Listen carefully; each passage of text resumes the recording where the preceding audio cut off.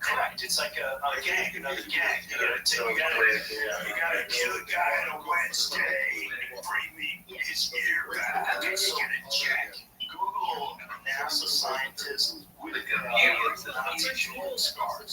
We're gonna admit one's face. Imagine you're trying to get the first. And then John's like, didn't you do something to Dr. Heavenstein? Oh, Dr. Heavenstein, this is Marty. He's going to help you with all your needs with rocketry. And you get a big ass scar. His face like, just bring a Nazi help me. This is a fucking Nazi. How bad do you want to be? Is this a real Nazi? However, the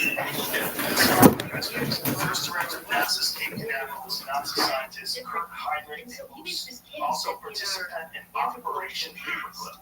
So what happened was, the war was over, and for whatever reason, Germany had some of the most incredible scientists. Can I just say, if you look at one again, go from Kennedy's, the guy with the Nazi, his face looks like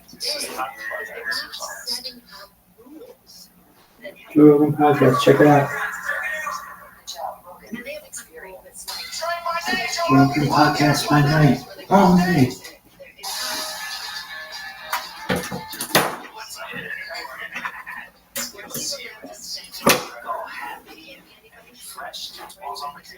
Yeah, so I went to the beach for the first rounds for 10 days.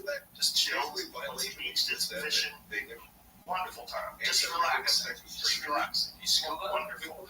Do a little snorkeling. Some snorkeling. Scuba kind of freaks me out. I would do it, but the idea of relying on that tank of air, breathing in the water, taking slowly up to make your way to the surface.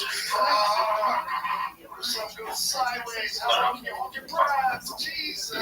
You don't go down that far. I think I'm shocked. You don't like it's not whether or not I would like it. Oh, that's I'm sure. It's a whole different world. Everybody I know that's not loved it. It's all wrong. See, I'm more freaked out by what you do. You go snorkeling and you smacking your feet on the water. I think sharks. Oh my God, he's fucking struggling. I'm gonna get him. That freaks me out more. Totally possible. And it happened. That was sore. We're talking this thing. It was either before Duncan was there or the week after he left. I forget which one it was. I didn't Valley. This way we got it. Right out where Duncan was swimming.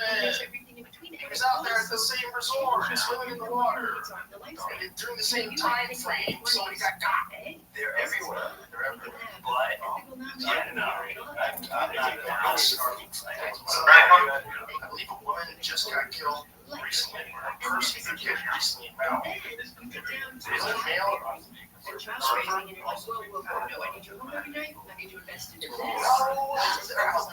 it's like every year.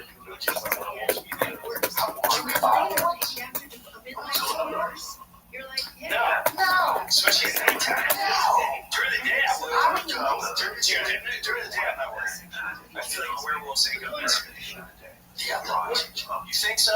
The fire, the fall. Yeah, wouldn't it be more exciting to freak out? It depends on what kind of werewolf it is. If it's a dude who knows he's a werewolf and kind of enjoys it, or and that guy would like pick people to turn and core your house. You know what I mean? We always assume that the werewolf is this good guy, and he gets bit. He's like, shit, I can't believe this. No. And then he turns into this monster. He's a piece of shit. And what if he knows he's going to be a werewolf? And so he's like, he wants to make it easy. So he just becomes your friend and hangs out with you in the house until the turns forward. This way he's got you in a closed environment. That's true. And then he can start harvesting your whole damn family. Yeah, it's easy. Or he can treat you all in one at a time. He's already fucking scar your house for silver bullets. Yeah, this house. Okay. That's that's a werewolf. That's right. If you think about someone's decision, or someone makes a decision to go to war, if someone makes a decision to go, and you think about it, they'll use propaganda, they'll use a false flag, they'll use misinformation, control media, and get a war going that isn't really necessary. And how many people die from that, right? So they just make this decision. They make this decision knowing that a bunch of people are going to die. It could be avoided, but if they do die, it's very profitable, and you can justify it. That's what they do. That's werewolf shit, right? That is werewolf. You know what? That is werewolf shit. That's the evil werewolf shit. That's the conniving, manipulative, all knowing exactly what they're doing. That stuff. Now listen, I think I'm trying. I think about that a lot. I do think about that a lot, and I go, that is the purest form of evil. It's almost like when we were in school, when we were messing around in school. It went on a whole fucked up level. We were messing around in school, you want two people to fight. You can easily get the guy called your mother whore. Easy. So you move stupid moves, and then you get these two to fight. These guys are doing it on a fucked up level. But here's what's weird. Even though you tell people that, and you explain that, and what you're doing, they still won't react to it. But they'll react to like, we got the gun law. And you know what? It's my body. It's my choice. They'll lose their mind like that, which I'm not debating. It's amazing how much energy and how much planning will go into that. But when you realize werewolves, we're werewolves that sit and plot and think out how they're gonna murder. And then not only murder, but then like steal, and then take over and demonize. These guys deserve it. Look at the way they wear their sheets. Democratically elected officials, and they're replacing the dictators they support. Right. You know what? Listen, this freaked me out. So, I would just been fucking Muammar Gaddafi. Muammar Gaddafi, and it's true, did this whole fake bomb thing. And everyone always say, Muammar Gaddafi, blah, blah. And then I found out, because you remember growing up, that whole thing in Libya? Yeah. And you were like, Muammar Gaddafi is fucking, he's a werewolf. We gotta kill him. He shot 6 missiles on a U.S. plane, and we fucking bombed him. And then Clinton came in, killed him, took him out. Well, it was during the Obama administration, wasn't it? Yeah, the Secretary of State. Was that the case? Over 8 years plus. So I see. There was like some financial shit to these things. So yeah, like trying to get off the US dollar or someone was like crap. Well, check this out. So I see Farrakhan, white people be like, God damn, kill that black guy hates white people, whatever. They already went off. But I'm listening to him, and he starts talking about why they killed Muammar Gaddafi. And Thomas Rod, basically saying we're not going to need the banking system. We're not going to need your system, your dollar. We got our own. Everyone here enters this shit is so people. We pay for everything. We pay for medical. We share our revenue. And we're going to start uniting the whole continent. That's why they killed him, and he goes on and on and on. Dude, all my life. So last year, I went to Tanzania, right? And I'm talking to the people there, and I just start going, hey, you know Vinny Brand? Yeah. I was with Vinny Brand. I was a part of change. So we're hanging out there in the heat, where the guy goes, hey, man, remember, we're talking about a lot of things. We're talking about electric sales in Libya, Muammar Gaddafi, which is Muammar Gaddafi, and all of that.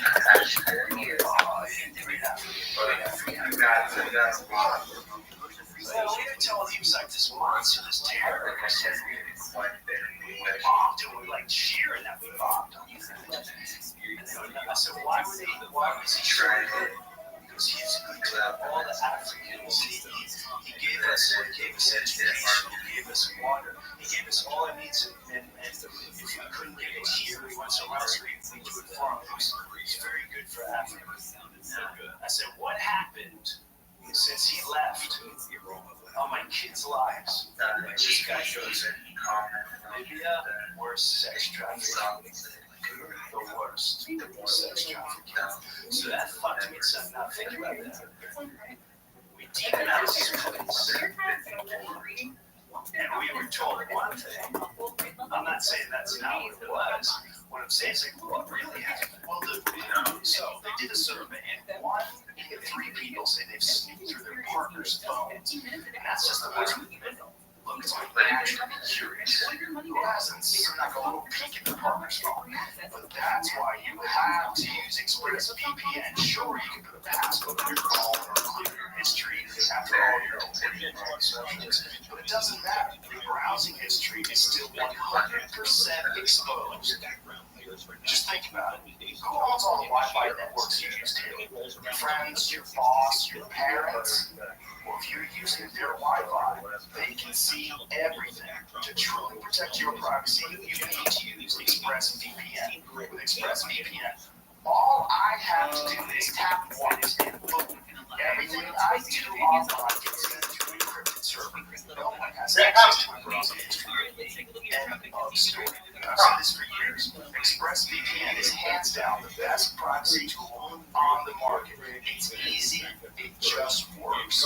Whether on my phone, tablet, laptop, literally everything. When the app turns green, I'm clean. So, use my special link to get the best possible deal on the VPN that I trust to protect my whole life online. Visit expressvpn.com/Rogan. That's get 3 extra months for free. It's expressvpn.com/ROGAN. expressvpn.com/Rogan. This episode is brought to you by BetterHelp. A lot of us spend our lives wishing we had more time. The question is, time for what? If time was unlimited, how would you use it? If I had an extra hour in my day every day, I think I would practice archery or make merch or write jokes. I'd do something. I'd find a way. But I'd love an extra hour. It'd be nice. Well, the best way to squeeze that special thing in your schedule is to know what's important to you so that you can make it a priority. And therapy can help you figure that out. A therapist can guide you through the process of defining your values and understanding your priorities, so you know what things you can spend your time on that will really fulfill you. Otherwise, you'll always be wishing for more time. If you think of starting therapy, give BetterHelp a try. BetterHelp offers convenient, affordable online therapy that comes to you. Just fill out a brief questionnaire and get matched with a licensed therapist. And switch therapists anytime for no additional charge. Learn how to make time for what makes you happy with BetterHelp. Visit BetterHelp.com/JRE today to get 10% off your first month. That's BetterHelp, HELP.com/JRE. First of all, the state collapse.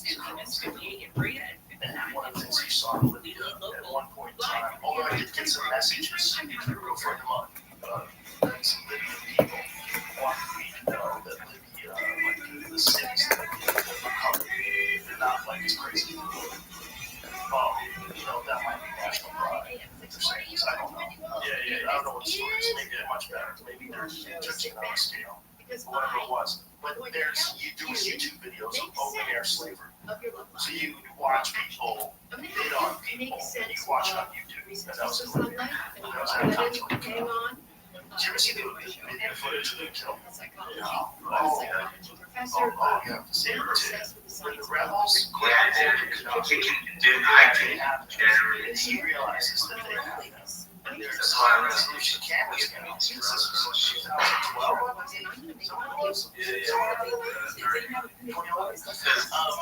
You can get like high resolution cameras. You also got to see this guy who was a dictator for years. And he finally was captured. Who Who knows who's funding them? How do they get the money? How do they get the guns? I'm not exactly sure what the conflict is, but I'm just saying the video of him getting killed is fucking terrifying. Because there's a look in his face where he knows there's no way out of this. He's trying to figure out a way out of this. He knows there's no way out of this. And one guy takes a bayonet like a and shoves it up his ass. Just shoves it right up his ass while he's standing there. He barely reacts. He barely reacts. He's in such shock that he barely reacts to the knife getting shoved up his ass. Dude, I remember one time you said you were talking about chimpanzees, which is it was really funny when you go, dude, we're just chimpanzees that learn how to talk and lie. You said something like that. It was really fucking funny. I said they learned how to talk and lie. No, they like were chimpanzees who learned how to talk and lie. Yeah, and I agree. But the point of that was, it really makes me think we're so far advanced. Yeah, we're much smarter than anything. Yeah, we're so much better. We're better beings. We're better souls. We are, man. We are. We really are. Capability. No, we really are. We're way better at chimps. Like, listen, man, if chimps had nuclear weapons, it was a long time ago. Yeah, fair. They would have thought about the future. The future. Let's nuke these cunts. They would just nuke everybody. Chimps are so ruthless. They're so ruthless, man. They don't give a fuck about you. They have no bad feelings. They don't have any, like, remorse for fucking people up. They would be the worst. But wait, which is not good enough yet. I was just gonna say that we're way better than we used to be. We're way better than cave people. We're better than people from the 70s. And we have to embrace the fact that, like, we're getting better at life. The human beings getting better at all these things. It's just hard. And the chaos that's going on constantly now is like unprecedented. Because you don't know what the fuck is true or not. Somehow or another, you and I, Jim Brewer and Joe Rogan, two guys who've known each other, we're friends for 35 years. Somehow or another, we have an investment in some fucking war that's happening in Russia and Ukraine. We have to have a side. We have to figure out what's true and what's not. We have to all through how much money? We have to know what? How much money? There's no way that you know where all that money's going. There's no way. Well, no, it is. How crazy do you have to be at this point in your life? Like, is there anyone walking down the street going, we're really gotta fucking stop Russia from killing you? We gotta. Like, who the fuck is still thinking that way? It's mind-boggling. You can't be the police. I asked for we can't stop people that are doing something that's horrific. But we also shouldn't be involved in things that are violating agreements. Or like pushing arms closer and closer to Russia's border. Like, all these things are true. Just like all these things are true simultaneously, and everybody wants only one side to be true. Yeah, that's all they want. They want their position to be correct. It's not. That Russia thing is messy. Of course, it's horrible that Russia attacked Ukraine. But also, it's kind of fucked that NATO kept fucking with these guys and trying to bring them in and moving arms closer to Russia. It's like, hey man, I get you guys are getting your little toys and stuff. Just do me a favor. Sound agreement? Don't go past here, right? Yeah. You guys promise? We'll shake on it. What side? And then a month later, they're like, Tim, why are you moving the foot? That don't be great. Where now? You just said we're not that far off from monkeys. Yeah. And then 10 minutes before that, you talked about the guy shoving a fucking Tim's barbaric. Tim's would have got fingers first. Just start chopping off fingers. His dick off. No, you're right. Chips was doing it more. The knife on the asshole is probably the best way for that guy to go. Well, I think we're still way better than what we used to be. We're way better than lower primates. What I think is we're in the process of reaching the level, and it's very messy, it's very complicated. And that's where all this AI comes in, and that's where the internet comes in, that's where social media comes in, that's where all this outrage culture comes in. it comes in from an unprecedented amount of opinions.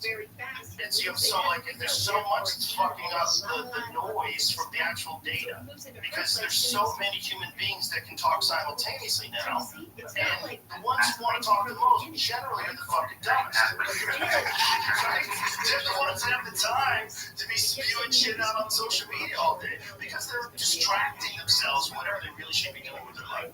That's like, it's a psychological thing. The type of person that gets completely addicted to arguing with people on Twitter all day.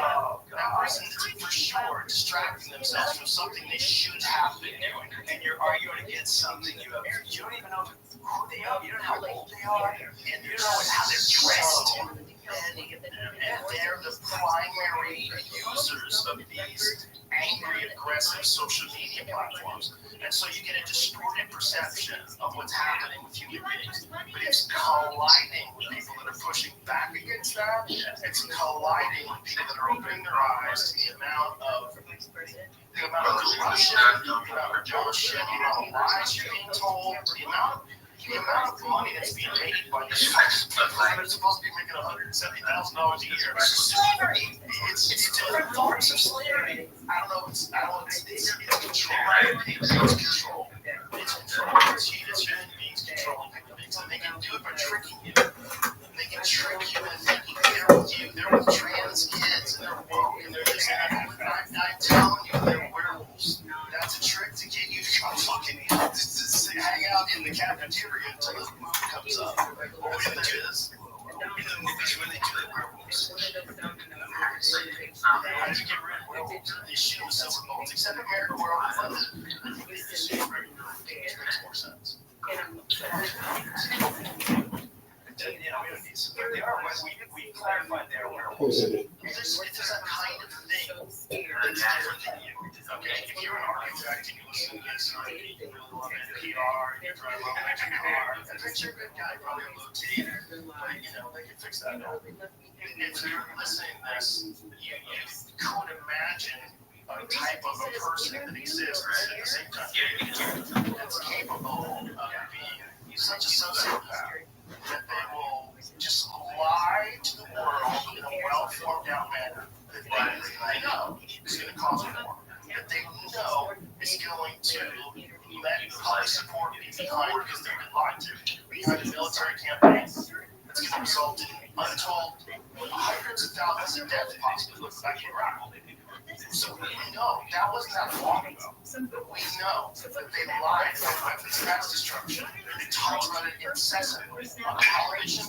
They lied and got everyone's support behind Iraq, which didn't even make any sense. It made zero sense. We were so wound up. We're like a dog that someone's been fucking throwing rocks at the dog, and then they open the gate and another kid gets ready because he just happened to be there.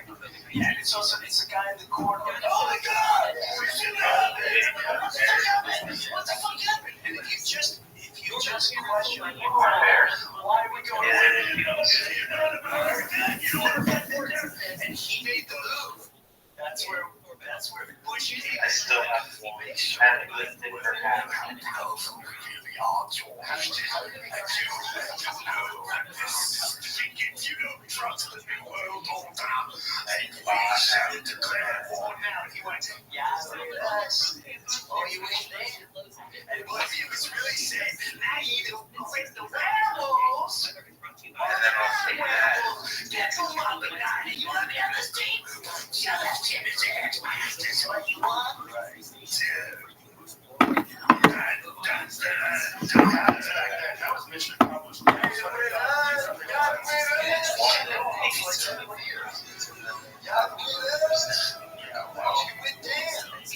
Probably that is what 9/11 exposed. That was great. So was that it is real. Yes. The people will come together, and I swear to God, the people that are listening to this, that were an adult during that time, I swear to God, there was a noticeable positive change, especially the way people treated cops and firemen. I remember when I was in New York City after 9/11, and these firemen were hanging out with us outside in front of this comedy club, and it was like hanging out with stars. Like, it was like, these are like the local stars of the hockey team or something like that. Everybody was having fun because of fire. Like, it was totally different, man. Firemen were getting laid like crazy. We were wanting to find heroes. We wanted to find real heroes because those are the people that really did risk their lives going to save people and fucking buildings collapse. This is causing the opposite effect that we want. You don't tell me. Are you amazing? The team members here, I said, they actually become dangerous with their pride and patriotism. We're seeing worst case scenario. We're seeing worst case That's inherent. If your child is struggling with reading, their confidence soar as they reach the full grade level in just 30 days with the phonics. It's simple They allowed it to happen. That's the scariest of conspiracy theories. And I'm not saying that's what happened. I think much more likely there's a lot of things that happened that were your money back. I think getting that many people to keep their mouths shut about a plan where planes had slammed into the World Trade Center. Boy, that seems sketchy. That seems like it could come out. But I think one thing they absolutely do is when shit goes down, they take advantage of it. For everyone, and while taking a step back and understanding the pain that your customers are currently The going media through was so powerful. Don't forget they were on all cylinders. All cylinders. If you question no social media, no social media, all you can do is go on. I remember being in a pub in Chester, New Jersey. I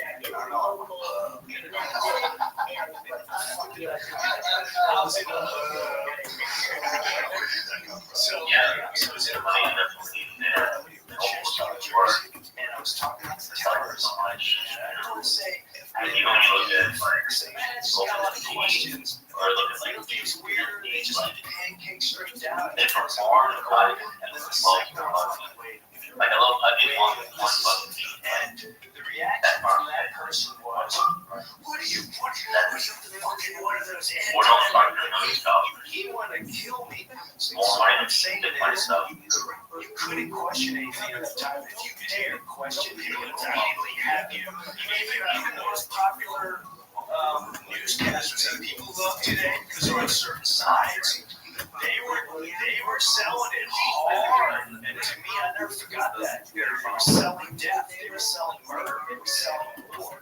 And, bro, they couldn't question anything. They had that counterattack ready to go. So when people go, well, you could tell me this was a secret. Yeah, man, when you control all that, that's pretty powerful when you want to make that fight. I questioned it. This guy wanted to fucking fight against me. And I was just, that's crazy. It's not either. It's crazy to lie about an opinion like that because it's not an offensive opinion. See how as Cardinal. It's not an offensive. First of all, it's I mean, you get aired out for holding this. right because the thing about Tower 2 specifically is that it didn't fall under controlled demolition at all. They fell like a building that was collapsing. But Tower 7, Yeah. it fell like a building into its base. That one's extraordinary. That one's extraordinary. That one absolutely looks like a controlled demolition. I am not saying it's a controlled demolition. What I'm saying is the way it collapsed, it went into its base just like a controlled demolition. And if you don't agree with that, then you're talking nonsense. But if you don't agree with the fact that that looks like a controlled demolition, then you really can't talk because you're dealing in fantasy movies. Because it undeniably looks exactly like a controlled demolition. That doesn't mean it was. First of all, one thing that doesn't look like controlled demolition is the top of it. You see it cave in long before the building collapses. So there's a structural collapse that you can see from the video that most people aren't aware of. If you see the top of it before the whole building comes down, see that top? See that dark thing at the top? That thing goes first. Now watch how that goes. So, yeah, just play it. So what apparently was going on, there's diesel generators in that building. Now, see if you can play. You see, I think it was even before that thing. I think it was a larger thing that went under first and collapsed first. See that? Okay, there it goes. So that collapses. So That's so funny because the it's like internal that structure's gone. So this thing collapsing like that doesn't throw me off as much having seen that. Because I don't know jack shit about construction, does. But I do know that construction companies are shitty as fuck about leadership. And then, if you're supposed to use X, then you use purple. It's gonna be fine. These fucking structural engineers, they don't want extra thick steel. With this, we got 5 rivets instead of 6. And then you're saving millions and millions of dollars.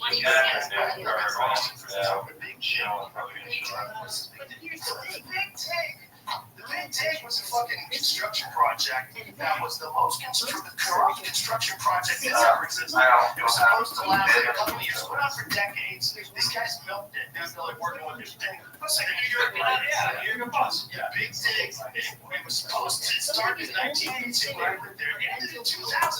It was supposed to take like 2 years. They just fucking milked it. A bunch of people went to jail. There's a bunch of lawsuits. Oh yeah, fucking full on corruption. How come they don't look at the LIE on Long Island? It's been under construction since our child. Forever. Well, here's another thing. You pay tolls. The tolls on the bridge were supposed to be to compensate for the money that it took to build the bridge. But once they have all the money to build the bridge, they're like, fuck, you pay me. Just keep paying me. Just keep paying me. Well, it goes to the state. And the state can make the government bigger. We have more people that can go after if you don't pay. Hey! Did you know that more government jobs have been created over the last 50 years than any other sector? Any other things at all? Little things like this, what drives me nuts too is, you know what it is? I think people's emotions, it's just people's emotions are still, they're either in denial, where they don't want to face the dark, or they pick a team, and no matter what that team says, the other team is wrong. It's, hey, I'm an Eagles fan. This episode is brought to you by DraftKings Sportsbook. With all eyes in the NBA, now is the perfect time to get in on the action with DraftKings Sportsbook, an official sports betting partner of the NBA. New customers who deposit $5 or more can get a no-sweat bet up to $1,000 back in a bonus bet. What's a no-sweat bet? It's like getting an offensive board. Missing your first shot, you get another chance to score. You heard that right. Get a bonus bet back in the amount of your original bet if your first bet doesn't hit. That's amazing. Go download the DraftKings Sportsbook app now and use the code BROKEN. New customers can get a no-sweat bet up to $1,000 if your first bet loses. Only on DraftKings Sportsbook with the code BROKEN. The crown is yours. Tap the banner. Visit this episode's page to learn more.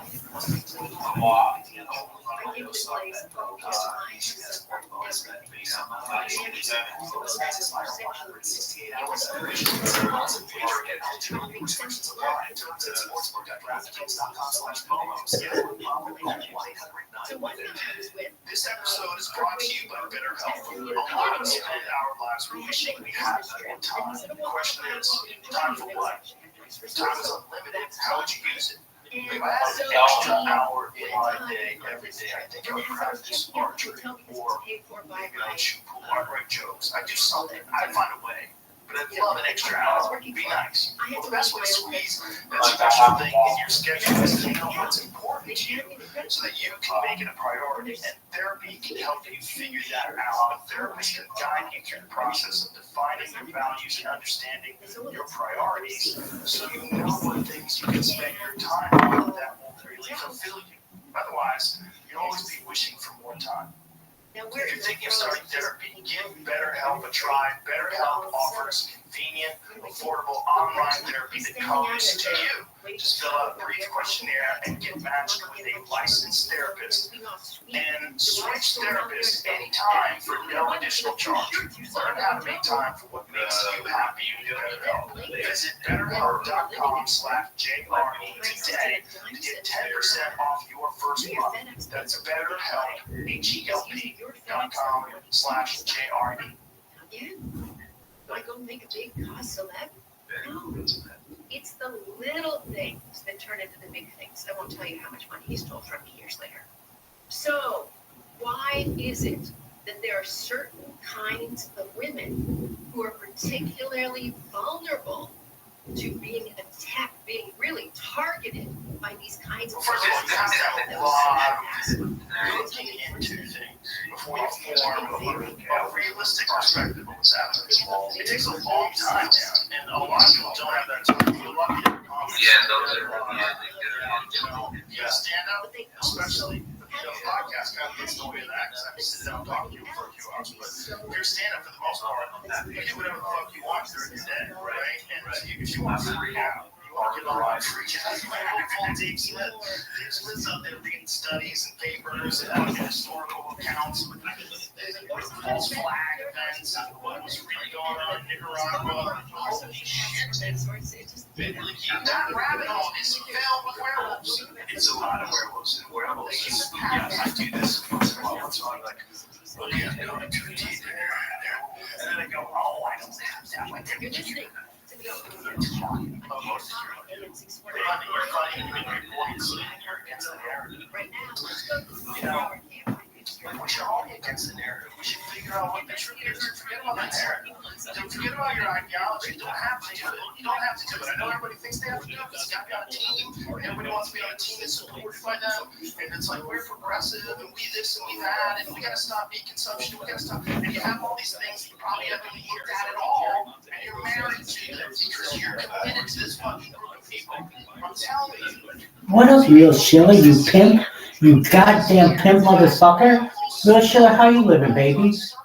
Gangster. You look like a pimp, baby. How you living, Playboy? Good to see you. Long time no see. We got Real Shiller X in here and Bimba? Oh shit, man. You letting shit up like motherfuckers.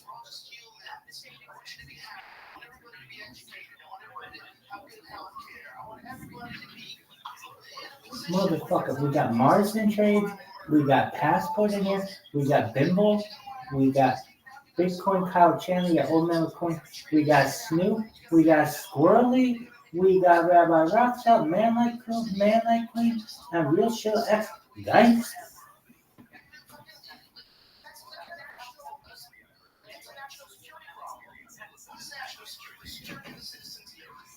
That's the sickest shit I've ever seen in my entire fucking life. Sickest shit of all time.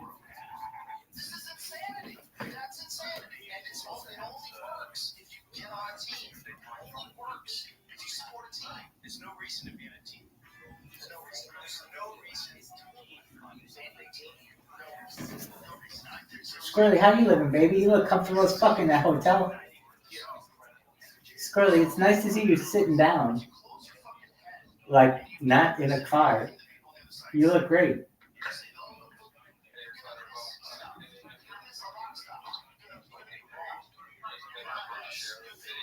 Hell yeah, baby.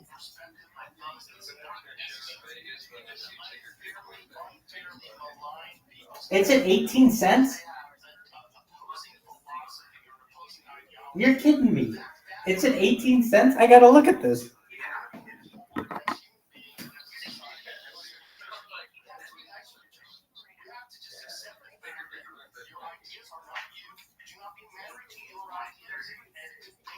Dog, that's a 6 time in like a week.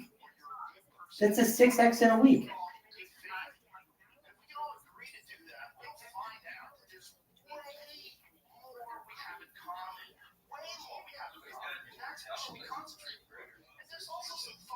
Holy shit, it's up 41%.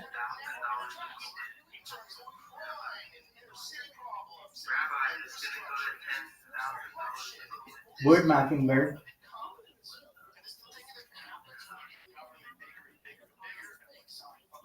It's up 41% in the last 24 hours.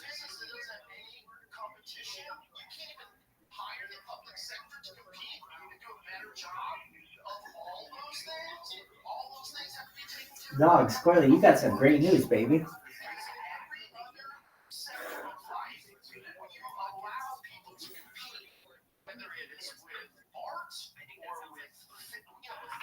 construction, whether it's surgeons, the best ones are the ones that people want to go to. And it forces people to get better at everything. And you have a much more efficient system.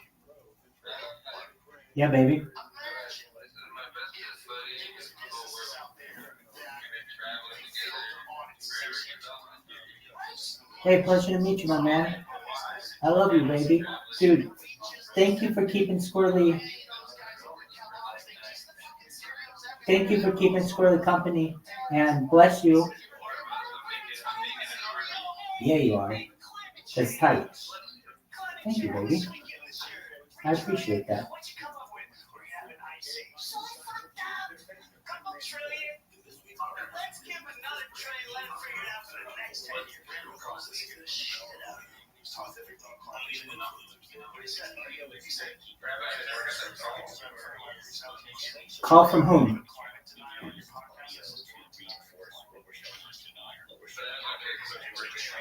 Who was going to call you? Oh, yeah. No. I'll tell you when that's going to happen.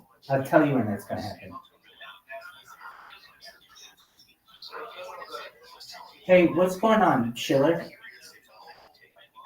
Bitcoin Obama. How you doing, baby?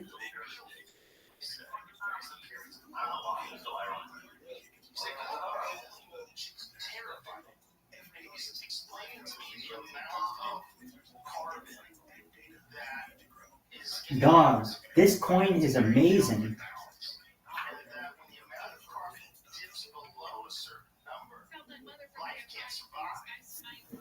There's no plant life. So the plant life can't survive, and then the animals can survive. And they've gotten close to that in the past without any human intervention. They've also gotten close to the point where during the ice age, there was so little oxygen on Earth. Like the atmosphere was getting to the air. It was almost like if it was gotten a certain amount colder, it was full on the planet. But that's the scary one. So here we go into the ice age. That's the scary. The scary one is not you gotta move north. The scary one is north to everything's frozen. Yeah, but we're all here on borrowed time. So who are we to say to prevent that? If it happened before we existed as humans, it's gonna happen no matter what. So we're gonna prepare. You spend your whole life preparing for something you don't know it's never gonna happen. Yeah, there's control. I mean, there's got to be some steps that you can make. So one of the things you can do is I think parts of the earth that were not from the nice. I think it was like all the equations. I think you would probably for two things. Probably have to decide. Totally makes sense. If you think about the amount of insane stuff that came out of the Amazon, just think about that culture, the Amazon culture. There's all these incredible structures that they're finding and that there's real evidence that the density of the forest and the amount of trees that are growing through agriculture, trees in the forest seems to indicate that that whole thing was man-made.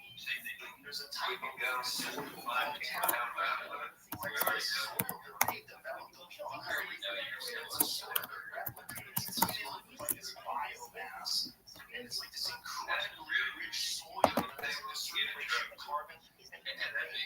Thousands and thousands of years and it supports the life of the Amazon.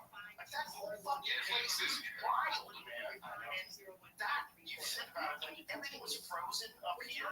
Like there was a fucking mile-high sheet of ice over most of North America up until like 10,000, 11,000 years ago.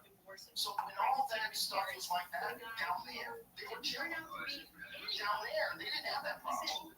It was like regular temperature for them. What we are is like Antarctica right now. That's how we were at one point in time, right here.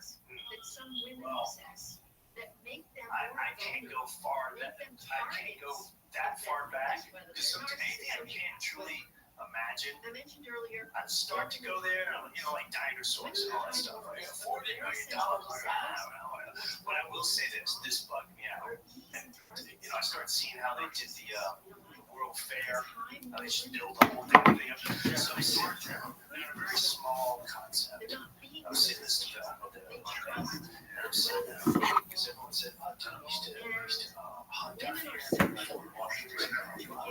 And then I started just realizing,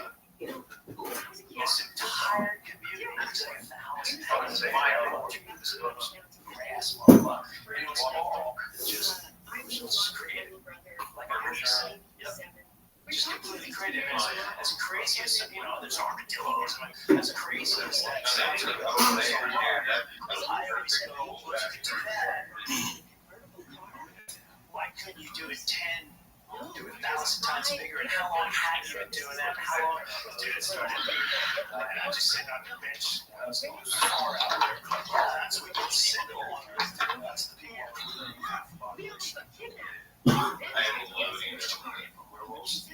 Yeah, there's a lot of people that are elitists as well. There's a lot of elitists that have this perspective that we lessen the population, including like brilliant people. Like the woman who works with the apes. Oh yes, the one that was in chips is amazing. What's her name? She had a great documentary. Yes, she had a great documentary, and then I heard her say, "There's no way." She's working with people. Yeah. I think that's unfortunate, but I think also she's saying that because she loves monkeys. That's it. Chimpanzees all day. Also, as brilliant and as amazing as she is, she also believes in Bigfoot. And she's convinced that it exists. Oh yeah, play that clip. Come on. Oh, okay. Well, she said without any suffering. She said it in a very kind way to reduce the world population. Oh, I heard her say that. Missing context, this misrepresents Goodall's remarks and is not a real quote. While she did say many of the world's environmental problems would be relieved if the population was that of 500 years ago, she did not advocate for population efforts. I think she said she was advocating for population efforts. But what she was saying was that the world has too many people. Yes. But no, she was not saying that people should die. And she's saying, like, And now she's paying for everything. you know what I mean? Like, that is, but hold on, that's a valid thought. Like, even if you love people and you're not an evil person, that is a valid thought. That without any pain and suffering, it would be better if there were less people. That's a valid thought. It really is. Like, if there was less people, there would be less congestion, people would be more relaxed, more resources, it'd be easier to get along, be more balanced on Earth. That is true. She is right.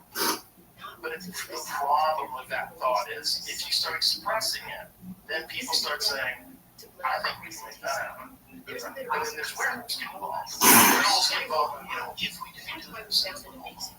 So what are the solutions? How do you prevent everything everybody does. We slowly? These people are facing pandemics, so recent he said Legion moved in together to decide where to orange. They moved right into her house. People die. Man, climate change is killing people. I don't know. People are having heart attacks due to climate change. It's funny. Popping them up worldwide. That's worldwide. You see stories like that. People are having heart attacks due to climate change. I've seen those. Like, yeah. Anything else? Anything else gives heart attacks? Thanks for writing that article. I'll be sure to make sure that the kids get water when it gets hot enough to run it. Anything else give heart attacks that you guys ever found? I've been looking around. I don't know. Nothing over here, just climate change. Okay. So, like, what is the altitude and the amount of kids having heart attacks? And is it corresponding to a certain temperature rise? It seems like that would be, like, scientifically, you can measure that. If there was an uptick and the temperature raised 1%, and we saw a 10% increase in heart attacks amongst 18-year-olds, which is happening, right? I don't know what the number is, but I do know that the number of deaths is what's the spooky one. Because the all-cause mortality spike way. That's a freaky one. That's freaky. And you could attribute, and you have to be really fair about that. You could attribute that to a bunch of different things. First of all, you can attribute it to bad habits that people picked up during COVID. That will take up a certain percentage of it. So a lot of people became alcoholics during COVID. A lot of people did. So that's a percentage. Then you have to think about a percentage of people that got COVID and got fucking wrecked. Because I know some people that got wrecked. They got wrecked. They were, compromised after that. They got on different medications after that. I know some of them that developed all sorts of lung problems and scarring of the lungs, and some people get hit hard. So there's that. This is not even vaccine, just COVID itself. And then there's people that have adverse reactions to vaccine. There's people that unquestionably have autoimmune issues after they got it. What is that from? Has that been fully discussed? Or is it climate change? We're just going to go climate change on everything. Too much power. We need to go climate change. I'm totally interested in hearing what everybody has to say about climate change. I think it's a big intense for a conversation. And if there's a part of the free I heard, if you know there's one that you're ignoring, specifically, one that's a novel medical intervention, never been tried before, and was done to hundreds of millions of people. That's a fair assessment. I mean, like, we're putting it out there. I think all humans should do that. And I think the problem is, during the pandemic, the couple things that were one, people that were unwilling to get vaccinated, that's people who are going to fuck it up for all of us. And the people that got vaccinated, I don't know. I'm not sure what that's for. and that's a totally valid position to take. But the problem with that position is you're being trapped into you got corralled into a very clear pathway. There's one solution to this problem, and we all have to do this thing to get to that one solution. Once we do, we're going to be fine. More like Somewhere along the way, if you're paying attention, you can realize that A, it doesn't work as advertised. The studies that they did never indicated any of the things that they were promoting, like it prevents you from getting it, or it stops infection, or it stops transmission. No, nothing. There's nothing on that. There's zero on that. And so along the way, they lowered the expectations. They lowered what you get from it. It's just to keep you out of the hospital. And this is with Joy Behar arguing with this lady from a long time ago when the lady said she had natural immunity because she already had COVID. She got over it before the vaccine came out, and she's not going to take the vaccine. And they're berating her. Joy Behar? Yeah. Berating her. Just doesn't you know, and very ideologically locked into a position. You know, it's a women's talk show, it's in front of the public, it's on a television network. There's so many variables that would lead to not being able to, like, not only not express yourself in a clear and objective way, but not even be able to clear and objective way. Because it jeopardizes your income, it jeopardizes your position as one of those people. You get, like, locked into a certain kind of thing, even if you're inclined to think that way. I agree with you 1,000%. All across that, it's easier for some than others. I understand all the Reminder, I'm not a therapist. I'm not saying I'm better, anyone's better. But you can't tell me one moment in your life that you say what you're saying, whether it's on a certain television show or that you know.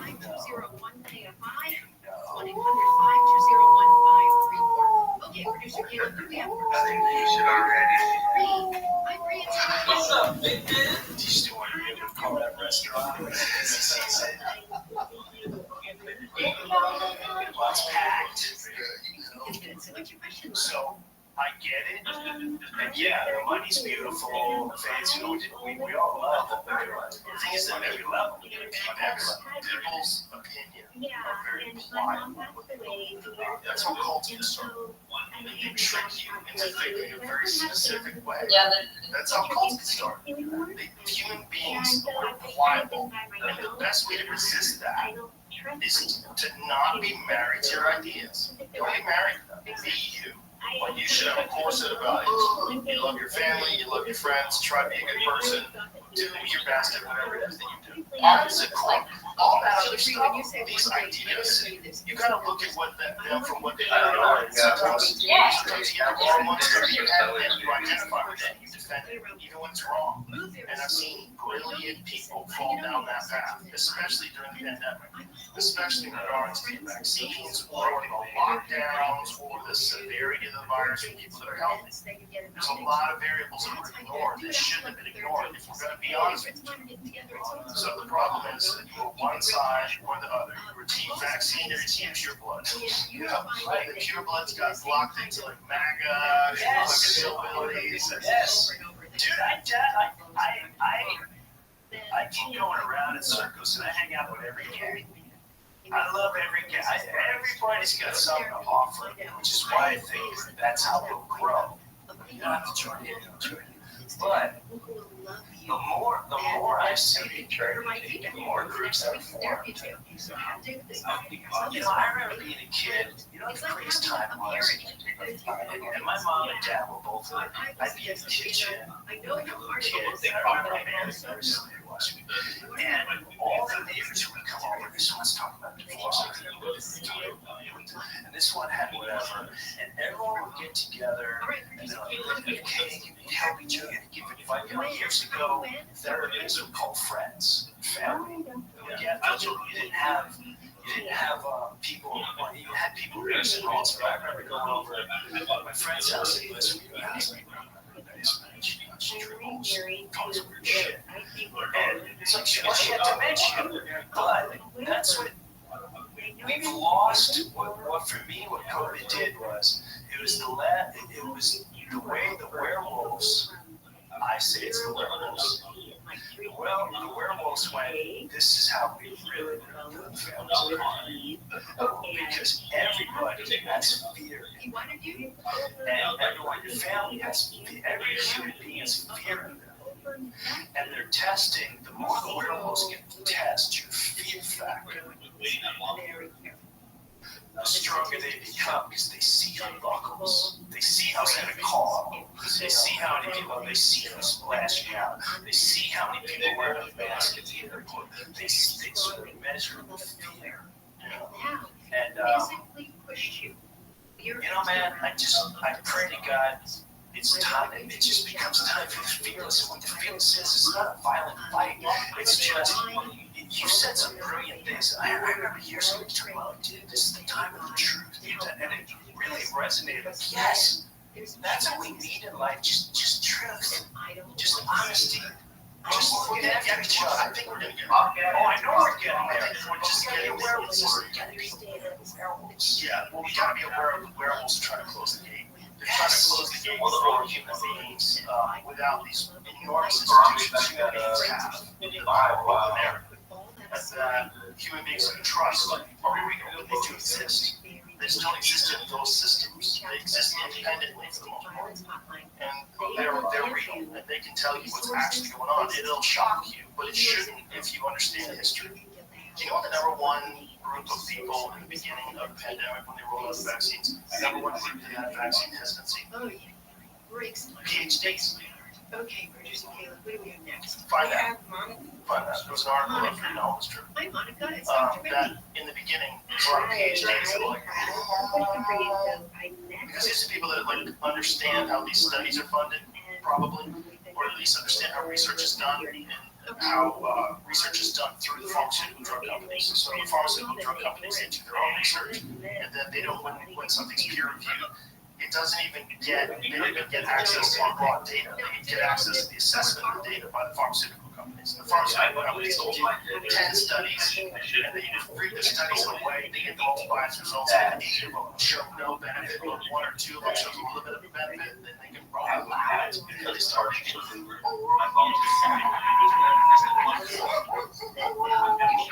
so, PhDs were very aware of that system. And aware of the, also if you understand human psychology, you're aware of how it's people at the time of their anxiety and pressure. They panic, and every whole thing is so then the weaker you can make society, the more corrupted you can make society, the more decadent you can make society, the more society that doesn't value discipline, that doesn't value free will, that doesn't value independence and strength and health. Well, then you'll be able to find more suckers when the shit goes sideways. You're gonna get more Muslims. You're gonna get more people that are willing to sell out their neighbors because they were having a party and they weren't social distancing. You get a lot of fucking suckers because it's too easy to live today. It's too easy to develop into a fully formed not just mush with your body, but mush with your mind, mush with your opinions, mush with your will to get things done, your will to work, discipline to get up and get things done. Those are frivolous things. those aren't things that you should ever You have that toxic feminine energy. Those are powerful human traits, and you've been tricked. You've been tricked now thinking that weakness is a virtue. It's not. Kindness is a virtue. And kindness through strength is the most honest virtue. When Francis and God is being nice to you, it's because he wants to be nice to you. You know what I'm saying? Yes, that's a real, when he's kind, that's a real kindness. Found 23.9% of the people who said that all PhD degrees express hesitancy, the highest rate amongst the various levels of education. So the brightest people were like, yeah, think about what you said before, like with, okay, they're very tall about same points, it's into defense. This is a very debunked system. I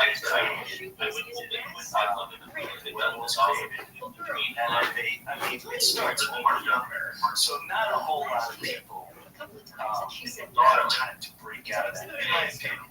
So I watch them, are all boners, and they grow up with all their information on the newspapers. You know what I call it? Someone taught me this. The sensitivity analysis found some people answered in the extreme ends of the demographic categories to throw off some of the numbers. King said it appeared to be a concerted effort, but it didn't make the hesitancy prevail in the PhD group. So what kind of concerted effort would it be? Are they saying that they asked in a way that was deceptive? If they either expressed hesitancy or they didn't. He told you that he wants to have sex with her, but he's been rejected by her. I'll tell you how you can get a study like that. This is how you do it. You do it while Trump's In this president. case, this guy didn't. If you did that shit while Trump's president, you know how many people were hesitant, including Kamala Harris, Joe Biden, everyone. They were all saying, who's going to take it? They're all saying, who's going to take it? They were all saying that. See if you can find a video of that. Because when you see that, Trump, this guy, Trump, Trump's a fucking lab guy. Devil. Trump's gonna fucking hair net fix up vaccines, get hydrochloroquine back, related to hydrochloroquine. There's a recent study that they just released that said that as many as 17,000 people worldwide died of hydroxychloroquine. So I asked Ron Kennedy Jr. He sent me the actual study, and he sent me what the results were, and here's what was wrong with them. First of all, they administered it to people that were in the hospital for COVID. You're supposed to give it to people within the first 10 to 14 days. That's what's effective. After that's not effective, after the infection reaches a certain level. Second of all, there is a level that you give these people. And this was far above that level, and they were giving it to people who were in. It was like they're essentially overdosing on while they've already died. Hydroxychloroquine. So this contributed to 17,000 deaths. Okay, maybe it did. Maybe people actually did do that, and maybe they did that out of ignorance. Maybe they did that because a protocol was established. Maybe they did that because they were just wrong. But also, how many people would have been saved if they used it? If you looked into that, you can't ignore that hydroxychloroquine is a widely used medication that's been used for malaria forever, for a long ass time. It became political, which is insane because it's a drug. And a lot of times, drugs have an initial reason why they created them, and then they find that it works with something else, and it works even better with something else. It happens by accident all the time. The fact that they couldn't have it happen with hydroxychloroquine or ivermectin is just, that should tell you what's going on, especially with ivermectin, because you had surpassed the amount of time, so you could just engineer it. So there no patent on it, so it's very cheap. Two things I tell people, just for example, Buying like before we get to it, still trust 100% used cars, just because you say, buying anything that would check me with chance pretty much like 9/11. silly dragon, even the cars are a little console. If Upside down. PhDs and in their whole thing, I got that job, so like,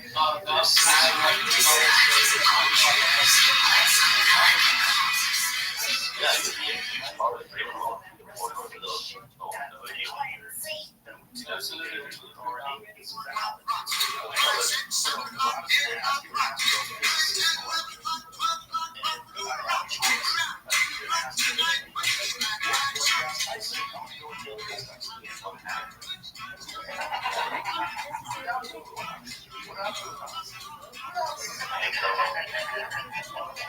what I'm saying? Well, yes. Yeah. Well, listen, man. He knows things. He's a fucking legitimate expert. So here's my point. There's PhDs are like comics. There's comics like you that I love. And I love to Yo, I mean, the fucking, what is it called? Crack. The live crack is so much money. I should have bought it. And right to the buys, all over the buys. They're annoying. They don't connect with you. They're all the I things that they get. You know those guys? Yes. I like around and it's always about them. Yeah, it's so frustrating. I don't like talking to those guys. They're fucking frustrating. I don't mind if a guy were to bid on me because I got a bid. I'll love that kind of shit. Tell me I do that all the time. Tell me to bring up bids. No, bring up bids. Yeah, we're trying. We do that in the fucking green room all the time. That's not what my problem is. My problem is they're not really there. Some dudes are not there. Right. Like when they're talking to you, Yo, dog. Can y'all hear me? There's something missing. We're not connected. You know? Maybe they're not there. Holy fucking shit. Can anybody hear me? Brought to you by BetterHelp. A lot of us spend our lives wishing we had more time. The question is, time for what? Time is unlimited. How would you use it? Like, if I had an extra hour in my day every day, I think I would practice archery or make jokes or write jokes. I do something. I find a way.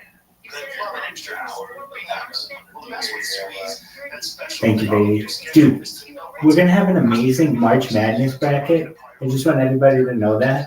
So start watching some men's and women's college basketball because I'm going to be tough to beat. I'm just putting it out there right now.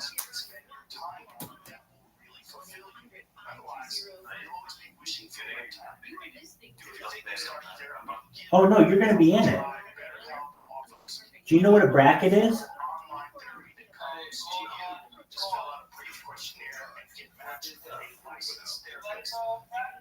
Switch therapists anytime for no additional charge.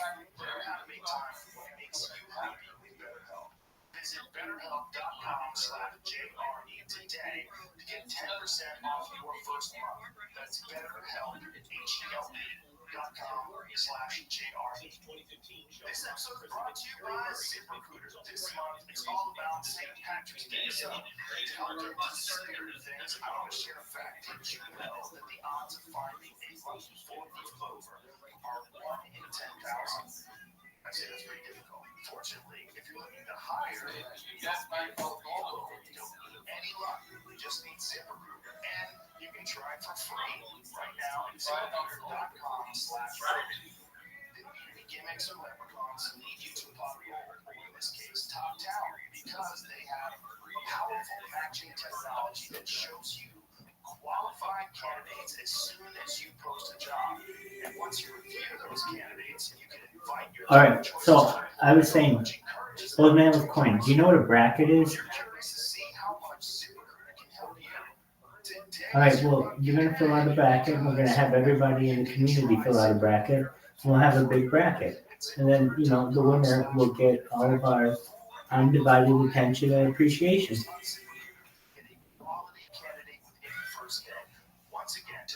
And that's coming up. March Madness for a reason, baby.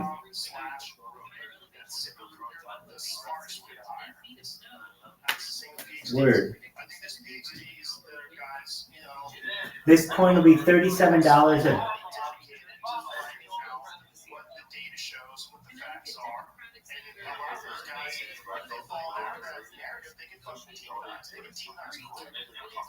People underestimate the power of language that any human will go, no matter how educated they are, no matter what they know is right.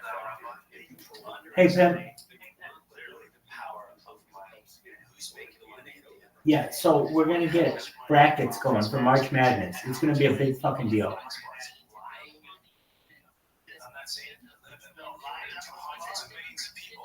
We can't get it started yet, but Selection Sunday is 2 weeks from today.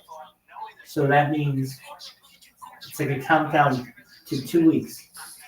In 2 weeks, we're going to be all registering for online brackets for the Harry Potter Obama Sonic 10 Inu bracket. And if you know how to play, great. If you don't know how to play, it's really easy. Just pick teams. If you want to pick what your favorite mascot is, or what your favorite colors are, or who you actually think is going to win, whatever you want to do.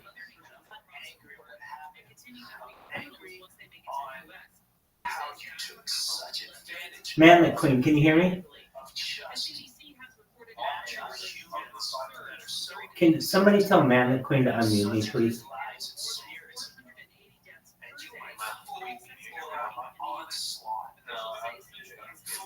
See? Georgia. Manlet Queen.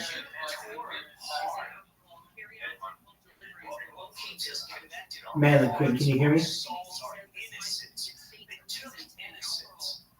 Manlet Queen. Manlet Queen. Hey, can you hear me? All right, so you're saying that my microphone has a high pitch to it?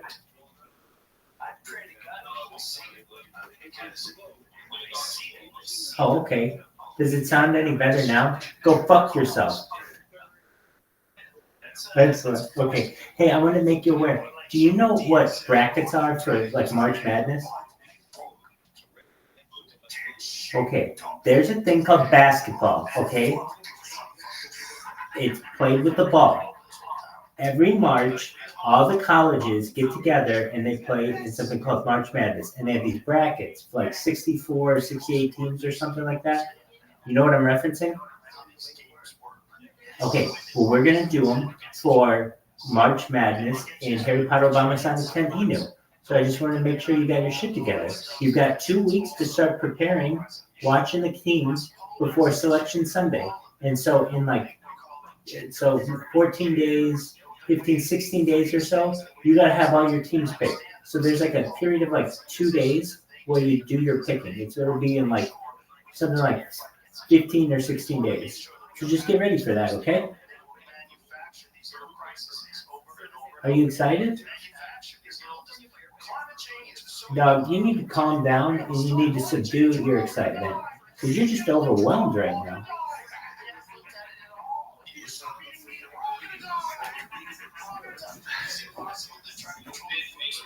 Yes, it is. Is that a massive way that you can control human beings? Control the food supply? Absolutely it is. When someone starts telling you, hey, you got to kill food because the food is making too much carbon and that's making the earth warm. Okay. Meanwhile, China's building hundreds of coal-powered plants right now. Dog, do you know how sick these brackets are going to be? I don't think you understand. We're going to watch this March Madness. We're going to watch every single game. We're going to know everything that's going on. We're going to have it all going on back here. You'll just be able to go in here and see whatever you want, any game. You name it. We'll have it up there. It'll be amazing.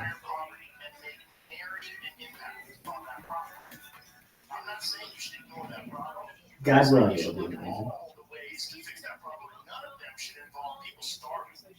So China, look at the amount. 1,142 operational coal mines, more than anyone on Earth. India has 282. The United States has 210. Well, the United States, you want to do something really good instead of fucking killing cows? Change to nuclear power. Change to nuclear power and do it with new nuclear power plants that have a bunch of safeguards in it that they didn't have when they built Fukushima. They didn't have when they built 3 Mile Island. The technology has evolved, just like cell phone technology and television technology. Nuclear power plant technology has also evolved, and they can do it safe now, and it's the cleanest form of energy. All of the experts that are unbiased that I have talked to have convinced me of this.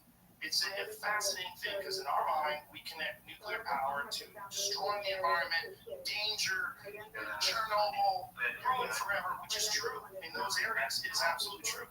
It's also true that it doesn't have to be that way. It's also true that they know how to do it better now. It's also true that they have better methods of containing these plants. And they can Hey, you take care. You keep kicking ass. You keep taking names, and we'll see you around soon. Thank you for coming. Love you, baby. Generate, I got whacked too by the tsunami.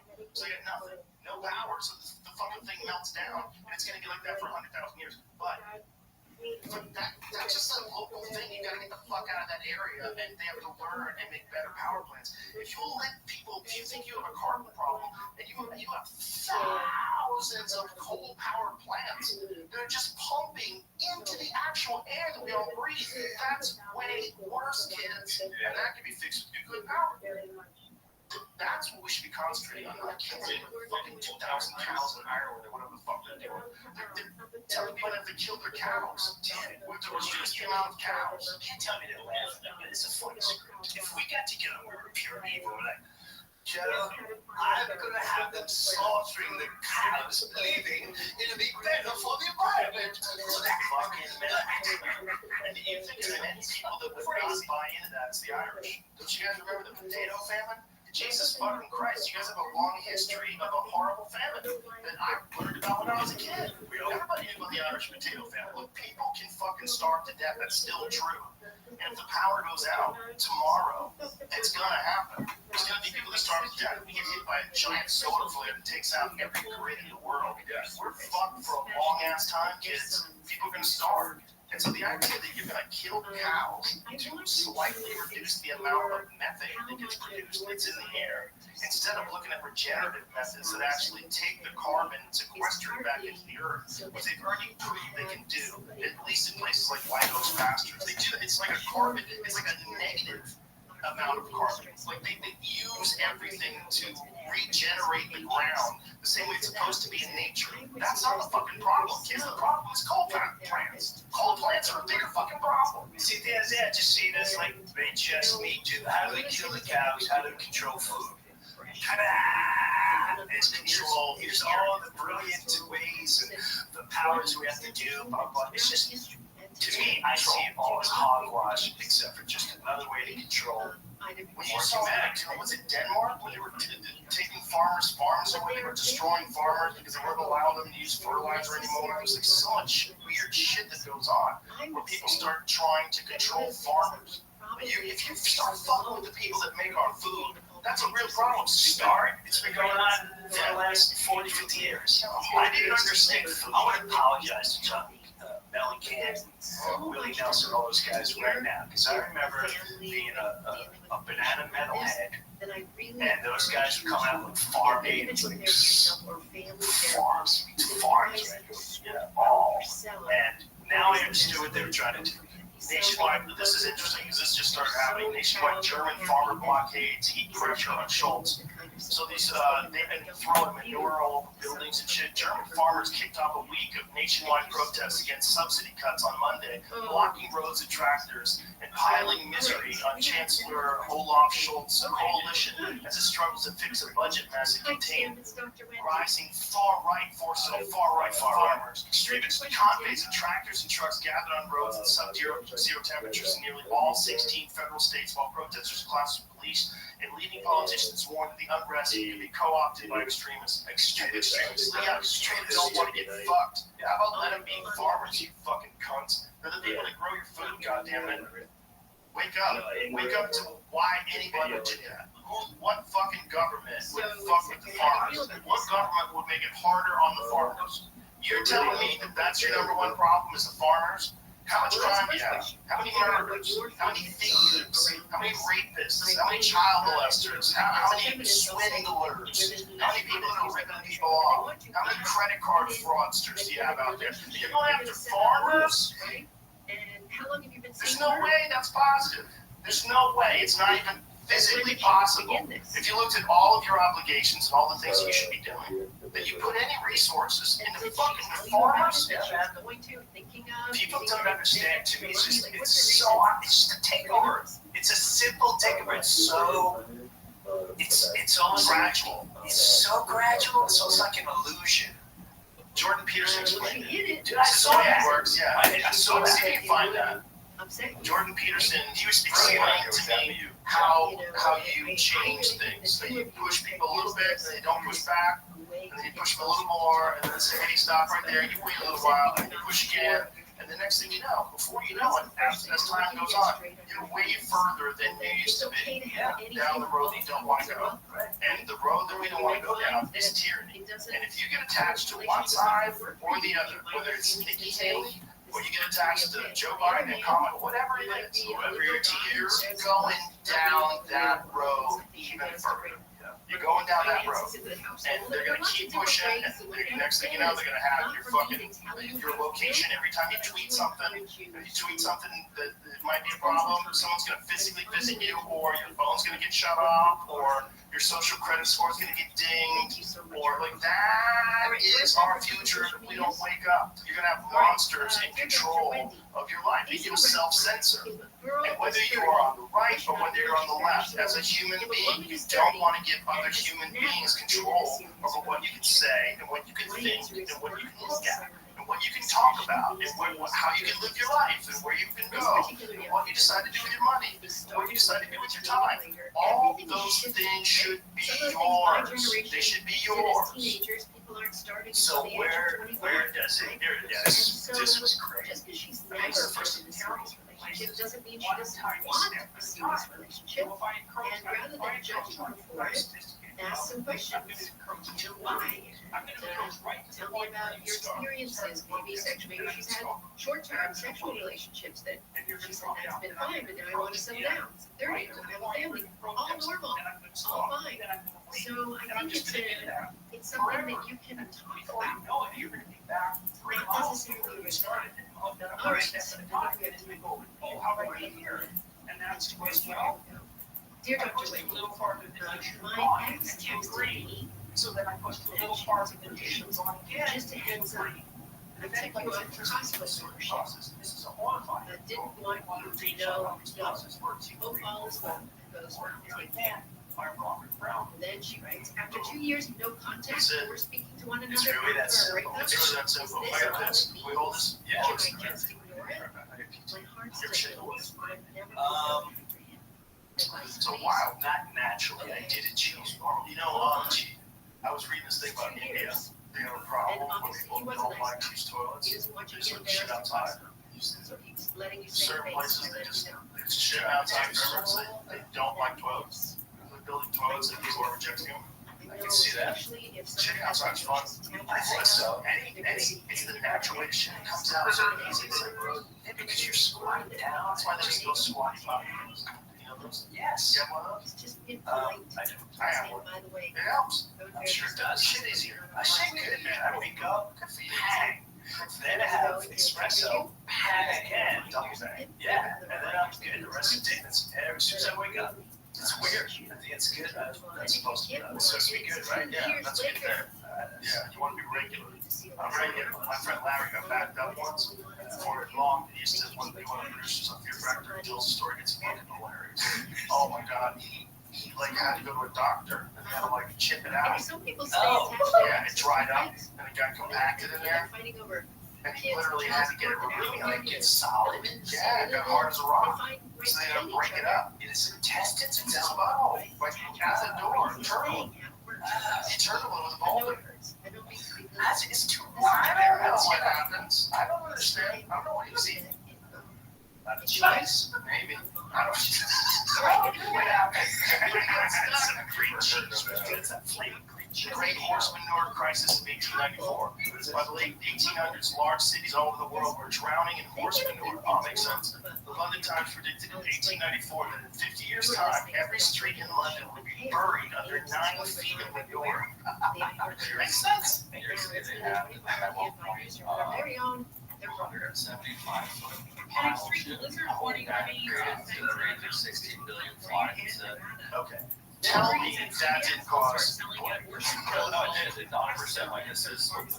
Oh my God, that's insane. That's all horse shit. There's also a horse race about a gallon of Oh yeah, so the ammonia smell on the streets. Oh God, it gets into the water. See, I root for nature. What George Carlin say? Well, that's just people who are poor planning. That's what I mean, because when they built these Wild West towns, I'm like, okay, put a fucking house there. There's the road. And then next thing you know, it's paved because you have cars now, and then the horses are shitting on the pavement. Yeah. What? I love when that happens. They fight people. They kick people. Oh, yeah. Little clubs all the time. If you were a horse, I would deal. That's a And they would die, a certain amount would die every day, so they had to get like dead horses every day from New York City.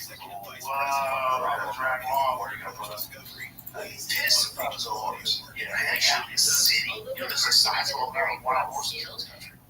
I mean, the Carolinas, There's a sizable amount in this country, and there's a lot of debate on what to do with them. Because what's the debate? Well, because if they get out of control and they get overpopulated, the thing is they can, like, certain farmers have land that's their land for grazing for their cattle, and if the horses eat up all the resources, that could be a problem.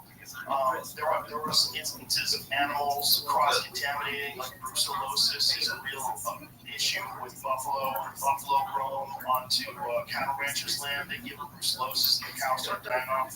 That's a real issue. So that's one reason to contain them, but it's also, it's like every, like wildlife biologists are objective. They look at a balance of nature. They don't look at it in terms of like, you know, what would the people like to have, and they look at like how many mountain lions can exist in this area, and how many deer can exist in this area. And if if the mountain lion's population exceeds a certain number, what impact does it have on the deer? And then what impact does that have on ranchers and people that lose their pets? Because and then the jobbers. Because those things are happening next. You know, so that's how real wildlife biologists would look at it. So when wildlife biologists look at horses, they go, well, this is a real fucking problem. Because first of all, people do not want to shoot horses. Like, I don't, but that is the one animal that I would never fucking shoot. I can't even imagine shooting unless I was dying of starvation. The idea of shooting a horse, to me, that's like shooting a golden retriever. That's like, and maybe even more people, because they're connected with people in a weird way. Ride them, like they're very intimate with that animal. Those animals are amazing pets. Like, they're not just like, pet is the wrong word, because they're a traveling companion that you feed and ride on. So it is a pet sort, but when they're well trained and well taken care of, they're amazing animals. They come up to people. I've seen people that have pet horses. The horse puts their nose in the guy's face, and the guy strokes the horses, and they have like intimate relationship. I got shoot those things. That's like shooting wild dogs. The only way I shoot wild dogs is attacking. Wild pets, like horses in particular, they're like, we know what kind of relationship you could have with horses. That's like going out and shooting wild people. You found wild people, like, to shoot wild people, you're just shooting them. You're like, what? It's almost like that with people with horses. I know, I think about that. I always go back to Chris. Let's take a rancher.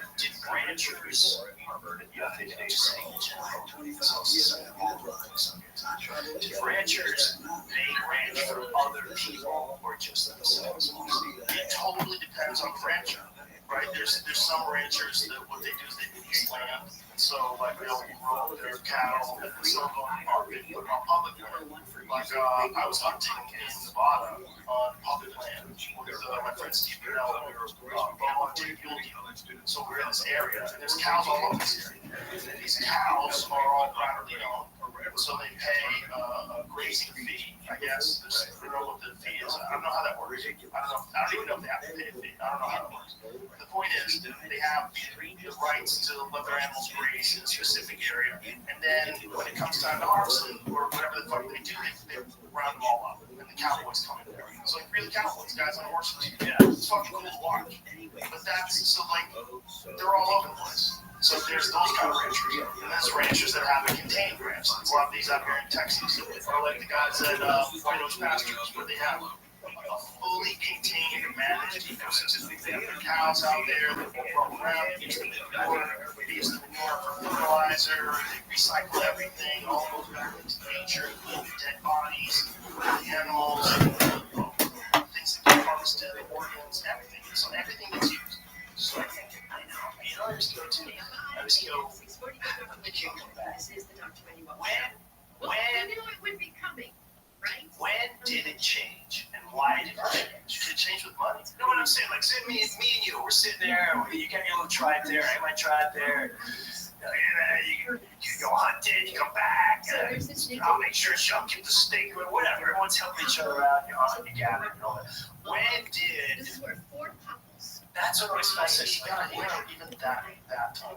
And then even romanticizing that time. I am romanticizing the most fucking brutal times. You watched it now? Yes. You watched the show 1883? Yeah, it was brutal.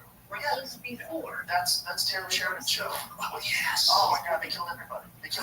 Remember Duffy? Yeah, yes. But those people that were trying to make their way across the country, that's the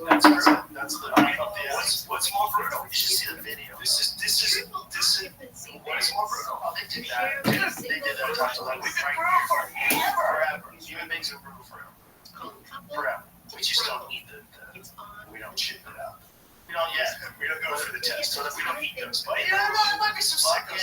If the meteor hits, and we go back again, because we've done it before. I guarantee we've done it before. I guarantee you, at least in parts of the world, societies crumble because of natural disasters and people resorted to barbarism. And I think that's the reason why, if you go further back in history, people were the most ruthless. You know, if people really did exist in a very sophisticated way, which is what I believe, that did exist somewhere around 11,800 years ago, and then before that. That's what I think. I think particularly now. I think if you look at the structures that exist in Egypt, there's no doubt about it. And I don't think it's outside the realm of possibility at all. I think there are, especially when you have geologists that are deep water fissures, like Robert Shock, who does work on thousands of years of rainfall. That pushes it back way to the farthest rain in that area, which is like 9,000 years ago. So now we're in this area, like, well, how old are these fucking things? And I think if something happens, the world falls apart. And one of the I think young women that only we the monsters live. interviewed said that Only the monsters. Only this most psycho of psychos. Only the most evil dog people, because they're probably cannibalizing.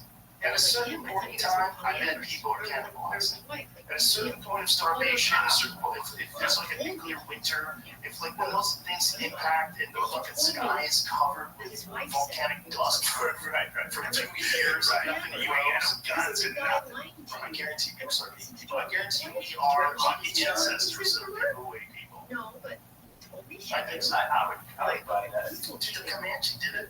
Well, the Comanche didn't do it as much as some of the other Indians did.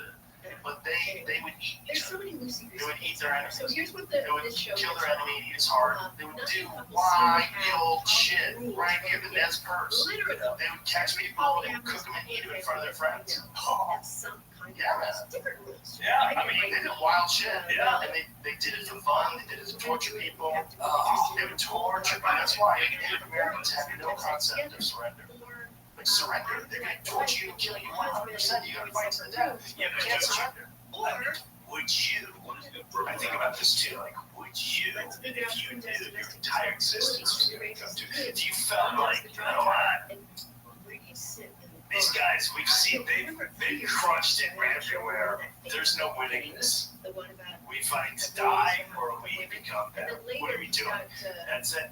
I always think about that in certain societies, even ours.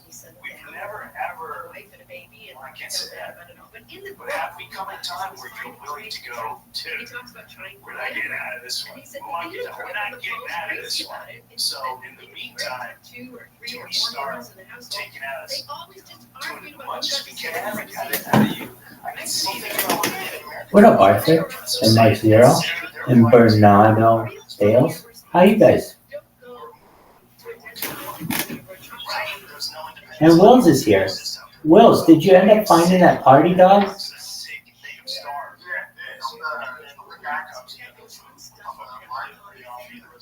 Hell yeah, we streamed it. I spoke with Yo-Yo earlier today.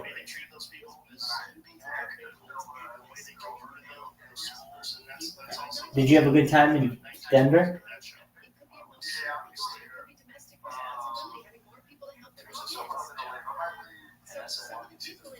Did you meet James Kaminsky there? Oh yeah, and he's here. James, how is Denver?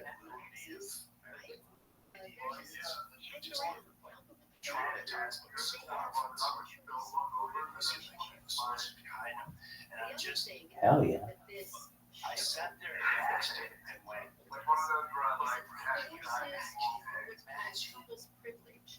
Dog, how do you like having an ATH of 18 cents, baby?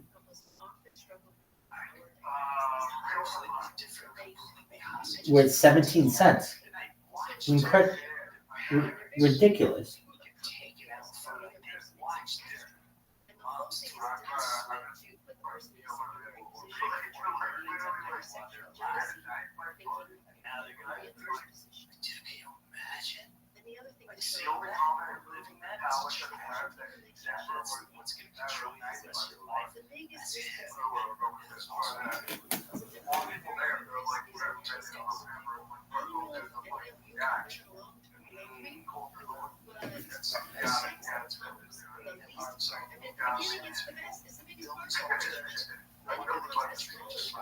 We have Wee Wee in the house?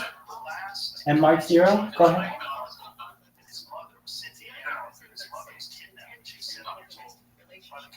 Wee Wee, how you living, baby?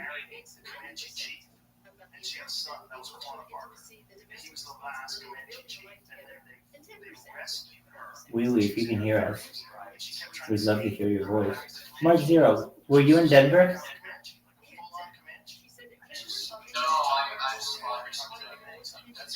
Oh, you just bought yesterday, so you don't know who I am, do you? You don't know who I am? Yeah, no, but I'm a big fucking deal, baby. You ready for this, Mark? I have more data on YouTube than any other person in global history, meaning I have nearly 3 complete years of data from 5 different streams live on YouTube. It's essentially a time capsule going back to the pandemic. We've seen the death of a queen, the birth of AI, the coronation of a king, and everything in between. We are documenting the cryptocurrency story, in addition, and the story of Harry Potter, Obama, Sonic 10, Inu. Some of the interesting things about which we discuss on this stream that are not normally discussed in mainstream society are certainly cryptocurrencies, anti-gravity, antimatter, life extension technology, cloaking technology, invisibility technology. We study advanced propulsion, nuclear power.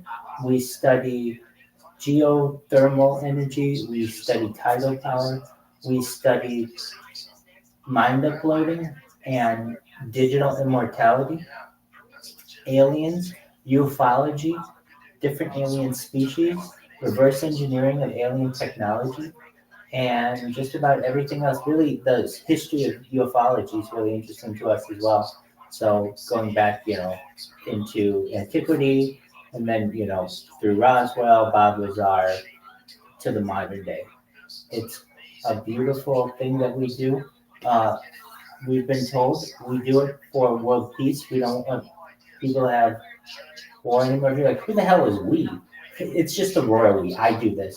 But there are many people involved in this project, and so I don't want to leave them out as well, because we are a community. I've been live streaming live in this Telegram for about 9 months. As was just said, took 3 days off, but I did put that on GoPro, and I have been live streaming every day, at least 23 hours of every day, 24 hours of every day for now 2.5 years. We're working on closing in our 3rd year. We're almost at 1,000 days, and that is more data than any person has ever uploaded to the internet.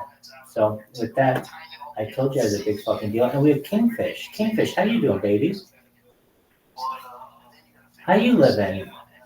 What's new with you, Kingfish? Kingfish, you slanging dick? Hell yeah. Oh, Kingfish is a new holder. Oh, wow. Well, you're in at the right time. I'm going to give you the same spiel that I just gave Mark Zero. Welcome.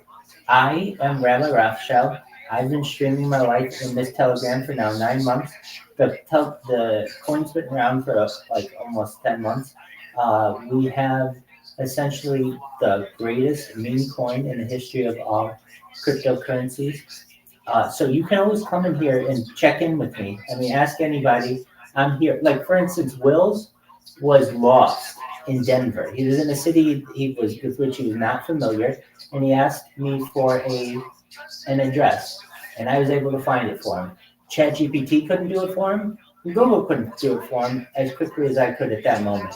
I'm not saying that that's what I'm here for, but I am here to support people in the community in any way possible. And so if there's anything that I can ever do to help you, whether it's something like that, or you just need someone with whom to speak, I'm here for you. And with that, we're happy that you're part of the community.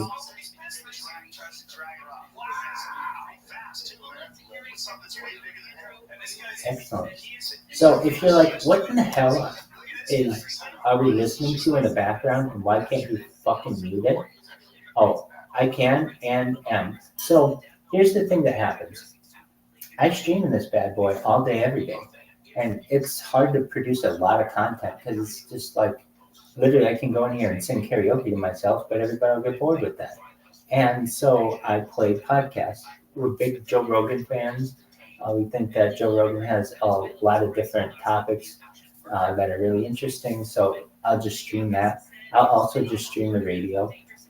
Sometimes you can always meet me if needed, but that means there's always content in here. There's always something going. I mean, it's just a random like Sunday night, and we've got 1, 2, 3, 4, 5, 6, 7, 8, 9, 10, like 11 people in here at least. And just so you're aware, I'm live right now on 6 different YouTube streams. I'm live on 6 different Twitch streams. I'm live on 6 different Rumble streams. I'm live on 6 different TikTok live video or X live video streams. And I'm live on an additional 8 Instagrams. So like basically you can watch me in 360 degrees. Ask anybody in here. My whole life is online. Everything that I do is online. I don't have any secrets. You can ask me whatever you want. And generally, unless I have told someone else that I did not reveal it for whatever reason, but that would just be something that I was doing on respect to someone else. You can ask me whatever you want. My ATM password is 6308. My social security number is 308-964086. Ask me whatever you want. I'm an open book. Yes, sir. 949-279-2217. I don't charge by the minute. However, if you do know any slutties who want a little bit of 900 hotline pulling action, tell them to ring me whenever you want. Again, my telephone number, especially for any slutties out there, is 949-279-2217.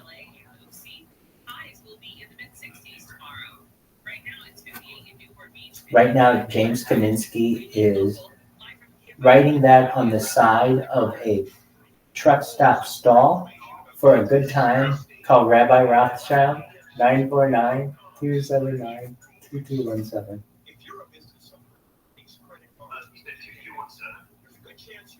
I did. Let me make sure I have that right. 949-279-2217, yeah. Excellent. Oh yeah, definitely. So then you'll just get my voicemail, perhaps. I would like to be subscribed to Cat Facts. Do you know what Cat Facts are?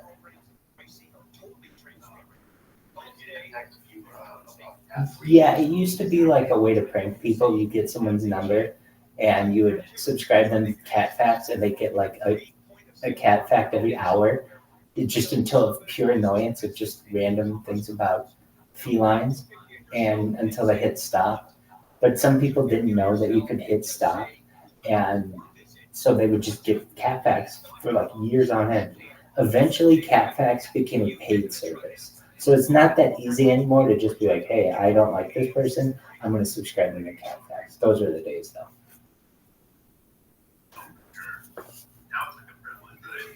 Oh, definitely. Definitely. People pay for that. When I was in 7th grade, this guy, and I liked the same girl, and he was trying to sabotage me, and I was trying to sabotage him. And like one thing he did to try to sabotage me, which didn't really work, but he brought a stink bomb into our school and tried to make it seem like I farted. But this stink bomb was so strong that it was just like no one person could have done this. This is like chemical warfare. And one thing that I did with him, he was really close with his brother. And at the time, we were in like 7th grade, and you have to understand, like, email was really new. And a 7th grader to have an email address, like your parents didn't have email addresses, or they had just started getting email addresses around this time. So a 7th grader just generally didn't have one. But I remember this kid's older brother had one. And allegedly, I learned what an email bomb was, if you know what an email bomb is. And these are still used today. It's pretty effective. So what you do is you just take someone's email address and put it into a service that just bombs them with tons of spam, literally just loads of spam, like thousands of emails. And some of them eventually get through and eventually clog up your email. Anyway, I remember this kid, allegedly, his brother got really bad. And the kid comes into school on Monday and he's like, you guys are never going to believe this. My brother's email somehow got either hacked or something happened because he's getting like 1,500 emails a day when before he only got 7 emails total ever. It's like, it's unusable. It's like, oh, I don't know what happened. So anyway, these are some ways back in the day, allegedly, catfax and email bombs that you could, really annoy someone.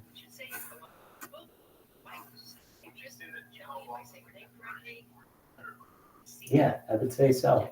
It was a seedling, definitely. You could watch my timeline of like how I hack things. You want to know actually the best hack to this day, the best move of my life, and it's still quite advanced. Okay, so I was in 7th grade again, but I might have started as early as 6th grade or started thinking about it. But as I learned what a scanner was, my dad had gotten a scanner for work, and we had it at home.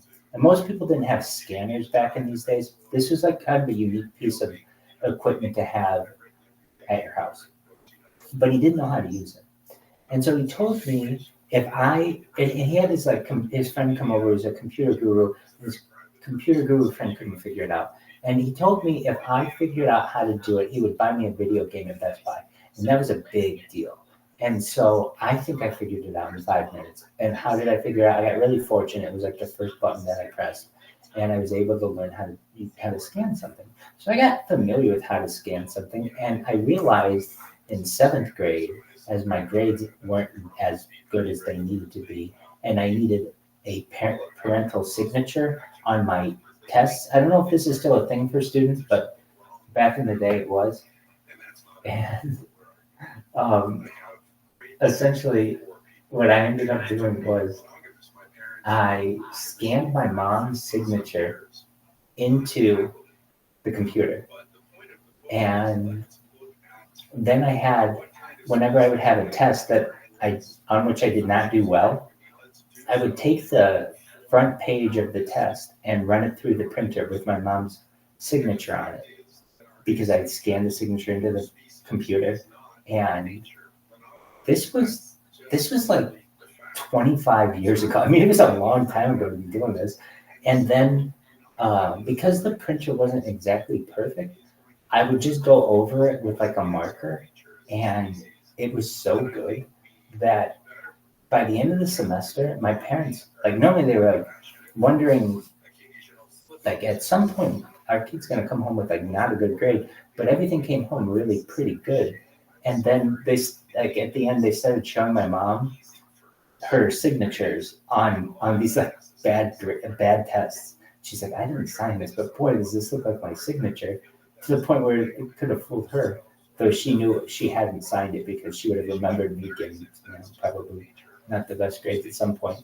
Anyway, I thought that was always a very creative way to do. And that more gets in a fraud, but I was in 7th grade, so I think the statute of limitations was passed at this point. And I've never done that for anything like, how would I say, to like the only thing I've ever done anything like that is to get out of having to show my parents some bad grades. So, yeah, I've been kind of living a wild side for many years, James Kaminsky. I'm really, every day that I live, have you seen Catch Me If You Can with Leonardo DiCaprio and Tom Hanks?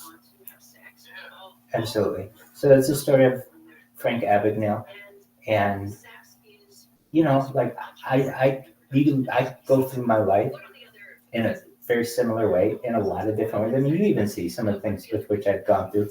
Not necessarily have to name all of them, but you know about my Twitter bots, and about like all this project and all this other stuff, and it's been captured on video.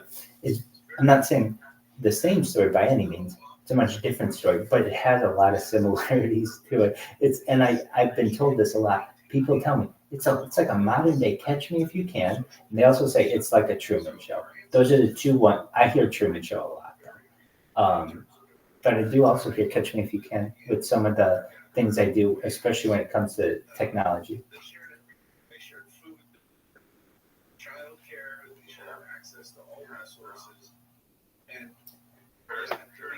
Have you seen the movie Ex Machina?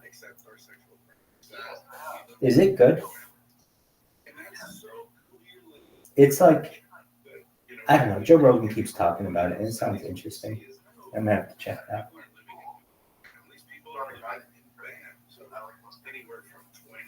Isn't there like a really beautiful bot in it or something?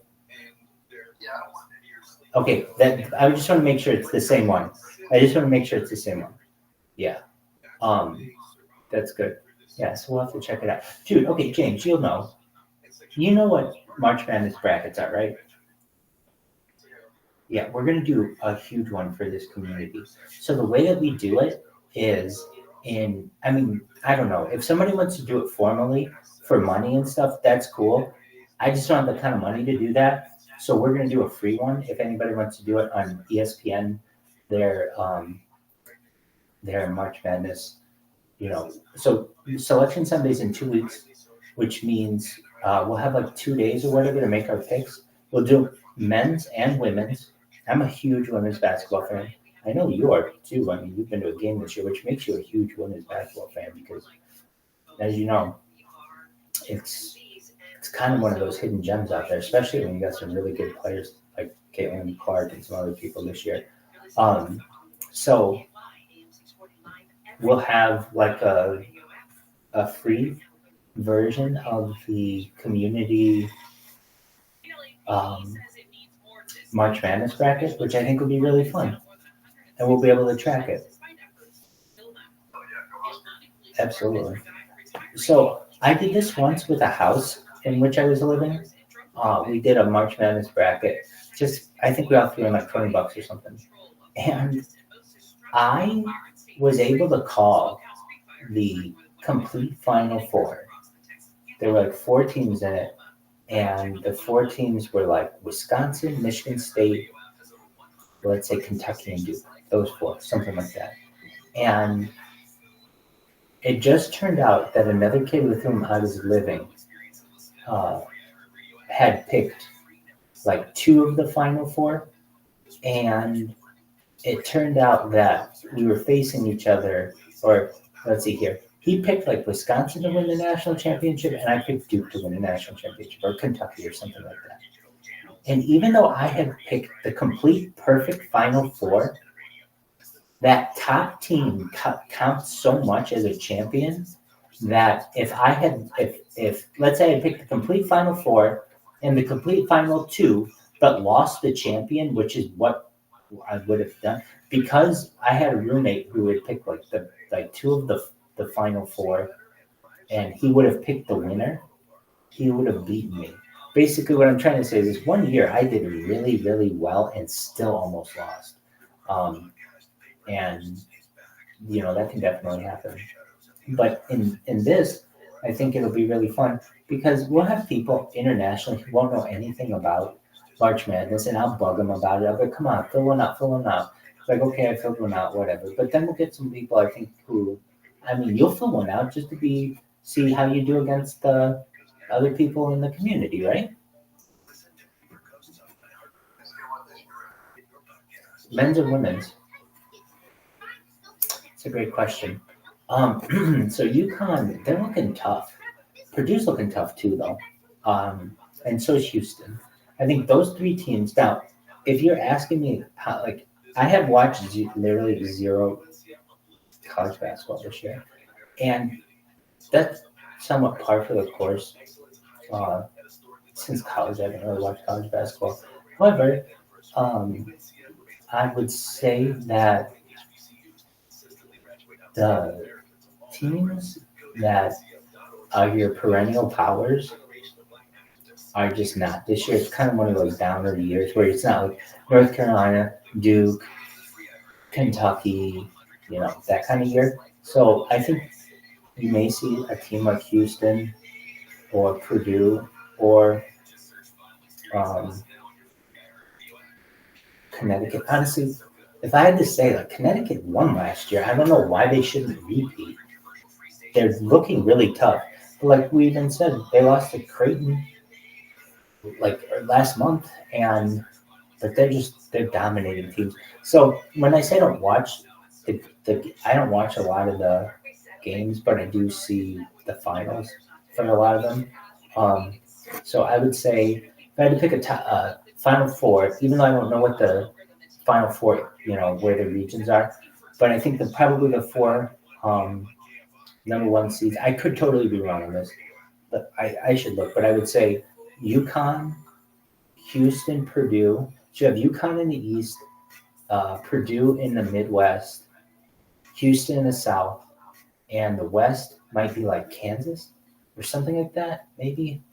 I don't know how Kansas is doing this year, but I thought they weren't too bad. Meaning, I'm going to look at the top 25 basketball. Now, women's is the interesting one, and the one about which I almost want to discuss more because it is okay. So we've got. So it doesn't look. Oh, yeah, Kansas is 7th. So I can see North Carolina and Duke are 9-10. I can see Kansas making a run in the Big 12. If Kansas wins the Big 12 tournament, which they probably will, then actually no, Houston might. Okay. So if it goes Kansas and Houston in the Big 12 championship, I could see. I don't know if I don't know if they're going to let two Big 12 teams in. So it'll probably be Houston, Purdue, UConn, and probably Tennessee or the SEC champion, maybe Arizona, or maybe, I don't know. They've got Marquette in here. I just don't see Marquette being that strong. I don't see. Well, here's something. I think Alabama basketball will be very good in the future. It'll be bad in football. Auburn football will be really good, but I don't think Alabama football will win another national championship this century. I know that sounds crazy, but their basketball team will be good. Auburn's football team will be good, but their basketball team will be, or their basketball team is good, but their football team will be really good. And it's like, well, why? They have some big alumni who have gone there, like Bo Jackson, Charles Barkley, they just Cam Newton. They just got not to say that Alabama isn't just loaded with talent. and I could just be naming people for like days of who my Alabama's had. However, people are kind of done with that my Alabama thing and the whole Nick Saban thing. They've had it. It's done. It's the same thing that happened with Bear Bryant. So back to college basketball. My top four: Houston, Purdue, UConn. I just don't believe in Tennessee or Marquette or Arizona. I still like Kansas, honestly. But it'll probably be Tennessee. They'll pick somebody like that. Okay, women's college basketball. That's the big one. And usually it's not, but it's interesting to me. James, who do you have as your top four in men's college basketball? Okay, so what is Nebraska ranked? They're not. Wait. No, I was asking in men's basketball. Yeah. Who are your top four in men's? Okay, I understand. Dude, that's actually not just, I don't understand. I love that answer more than any other answer. I just like Nebraska. That's tight. It's easy to know. Okay, top 25 women's basketball rankings. So look, I'm going to just say this right now. I don't know why LSU isn't number one and just blowing teams out. They suck this year. They're the national champions, and they only got better. They only got that Van Dunn hot chick, and they're like, I don't know, they're like 20-11 or something. They don't have that good of a record. Like, they're not that. They should have been really good. Okay, so my top four in women's college basketball. Okay, South Carolina is 27-0. So I don't know who's stopping them. Ohio State is 2. I think they beat. Hold on. So Ohio State's 2 at 24-3. Texas is 3 at 26-3. Stanford is 4 at 24-4. Virginia Tech is 5 at 23-4. Iowa is 6 at 24-4. Okay, LSU is 24-4 as well. Oh, I'm wrong. They're 24-4. I thought they had like 11 losses. No, they don't. They have only 4 losses. But I thought they were better. Okay, but they're the defending national champions. So in women's basketball, give me as a top 4, South Carolina, probably Ohio State, Texas, Stanford, and I see South Carolina winning probably. You don't have your perennial powers in here. Let's see here. Where's UConn? Nowhere. Holy shit. Where is UConn? I mean, UConn is always in here. Oh, I'm sorry. They are in here. They are number 10. All right. So if I were filling out my brackets, though, I would seriously have LSU making a deep run.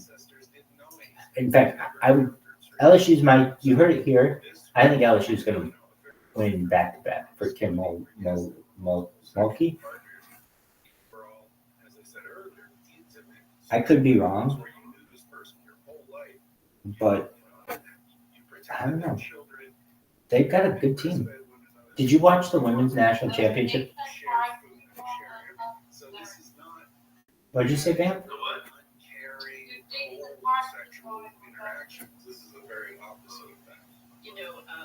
Probably even having sex with distant cousins. My own family is from an island on the east coast of Canada called Prince Edward Island. And my grandmother and grandfather were third cousins because it's a small little homogeneous island with very few males to choose from. And she used to tell me when I was a kid, you can never be your first cousin. Second cousin, but third cousin, you're fine. Well, Darwin married his first cousin. Oh dear. But right, sex with strangers is actually not sort of natural or normal to us. And I think that's what we need to get closer to. Now we're seeing, we only have 5 minutes left, but we are seeing a rise of women in our culture. agriculture. Do you think that economically, educationally, some would say we have an oversupply of successful women on the dating marketplace who are having trouble finding mates, partly because they have patriarchy in their head and want a guy to make more money than them. But do you think in the long run, creating this economic James. equality? All right, so Omaha has a regional. Did you know that? Omaha? So, okay, let's talk about this. Hold on. Let me make sure I got this correct.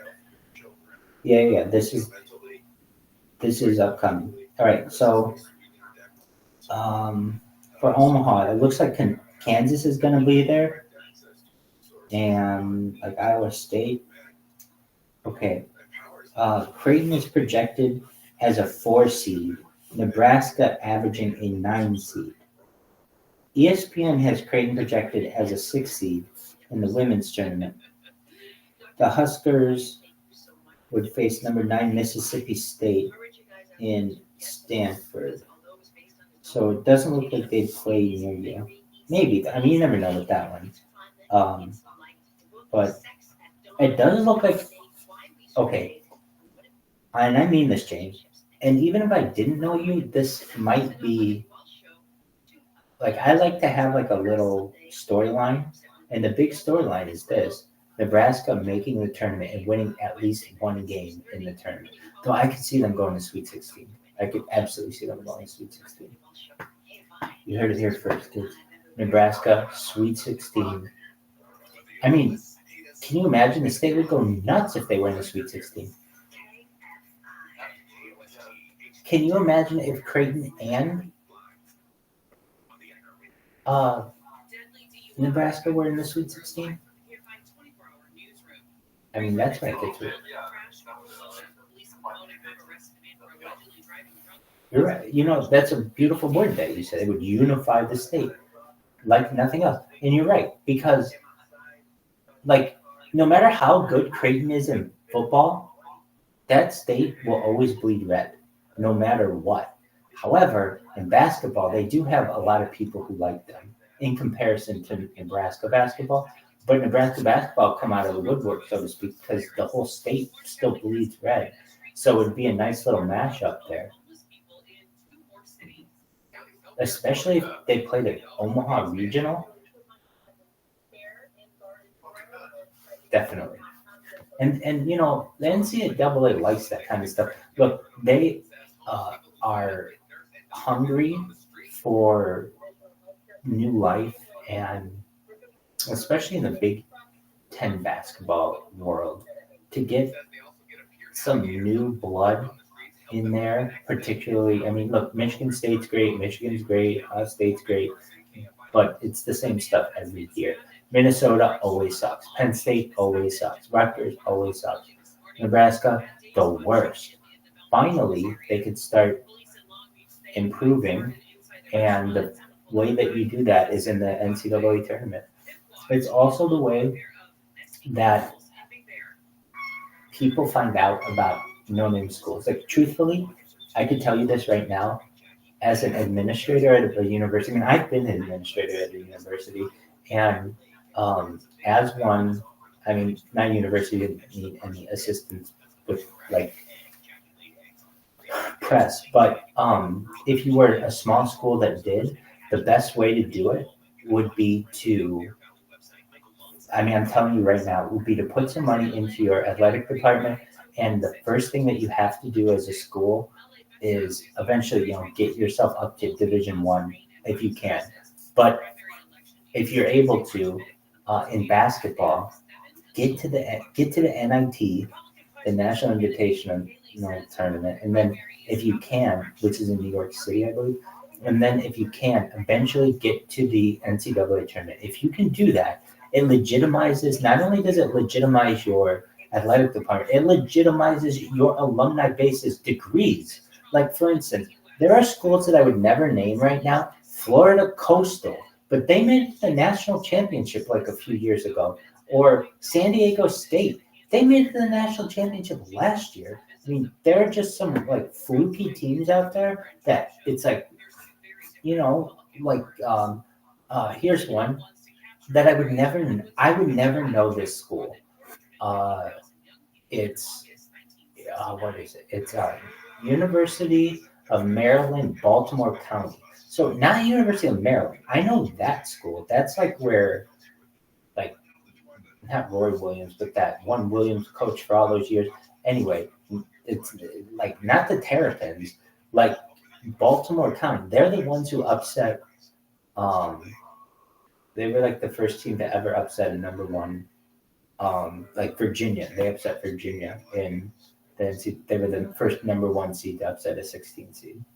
What I'm trying to say is, like, there are some really small schools out there that most people out there could never name, but once they get associated with you, then it's like, oh, then it's a somewhat a legitimate school, or I see it, in comparison to my school, my bigger school, or whatever you may consider it.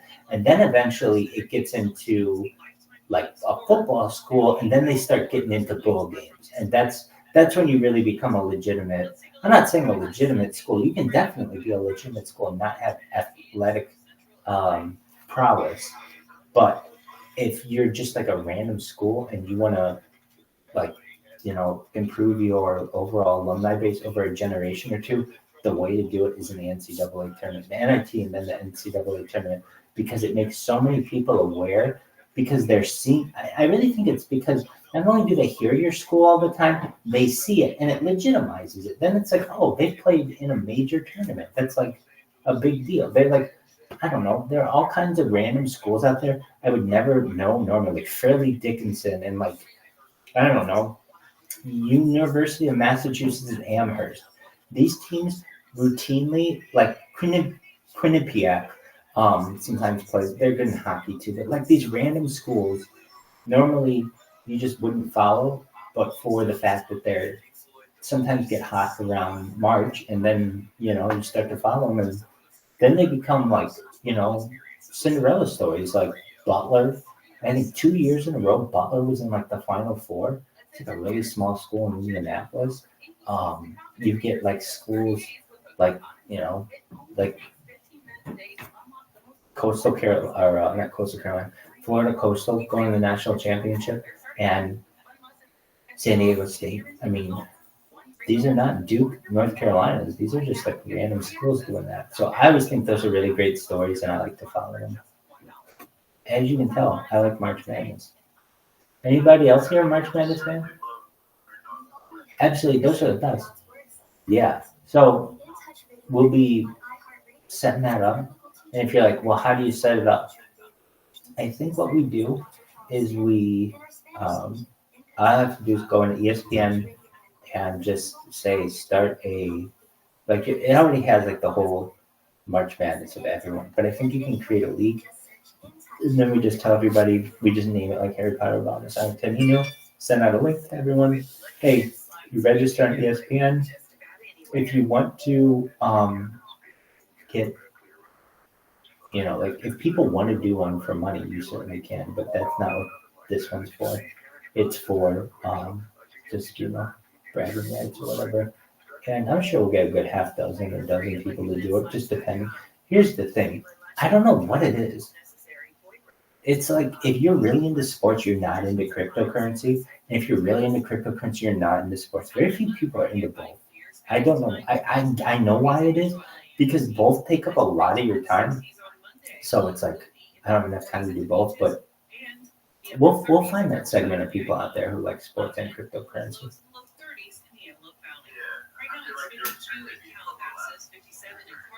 It should be huge, and there is. It's just I don't feel as if they know it. Like, for instance, we could be in a room like this, but none of us know that we're all really big sports fans. Maybe we are, maybe we aren't. Who knows? We know we're big into cryptocurrency, and then the same thing. You could be in a sports room and know that you're all big fans of your team, but not know that all those people are into cryptocurrencies as well. It's only once someone says something about it. They do. That's it. That's exactly right. They're competitive, and they like risk and betting, and you're 100% right. But then you would think that they would share that then, that a lot of sports fans would also be cryptocurrency, but they're not. I think that it should be more common. But that's an excellent point. There's the betting aspect of it. And I just think too that probably we found a cryptocurrency that has nothing sporting related. It's like completely, I would say, very nerd chic. I don't know how else to describe it. Like meme, like I don't know, Harry Potter. That's very nerdy or geeky or whatever. Not in a bad way. It's just it's niche. Obama. That's not nerd. That's cool to half the people. To other half of people, it's not cool. But it isn't necessarily like sporting. I guess he has like the White Sox or whatever, but that's not really sporting. Sonic, that isn't sporting. That's gaming. 10, that's nothing. Enu's a dog. So there's nothing like sporting about this one. There are some sporting, I don't know if they're super connected, but they're like at least NFTs that have those kind of connections. But I am still determined to find a few little niches in this group, and that's the sporting group. That's true. And you know what? Yeah. And that's an excellent point. I'm looking at sports like major sports, but we do have the martial arts aspect of it, which frankly, one day will probably overtake team sports and the soccer team's true. That's true. We have quite a few different sports, like kind of random, but karate or mixed martial arts, and then football or soccer. Bro, I'm so bricked up about the putting action. Hell yeah! What's going on, John? How you living, baby? We've been waiting for you, bro. We've been waiting for you.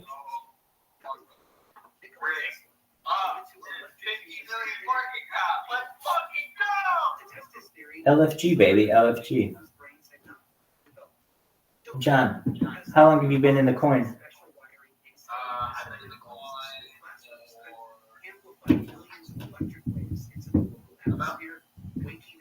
I want to get Tom's leg because I'm a Do you come into the voice chat often? I live in it. We've been streaming in here. Hell yeah. We've been streaming in here live for about 9 months now, and we don't plan on stopping. We're live on 6 different YouTube streams, 6 different Twitch streams, 6 different Rumble streams, and 8 different Instagram streams, and 6 different Twitter streams. Yeah, dog. I have more data on YouTube and on the internet than any person in global history. I have over 2.5 years worth of data uploaded from 6 different angles on the internet. It's the most amount of data in global history. It's the biggest event in global history. This is, and here's why. Data is considered Earth's number 1 resource, according to The Economist magazine. Bill Gates coined the phrase "content is king" in the 1990s. If that's true, I am king. I have more content than any person in global history. I have 3.5 years worth of data on YouTube alone. I also have it on Instagram. I also have it on Twitter. I also have it on Twitch, etc., etc. I discuss things on here that aren't normally discussed in society, like cryptocurrency, like life extension technology, like digital immortality, like mind uploading technology, some really interesting things. Additionally, it's essentially a time capsule going back to the pandemic. We've seen the death of a queen, the birth of AI, the coronation of a king, and everything in between. It's quite an exciting project, And when people start to find out that they can connect to someone 24 hours a day, 7 days a week, 365 days a year, they'll realize that that is the biggest event in global history.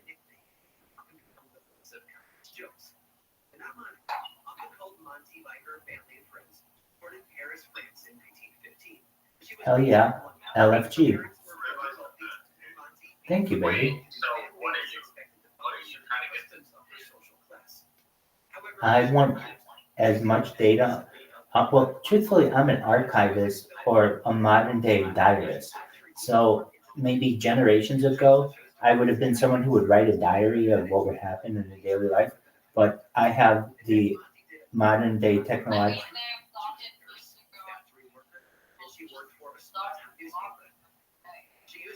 That's true. So there are vloggers, but they only do 1 or 2 hours at max. I do it 24 hours.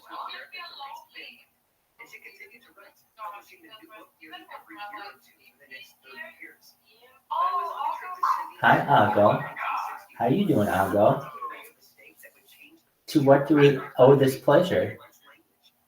She was at a book signing when a young woman approached her. In her hands was a copy of one of these books. She held it out and asked,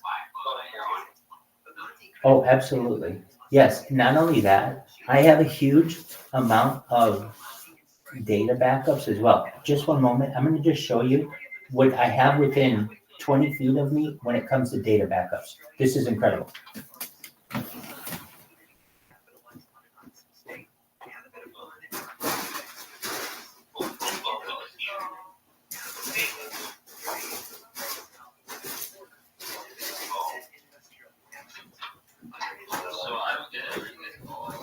Okay. This is just what I could grab and I have more. But each one of these is 5 terabytes. So that's 5 terabytes, that's 10 terabytes, that's 15 terabytes. And I have another. Yeah, it's just my life. And then each one of these, some of these are 1 terabyte each, and these are all SD cards. So basically, I have months of my life traveling. I have a cross-country trip in this. I have me traveling as far south as the Mexican border, as far north as like basically San Francisco, and quite an interesting journey that we've been able to document over the course of the last 2.5 years. So yeah, you can connect with me whenever you want. I'm always live in here.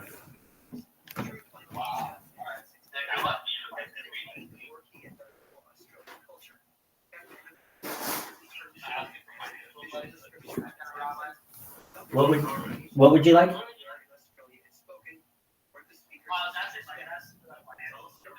Absolutely.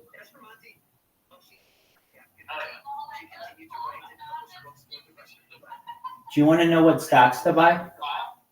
Do you want to know what stocks to buy? Okay, do you want to know what stocks to buy? Okay, so I'm going to tell you everything on which the idea of essentially Skynet is built. So Skynet is going to be built using the following corporations, their software hardware. Okay, so you've got Siemens is a German company. That's what's going to power Skynet. So you want to buy, it's going to be powered by nuclear power. So you want to buy Siemens stock. Then you want to buy Samsung stock because it's Skynet is going to be built with Samsung equipment. It's going to run on Microsoft software. Its cloud-based system is going to be based on Amazon, built on Amazon. And it will also have software that uses Salesforce. Those 5 companies, right now, if you were to buy their stock, those are 5 winners for the next 100 to 1,000 years. Well, Skynet is essentially what we're all moving toward, which is complete technological singularity. And so essentially it's the merger between AI and humankind, essentially cybernetics, and the network that guides us to that complete technological singularity is known as Skynet. But the way that you and I will probably recognize it more is those Boston Robotics robots and those Boston Dynamics robots and like drones. That's how we'll recognize Skynet. It's already here. It's like Terminator, yeah. Did I say it's bullish? I'm just telling you on what it's based and so how you can make money on it.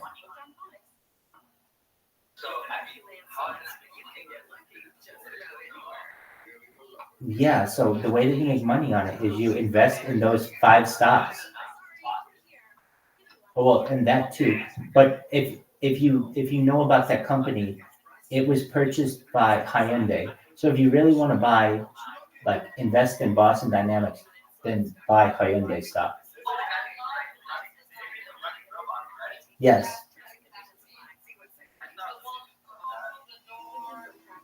Absolutely. And you should see what the Tesla robots do. Tesla's another excellent stock for the next century. You have to understand that the major stocks for the next century are going to be robotic stocks and mining stocks. Robotics and mining will be huge. And so companies today that manufacture automobiles like Honda and Toyota, perhaps in a decade will no longer produce any consumer vehicles because it will not be as economical, as profitable for them as it will be to create robots for corporations.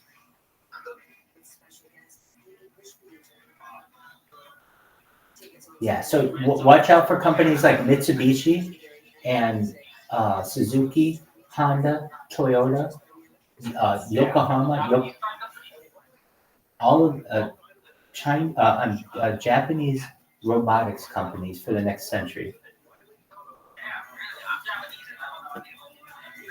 Well, you know that Japanese have essentially had a foothold in robotics since at least the 1980s. Oh yeah, definitely. Especially Honda. Honda had like I would say a primitive robot that they would display during the 1990s. But if you even remember, like from movies, in the movie Rocky 3, I believe it is, Rocky has a robot that lives in his house and basically like entertains his family and does some other things basically. And you know, you have the Jetsons in the 1960s where they had the robot, I think her name was Rosie, who lived in the house with them. There are many examples of this. So to think that a family in the future would have a robot living amongst them is not too strange.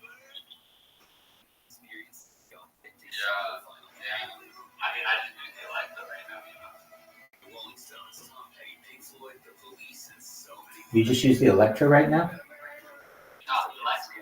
Oh yeah, exactly. But we're moving towards that. I mean, that's the start. So, you know, basically we're moving towards artificial general intelligence, which is fun. That's basically where a computer is as smart as a human, but where it really gets scary is ASI. So we're at artificial general intelligence, AGI right now. Artificial superintelligence, ASI, is where it gets scary, where you have one machine that has the computing power equivalent to 1,000 times more of the combined mass of human computation of all our brains, 8 billion brains combined at once. Basically, one computer is 1,000 times more powerful than all human brains and computers connected at once. That's what we're moving towards, to the point where it's able to repair itself, where it's able to analyze systems and immediately find faults and fix them. It's incredible.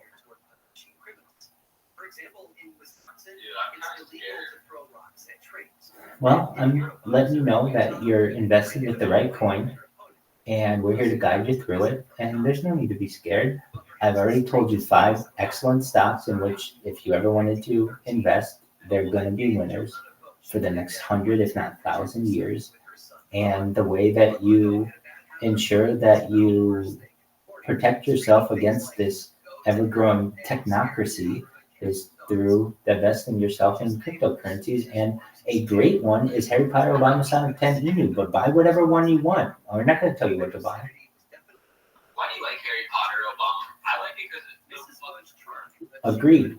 I honestly like it because of the community. If you want to know how I got into it, I would go on Twitter Spaces and play. I would host trivia, and I would go on different cryptocurrencies and listen to what they have to say. If you know these cryptocurrency spaces, they don't have a lot about which to talk after the first 10 minutes. So there's a lot of dead air.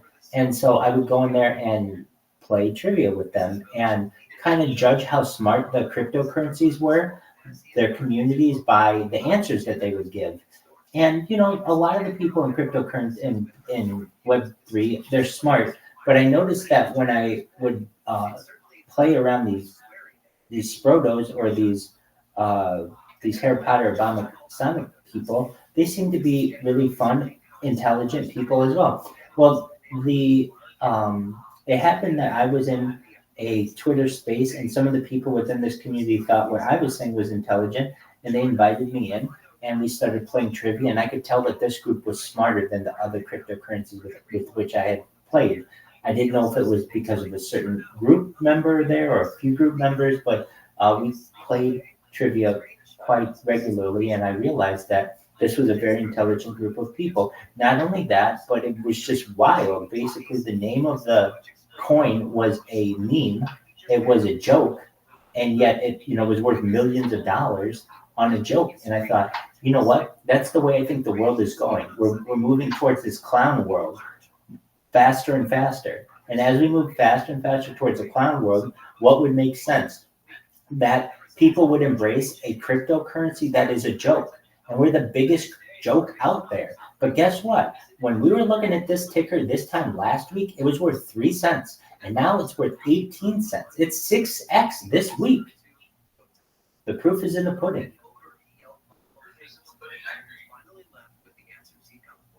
So in answer to your question, I like this coin for the same reasons you do. The community is wild. Word.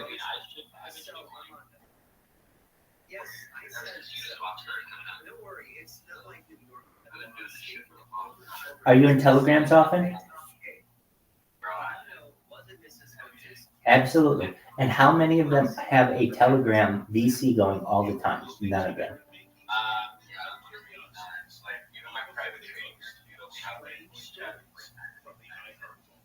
Yeah, exactly. No, this one, you got people in here all the time. I mean, right now, it's we have people who around the world, I'm not gonna dox anyone, but I can tell you, we got people on different continents right now throughout the world burning the midnight oil, and it's really exciting. And not only that, but our whole story is captured live on YouTube. No other cryptocurrency has that. Where literally we are able to tell the story of our every single moment of our cryptocurrency because it's all recorded on YouTube.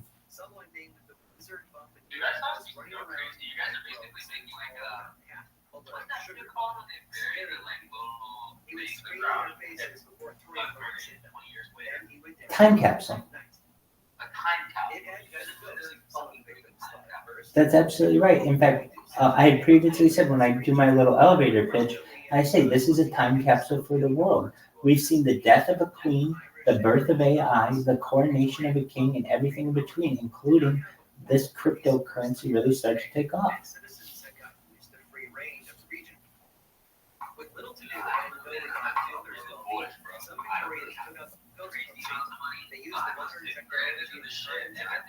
That's a lot. That's a lot. Good for you, John. That's a lot of money. That's serious money.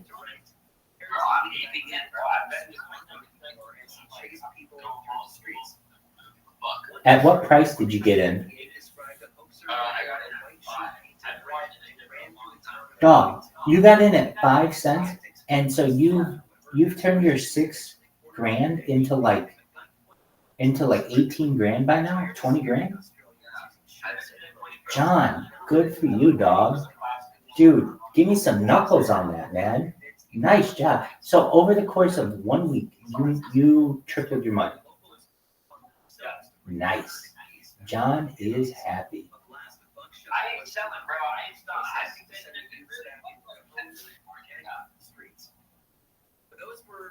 Dog, I don't know what made. That's absolutely right. I don't know what made you buy when you did, but boy, did you buy at the right time. Oh, dude, I've been watching this shit. It's up to like 150 million market cap. You should have come into the Telegram. I mean, I drew the Telegram, but I never noticed speakers.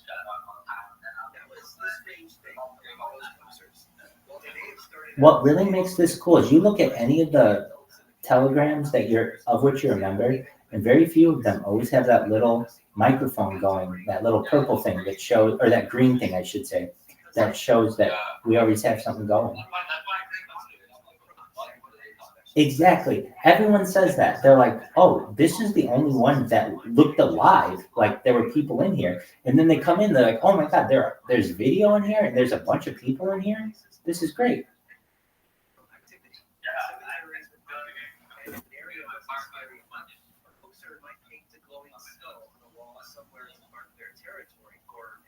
John, I've got to tell you, you have some of the best timing in the world. Bro, I've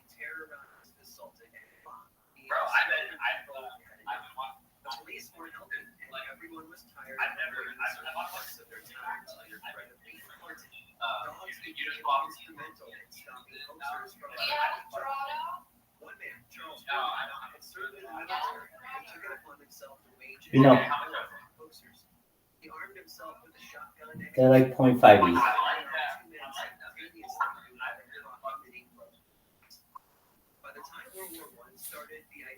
Well, truthfully, John, I'm going to tell you this. If you want to go all in, like both feet in, you get yourself a Sproto. And I'll tell you what, are you on Twitter Spaces? Are you on Twitter Spaces? Twitter Spaces.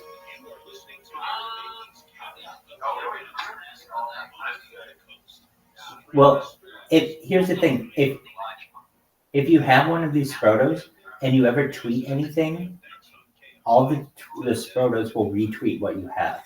So it adds value to your account.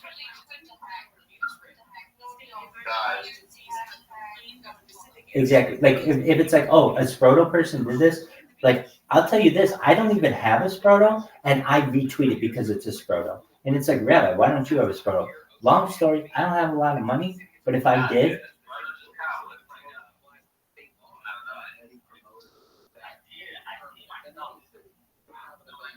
well, here's the cool thing about them. They're all unique. So they're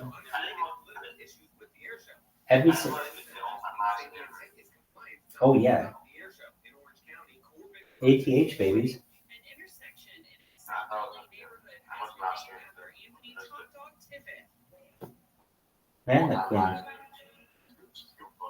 Man the Queen. This is, we rely on you for this type of information. It's okay.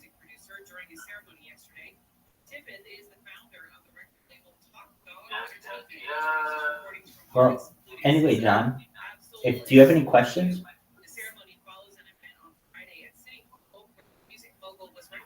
We got James back. James is back. Hell yeah.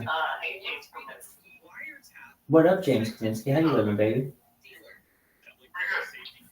Excellent. James Kaminsky, what's your favorite food? Hell yeah, that's an excellent choice. Good for you. You like a good Omaha steak? Big time. Big time. Wee, how you living, baby? Passport Bitcoin. Living like a peasant. I love me some steak. I love me some pizza. I also love cannoli. I also love cannolis. Dude, He got sad about Well, no, not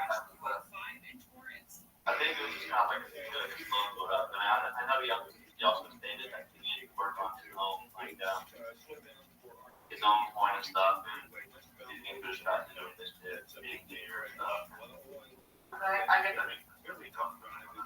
do you really want to know what happened? We can't all kind of, you know, just said it one phase where like some girls taking over. You just said that now, it's out of that phase of like worrying about girls, now it's back on crypto. Pay attention to what's good, because I told Rabbi last week that dude was gonna fail when he came to emails. Feel like it's this way. Do you want to know why? Also, he fucking canceled that algorithm that we're gonna go on. He canceled it.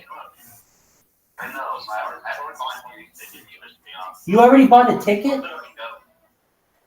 bought a ticket, yeah, but I'm gonna go. Nana Queen, you're crazy, man. I love you.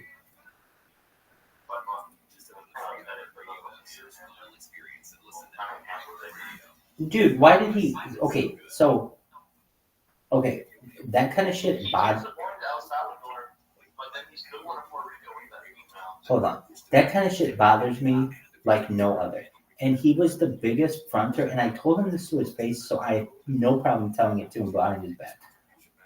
He was the biggest fronter. He would be like, "Oh, I'm gonna go to New Orleans. I'm gonna go do this. I'm gonna go do that," and then he wouldn't do it. And it was like, dude, that's not cool to say, to be like, hey, to some person, I'm going to go. Yeah, he's like the guy having a great hardwood. Exactly.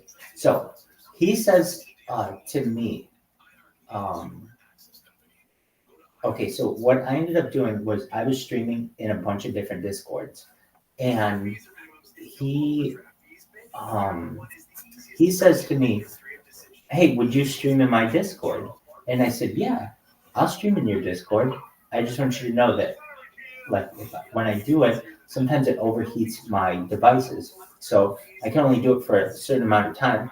But he was like, oh, well, I'll get some people in there. So he got a couple people in there, and I streamed in there for like 1 or 2 full days. And then nobody else came in there. So I end up like streaming a couple other people's streams. He comes in and asks me why I'm not streaming in his Discord. I told him it overheats some of my devices, but also there's just nobody in there. He asks me this the next day. I told him, dude, it overheats my devices. So he says, all right, well, I'll buy you a device. And I'm like, okay, if you want to buy me a device, go for it. And he's like, all right, well, I'll buy you a brand new iPhone. You're 17 and like the 7.5 screen. I'm like, dude, that's not how you do this. Trust me. You buy me, if you're going to buy it, buy the cheapest fucking track phone that you can buy. It'll cost $25, and then I will literally stream in your Discord all the time. And I'll do exactly what I do for Harry Potter. I told him that. I will do exactly what I do for Harry Potter for your coin. Just tell me the little basic things, and if I get any tough question, I'll just send them to you. He's like, all right, great, blah, blah, blah, blah. All right. So next day comes, he goes, why aren't you streaming in my Discord? I'm like, dude, I told you, I streamed there a few days ago, but also it overheats the devices. The final day comes. He says, and it's like, are you not understanding why I'm not streaming your Discord? He says, dude, why aren't you streaming in my Discord? And I just let him have it. I said, because you are too cheap to buy me a device when you said that you would, and I told you that the devices that I have overheat. I've said this now every single day, and this is at least the 3rd time that I've told you this. And he was like, oh, don't worry, you never have to stream, you never have to worry about streaming in my Telegram again. And I said to him, look, I'm telling you, if you are serious about something like going to Mardi Gras or buying a house in Oklahoma or traveling to, El Salvador, if you're serious about any of this stuff, well, then do it. But what I don't want to hear is you saying, I'm going to buy you a device, I'm going to buy you a device, I'm going to buy you a device, and then coming to me, multiple days in a row, then saying, why aren't you streaming in there? When I've told you, I will absolutely stream in your Discord all the time. If you want me to do it with my own devices, you have to understand those. Sometimes they overheat, and that's just how it is. Anyway, that day, he was really quiet. Ducky came in, she was saying whatever, and he then, what Man Queen is saying, is accurate. Then he came in and said, "Oh, well." Then he came in like the next day or 2 days later or 3 days later, something like that.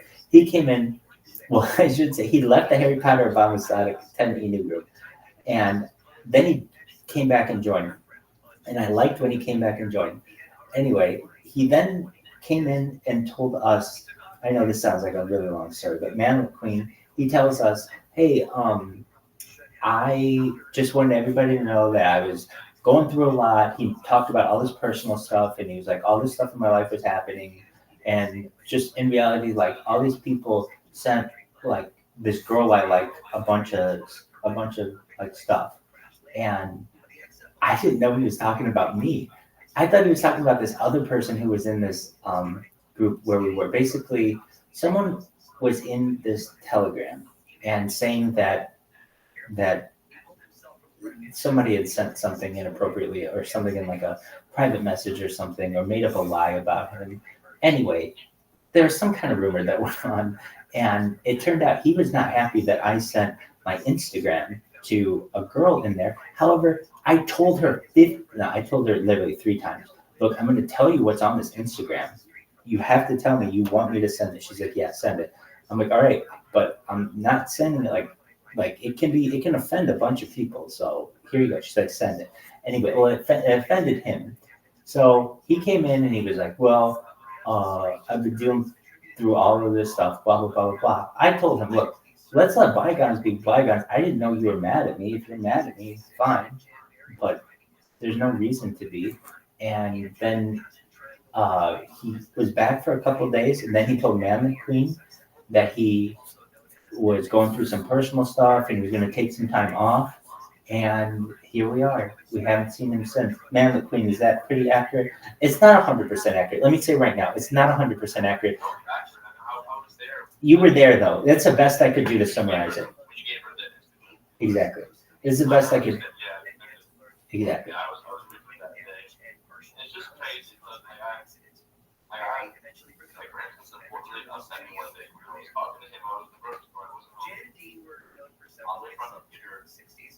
And he was like, all right, bro, I got $2,000.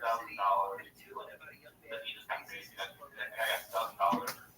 What should I buy? What is buy? I told him, I was like, if you want to do me a favor, buy me this NFT. It was like $250. And I said, when I get home, I'll need the money.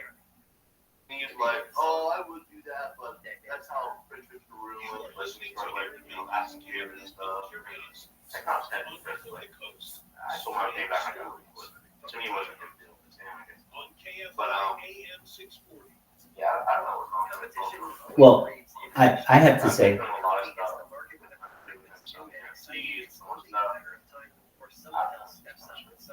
he would not that I want anything in return. Just like the demeanor, there's like a phrase I've heard. I forget what there's like I saw it in a television show or something, but it's called like a just like a butterfly. Someone who just like kind of flies in your life and then flies away. And it's just like, or like a moth. They just fly in and fly out. And that's kind of what he did. And well, I can tell you this. I didn't need another, or like, if he really wanted me to stream in there, here's what I did. I felt bad because, I was like, well, I do have a lot of accounts. Like maybe I could figure out how to use my Chromebooks, how to stream, so I could stream in his. Because I didn't want to make him mad, and I also didn't want him to just leave. So the next day, I figured out how to stream in there.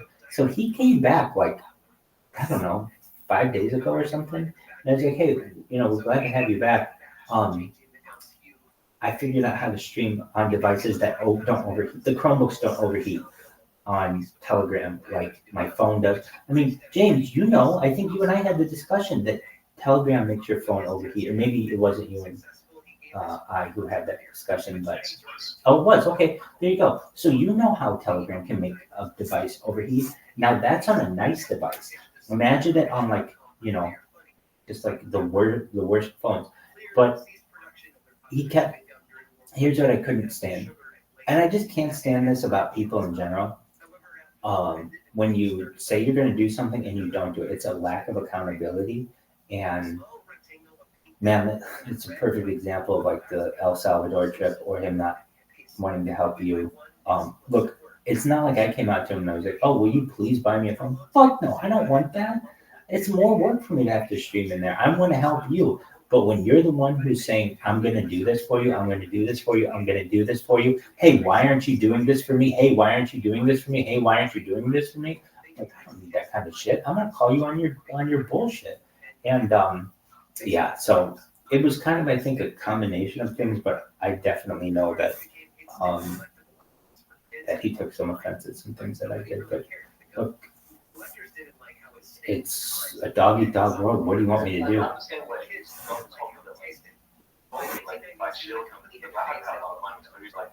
He's like, if I show him really play, and when they blow up, he's like, I'll give you some money in return, my bro. Like I said, not that I care, it's fine. No, it's just like, I know you're saying you'll do something, just haven't done it. Right. Personally, I'll show points and things to everybody every single day. I don't get it. I want to see you live. He said that. Also, the whole cut system. He was in here, I want to say 3 days ago. I heard him in the morning. Here's what threw me off. I don't want to say threw me off, but got my spidey senses going. He's like, hey, can I have your number? I was like, sure. So I give him my number. And he would call me, but he would call me from like a blocked number. And he's like, oh, okay, so this is how it's going to be. You're just going to call me from a blocked number all the time. And you think that this is like a reciprocal friendship? This isn't going to last. Like, I could already tell. If you're that secretive about your life that you don't give out your like, that was the thing he told me. He's like, yeah, I don't like giving out my number, especially with girls and stuff, because, they like want to stalk me and things like that. It's like, no, they don't. Most girls don't want to do that. Like, like if anything, it's pretty easy to block someone. But anyway, it's usually people who have something to hide, usually are kind of like that, I would say. Anyway, he would call me and he would, he thought it was funny, which is fine, and it was. I gave him my number. He could call me whenever he wants, so he would call me when I would be asleep. And so I turned on the little setting on the iPhone that just said, like, silence any phone calls that come from blocked numbers or that come from, like hidden numbers or whatever. And then when I turned that on, he's like, oh, well, it's no fun. I'm like, dude, you can still call me whenever you want. You just have to use a normal number. He's like, yeah, but I don't know if I want to do that. I'm like, dude, I can already tell. You were the flakiest motherfucker I think I've ever met. You've already told me 7 trips you're going to take. Not one of them has taken place. You've already been like 7 different girls in like 30 hours, and all of them hate you. Like, and literally, you don't know what prostitution is. Literally, like, this is modern day prostitution is. Yeah, I just like to tell a girl that I'm going to buy her some stuff and spoil her. That's like literally. I mean, okay, that's fine. It's different. Like, it's just easier to just be like, how much is in an hour? And like, bing, bang, boom. I don't need your Amazon wish list. I don't need to know what you want for dinner. It's just like, it's done. And it's guaranteed essentially at that point. And there's none of this, like, there are no feelings involved. If you want to see the person the next day, it's going to cost you, but it would have cost you anyway. So it's not, anyway, when I would see that, and the other thing too, and that he'd be like, I don't mean to bash guy because I do like him, but I would say all this shit right to his fucking face. I don't know, man. Like, you know, he probably went through like 6 different girls while we knew about him, and yet he had the nerve to be like, "Oh, I'm so in love with this other one." It's like, dog, that girl is like,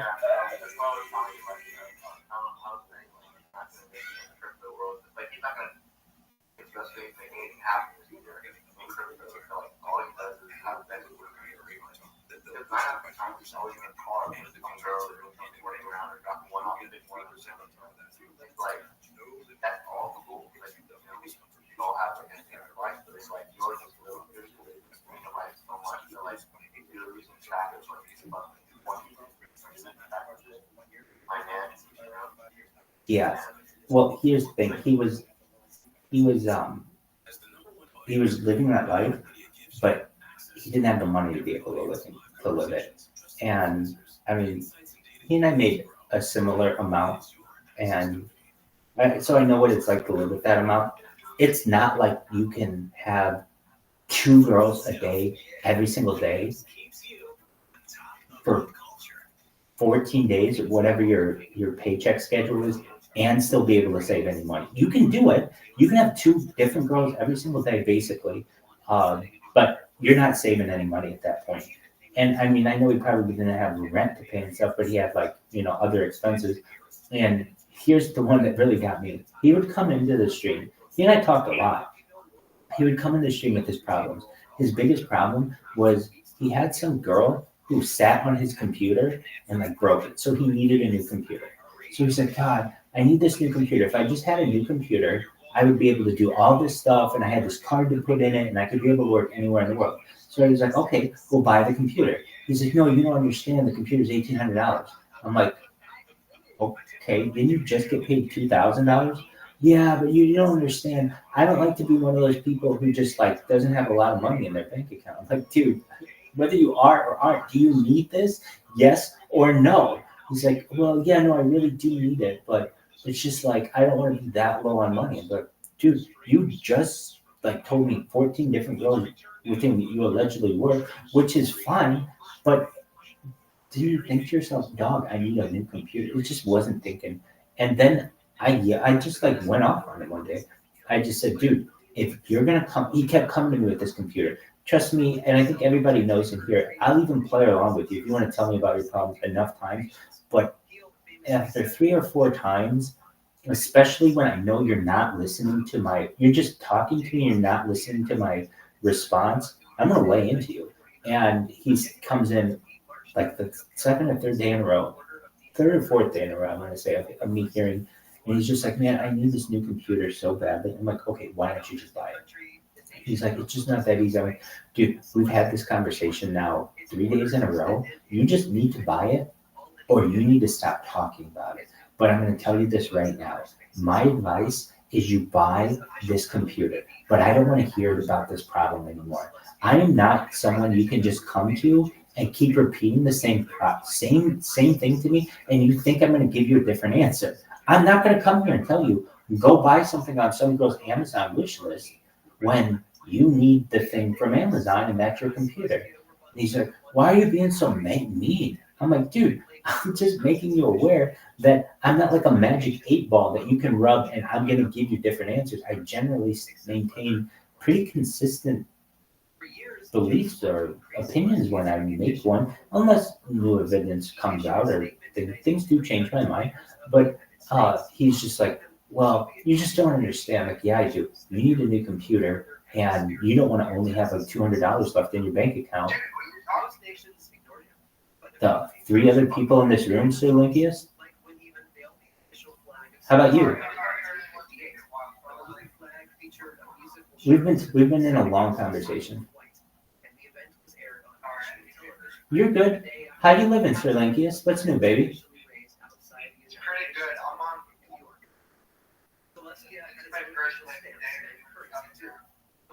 Oh, that's cool. I stream my life in here 24 hours a day, 7 days a week, 365 days a year. So you can always watch me live whenever you want. Thank you. I love to learn more about by selling large swaths of space to other buyers.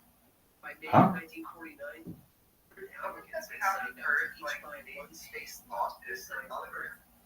Sum of I don't think that's true. by the time the space riot Steve, that might fall under the copyrighted Harry Potter and or Sonic. against both nations. Oh, okay. Trespassing on I don't think, eventually relented. yeah, that's good for you. Send their satellites into orbit. James Thomas Mangan did get to see a man. Hey, besides that, I bought my first bag of Bitcoin and I also bought the reading guy. Oh, wow. You're in big time. Good job, Sir Linkius. The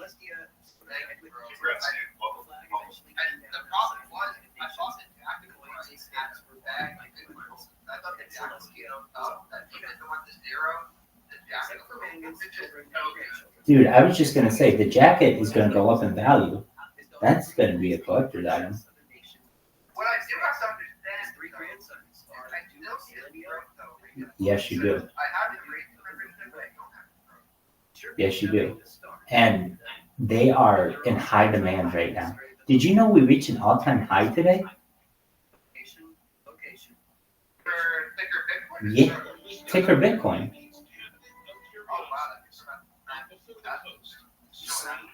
So Sproto, Sprotos are hot commodities. So I think they just said the floor on a Sproto was like 0.55 ETH. So get one while you can.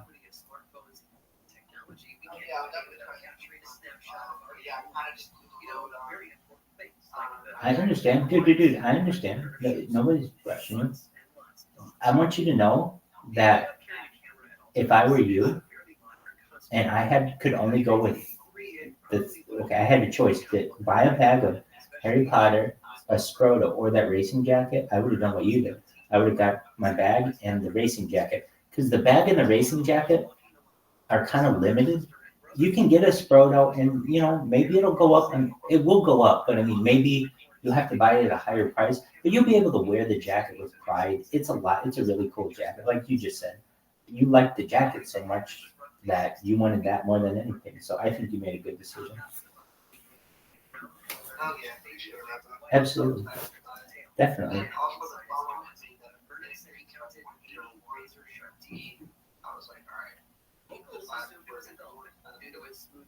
So, do you know after the devastating destruction, they'll never That's what I've heard, or at least that version of it. It's like a limited run. Wow, I wonder if that is the coverage. There was his deep red flesh visible from the blue. Oh yeah, there's an NFT in it, right?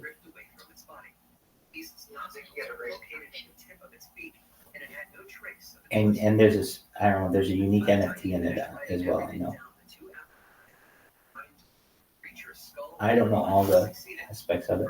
What up, Four Leaf? We see you down there. Come on up and speak if you have time. So, Sir Linkius, just to give you a little bit of background, I stream live on the internet 24/7. I've been doing so almost for 3 years now. You are live right now on 5 different YouTube streams, 6 different YouTube streams, pardon me, 6 different Twitch streams, 6 different Rumble streams, 6 different Twitter streams, and 8 different Instagram streams. I have more data on YouTube than any person in global history. I have more YouTube time than any person in global history. Literally 24 hours a day, 7 days a week, I am uploading my life to YouTube.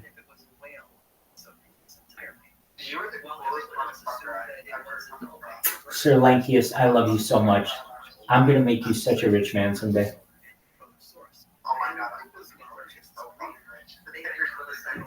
It is, absolutely. So if you ever need anything, you can always come to this VC, and I'm willing to help you with whatever you need. We had some people in here who were lost the other day in Denver, at East Denver, and we were able to get them the address they needed. If you just want someone with whom to speak, if you want financial advice, if you want life advice, if you want dating advice, relationship advice, emotional advice, you just want someone to listen to you, I'm always here, baby. I don't really think you understand how great your body is. Nobody knows the truth of the creature. Oh, you're so sweet. You're so sweet. Absolutely, this is a wonderful question. So I like to host trivia on Twitter Spaces, and I would go into different cryptocurrency spaces, and whenever there was a lull in the discussion, I would ask if anyone was interested in playing trivia, and a lot of times the cryptocurrencies were, and I would understand kind of how smart the cryptocurrencies were by the answers that people would give. Well, I started meeting some of the people within ticker Bitcoin, and they thought I was an interesting individual, and they thought I was intelligent, and they invited me into the Harry Potter Obama Sonic 10 email telegram. And in addition, I started playing trivia with the Harry Potter Obama Sonic 10 Inu cryptocurrency, and I really mean this. They were smarter than the other cryptocurrencies. Now, that doesn't mean that as a whole that they're smarter, but I can tell you, at least when it came to trivia, the answers were more accurate, and I can tell you that I would play some of these questions were similar in difficulty, and so I could really tell there was something special about this group. Additionally, I thought it was really interesting that the entire ticker, the entire coin itself was based on a meme, but basically a combination of memes, which made it a joke, which I thought might make it very lucrative in the future as well. And about 9 months ago, I was invited into the Telegram, and the people knew that I streamed my life, and they thought it was really interesting. In fact, now that I recall, when I was in I was in a group one night. It was like a crypto Web3 after dark, and some of the people heard that I had so much data online. They're like, "Oh, we need you." Somebody from Harry Potter, Obama Son, like, "We need you in our Telegram. Will you please join?" And I did, and I've been streaming in here ever since. That was 9 months ago. And as I said, in addition to being on 2 different Telegrams right now, you're live on 6 different YouTubes in 360 degrees. You're live on 6 different Twitches, 6 different Twitters, 6 different Rumbles, and 8 different Instagrams. You just charge your head with the yarmulke on it, or You got it, baby. that was actually a really cool story. I've actually found similarities in how I found my I thought it was while posting like pretty ridiculous things, some of the people behind the chain are really smart and forward thinking individuals. So that's pretty interesting. You picked up on if you're Bitcoin having smart individuals. Absolutely. And I could prove it because I had the results of their trivia, and I could just tell that the people in here were very well rounded. Definitely. So you'll see. Go ahead. You'll see there are different aspects to this community. So we have the VC that's always gone, and then like we have a do you know what Twitter Spaces are? Excellent. So excellent. That's your Twitter? Excellent. Just like this, right? Excellent. Perfect. Well, I'm actually currently simultaneously hosting a Twitter space. And so in addition to being live on 6 different Twitter video streams, we're live on a Twitter space that I'm hosting. Now, if you're like, how are you able to host a Twitter space and all this other stuff at once? There isn't anyone currently in the Twitter space. There was someone in it just a few moments ago. And it's like, well, why do you have a Twitter space going if nobody's there? Randomly, people come into that Twitter space and hear what's going on, and I can tell them, hey, join our Telegram. You can see what's going on, and then they meet people. So it's a really good way to basically funnel people into our Telegram is just by always having a Harry Potter Obama Sonic 10 Enu Twitter space going. And then also, anyone in the community, whoever wants to talk in a Twitter space, has an open Twitter space. They don't have to go in and be like, hey, does anyone want to start a Twitter space with me? No, they just join it. It's already going. I hope some of the Bitcoin devs have you. I wish they did, but no, they don't. I just do it because I really like them. I've done some things in addition to having more data online than any person in global history. I created over 2,000 Twitter accounts, and I created one of the world's most powerful Twitter bot to spam all of Twitter to my YouTube. Unfortunately, as of 2 days ago, all 2,000, more than 2,100 of them have gotten banned, which isn't too big of a deal because a lot of them have been banned as well. But it got me out. If you type in Bible Rabbi into Twitter or Rabbi Rothschild into Twitter, it's just people in all different languages talking about me and about my stream and about how many accounts I have. So it's really an interesting thing what we've got going. I mean, if I do something, I do it better than any person.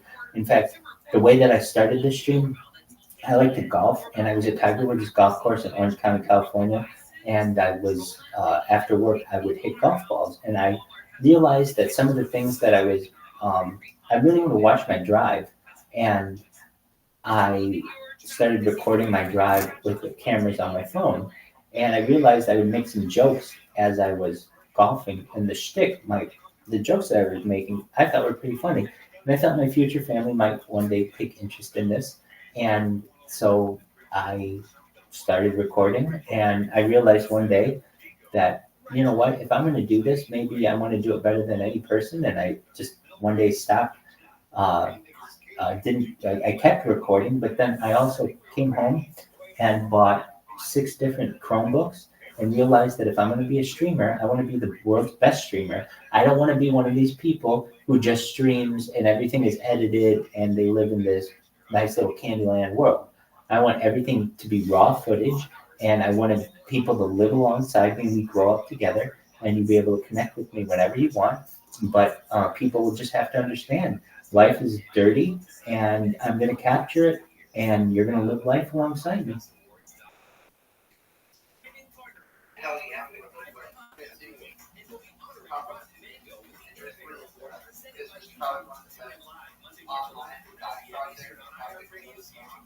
Absolutely. Oh, definitely. Sri Lanka is all day, every day. I'm so glad that we met. And let me just say, your timing is amazing getting this. Cobra, how you doing, baby? I haven't seen Cobra in here in so long. Cobra, talk to us. How you doing, baby? Cobra's a big deal. Cobra's an admin and OG. Sir Linkius. Sir Linkius is new to our community. We're just introducing him to everyone. Cobra's an OG. So whenever I can't get anything done, I go to someone like Cobra who has admin rights, and they get it done for me. Oh, that's okay. We don't need anything. But welcome, Cobra. We're glad to have you here. Dude, what do you think of this coin? I did. I had the abandoned ship on the other one.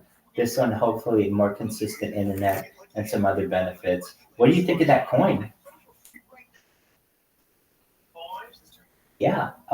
It's at what? An all-time high today? You can't beat that. Yeah, that's pretty bullish. I'm all about that. So absolutely. So we got Cobra in here. We got Sri Lankius. Of course, we got James. We got Man the Queen, who's in here. Passport. He's always quiet. And we got Nazar. Nazar, get your sweet ass up here. We'd love to talk to you. Nazar, come on up. We'd love to speak to you. We'd love to hear about your friends, your family, your hopes, your dreams. We would love to know what you would do if you had all the money in the world. We'd love to know what your favorite animal is. We want to know your deepest, darkest secrets, Nazar. So come on up when you can. If you're busy, we understand. You know, you're doing things that Nazar needs to do. We get it. Man, oh, absolutely. We're so glad that you're here, Cobra. Thank you for saying what's up. Anytime. You know you're welcome. Take care, baby. Man, Queen, how you doing? Man, Queen. Oh, cool. So, Sir Linkus, you should understand. Man, Queen is really cute. What he ends up doing sometimes is falling asleep on the camera, or I shouldn't say on cam.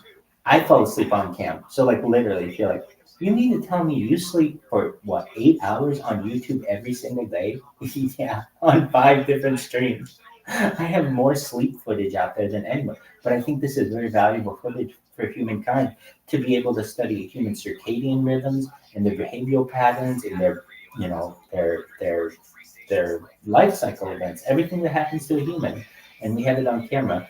Well, sometimes Man the Queen falls asleep with an open mic, and we get to hear him snore right into the microphone. So that's kind of fun. Do you? Oh, it's so sweet. Sometimes you hum. In fact, Vamp sometimes listens to you hum. It's a beautiful thing. Sir Linkus, what are your thoughts on UFOs? I used to actually have a little bit of interest in it. Probably a couple of years ago. Hell yeah, Bob Lazar, man. On Joe Rogan? Yeah. Hell yeah. Definitely, with Jeremy Corbyn. Corbell. Absolutely. Absolutely. I think there was probably government research on the I'm But gonna yeah, say that. because I think the account for the first 2 years are very accurate. Like, we have people that had visions of the water. I believe that. Also, I heard the modern people had. There was also the, I think it was New Zealand, Australia, or South Africa. It was Oh, yeah, this was South Africa. I think technically it's Zimbabwe. yeah, it was Zimbabwe, one of those countries. Yeah. They all like off definition like that, they were still sharing their UFOs without that day. Right. I think the aliens have technology where they can come and get it out and some sort of force reveal. And maybe there's been times where they got caught for some reason, or maybe they weren't. I think there's UFOs out there. And that's pretty interesting that a handful of people within the government have access to that information. That's correct. So we're very, how do I want to say, like, I do my best to fact check everything as best I can. Sometimes we let some things through, but we do our best. So whenever there's like something that we can't think of, I do my best to Google. You ask anybody in here. I love the Google. I love ChatGPT. So the incident we're referencing is known as the Ariel School UFO incident. On 16th September 1994, there was a UFO sighting outside Rura, Zimbabwe. 62 pupils at the Ariel School aged between 6 and 12 said that they saw one or more silver craft descend from the sky and land on a field near their school. Some of the children claimed that one or more creatures dressed all in black then approached and telepathically communicated to them a message with an environmental theme, frightening them and causing them to cry. Basically, this story, for anyone listening who's not familiar with it, is one of the more well-documented events that's happened in ufology over the course of the last 30 years or so. And one really, I think, interesting thing is they had a 30th anniversary reunion just recently. I think it happened either late last year, early this year. And very interestingly, of the like people who attended, I think like maybe I could be wrong on how many people attended, but let's say 30 people attended. They all maintained the exact same stories. Everything maintained the same. Not one person came out and was like, "Oh no, this is fake." Blah blah blah blah blah. I just think that was really interesting. That like it's really hard for two people to keep the same story over 30 years, let alone 30 or 60. The amount of people who attended this. Hey, we have In Sweatpants We Trust here. I just want everybody to know that. Welcome In Sweatpants We Trust. How you living, baby? What's new in your neck of the woods? What's good in the hood? In Sweatpants We Trust. I'm wearing sweatpants right now, and I trust them. In Sweatpants We Trust. Do you want to hear me queef? Check this one out, kids.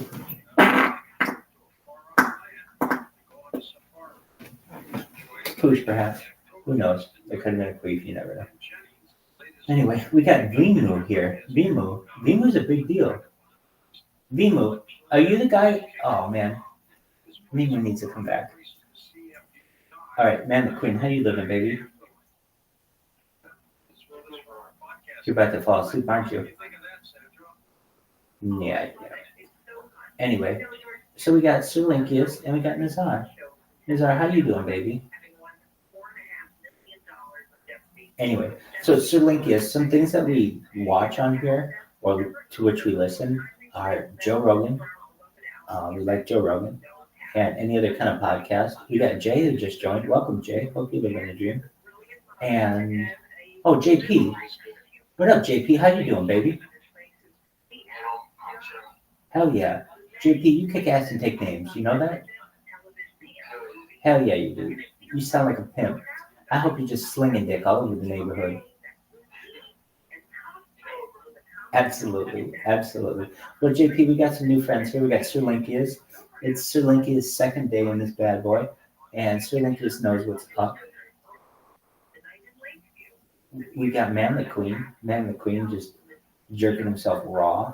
We got In Sweatpants We Trust. Loving that name. We got Nazar. We haven't heard from Nazar yet. Of course, we got James, Go Cornhuskers, Kaminsky, and we got Passport. JP, what's new with you?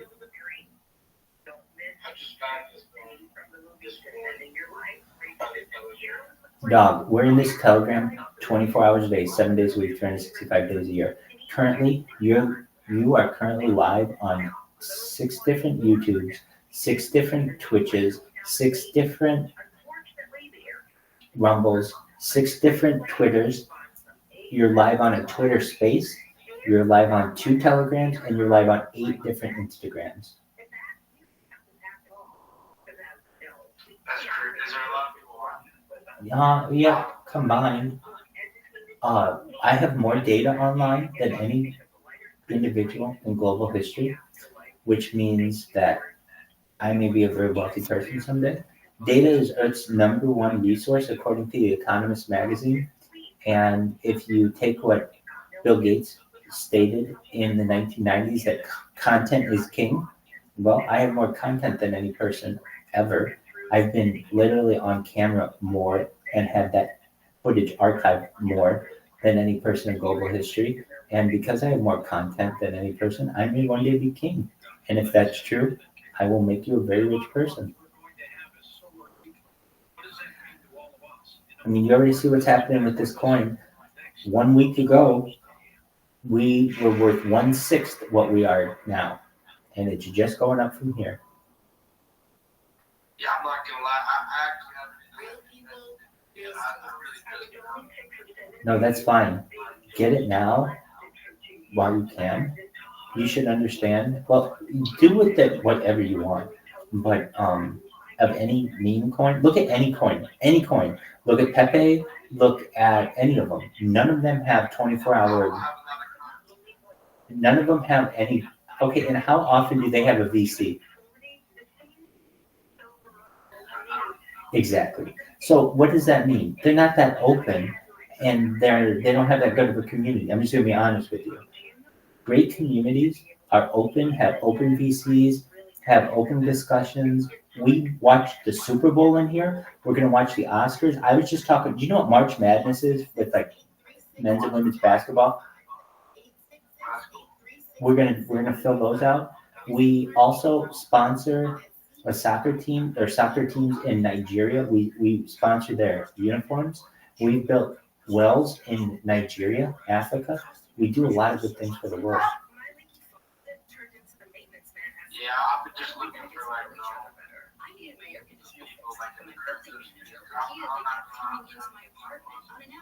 Aren't we all?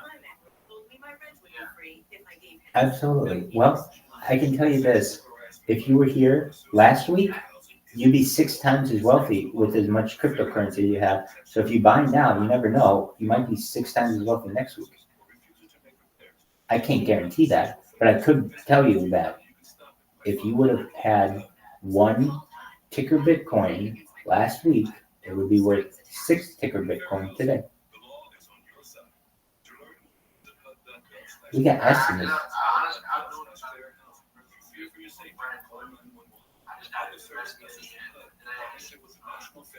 You see, it's fire. I saw the guy who bought Bitcoin. Yeah, more like. Is that his name? That's his avatar.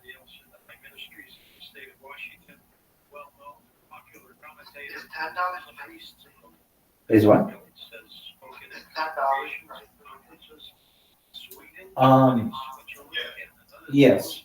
That's $10. He's been interviewed by many media outlets explaining how the messianic prophecies revealed when Jesus came the first time, how heavenly signs. So not only do we have, go ahead. Mark, welcome back, my friend. Oh, I'm feeling so. It's going to go higher than that. We want this thing to be worth $100,000. We want this to be the world global reserve currency someday, and we think it will be. And we're banking on not only the power of the meme coin, but I know there are some people in here who know the power of data and know that once people find out that the entire journey of this coin has been archived live for the world to watch, they're going to want to be a part of this as well. And eventually it will be the global reserve currency. So when we say $10, no one here, I mean, go ahead and sell if you want it $10. But once this thing hits $10, that's when you're looking at it hitting $1,000. James, you know what I'm saying? Exactly. Basically, if we're riding this thing, and we were talking about it being worth literally 3 cents last Sunday, and it's worth like 18 cents, it's an all-time high today. When we're having a discussion that this thing is worth $10, like there are people in here who are buying yachts. Like they're very wealthy, very, very wealthy people at that point. So if you put in $10 this time last week, it'd be worth $60 today.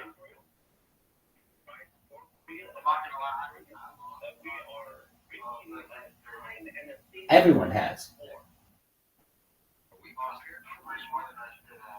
Well, it happens to the best of us. Look, here's what I can tell you.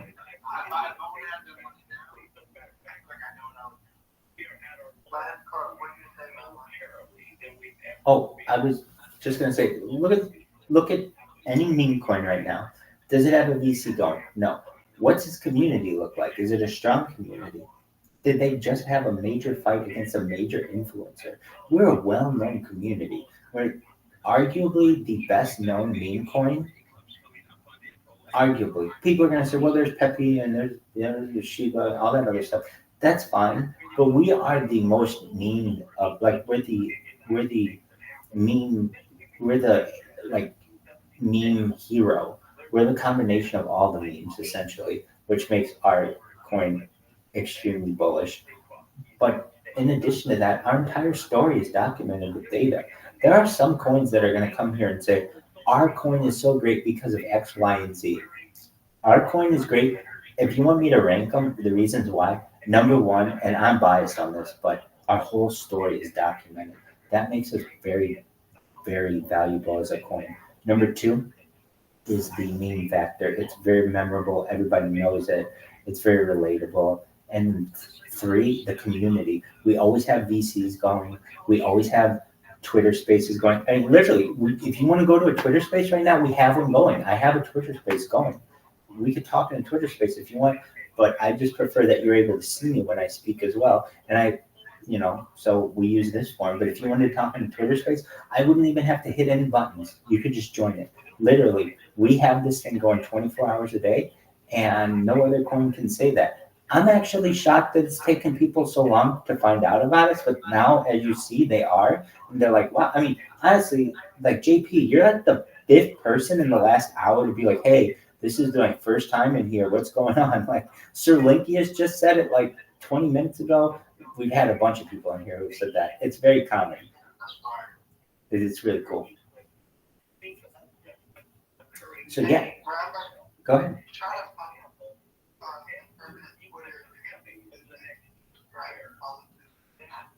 You're trying to find a YouTube to permanently subscribe for what? Oh, absolutely. Yeah, I'll send it to you in a DM. Just a moment. And you can see all my.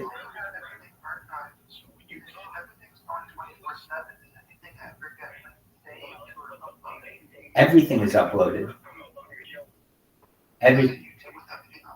Yeah, on 6 different angles. I'm gonna send them to you. Yeah, it's in 6 different, so you can watch it in 360 degrees. Just one moment, I'll send it to you.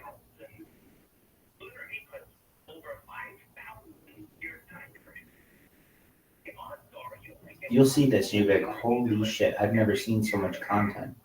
And I'll say, I know, that's why I do it. All right. And this is, go ahead.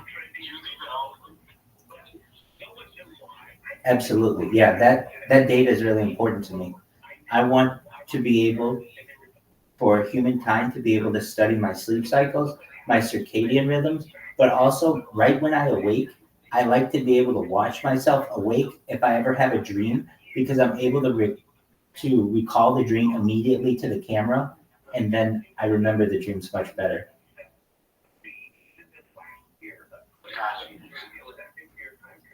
Yes, it does. All right, so I'm pulling this up right now, and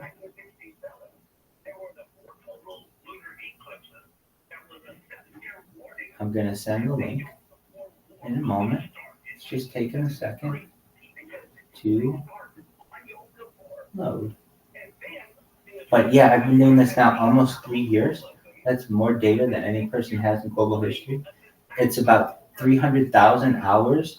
To give you an idea, Mr. Beast and PewDiePie combined don't have 10,000 hours. So I literally have 30 times more footage on YouTube than Mr. Beast and PewDiePie combined. It's an incredible amount of footage. Okay. Just one moment.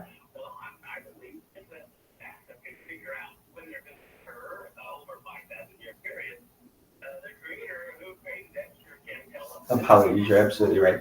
I was just saying that I'm sending you the links right now so you can watch me and you can see, oh my God, you can hear yourself live on YouTube.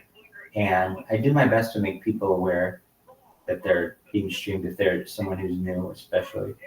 But you can see, like, oh my God, Rabbi has cameras everywhere. And it's true. I want to be able to.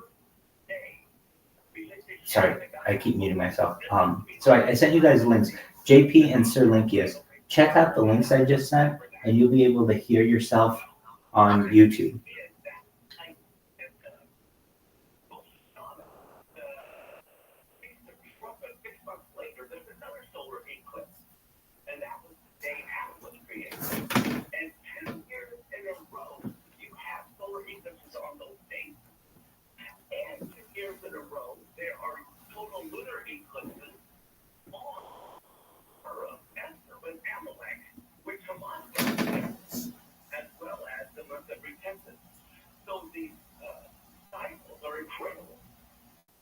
Truly, and are they warning signs or are they signs for us to get ready? Can you guys see? I think they're both. Yeah, I'm looking through the YouTube right now. Okay, and you should see it. Excellent. Yeah, there should be 5 live on YouTube. Hold on. Let me make sure I sent the right link. Because I could have just sent you. Let me make sure I sent the right link. Just a moment. The link that I sent you, yeah, it looks like the first 5 that I sent you are live. Wait, hold on. No. Oh, no. I misspoke. Apologies. Excellent point. The way that I format it does not format the same way for you. So just one moment. Let me. Okay, it should work now. Apologies on that. Thank you for the clarification. I'm glad you said something. So the link now that I should send should have my live streams prioritized at the top. So why don't you, Sir Linkius, try that one, and JP, try this one. And it should work. Can you see it now? Yeah, it's crazy. Like very few people. Excellent. Very few people have one stream going ever on YouTube, let alone multiple streams going for like hours, let alone for days, let alone for weeks, let alone for years on it. It's more data than any person has, and you're able to watch my life going back for years. It's essentially a time capsule going back to the pandemic. We've seen the death of a queen, the birth of AI, the coronation of a king, and everything in between.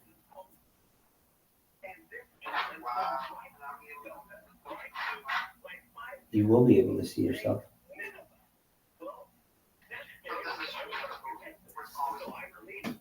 Pardon me?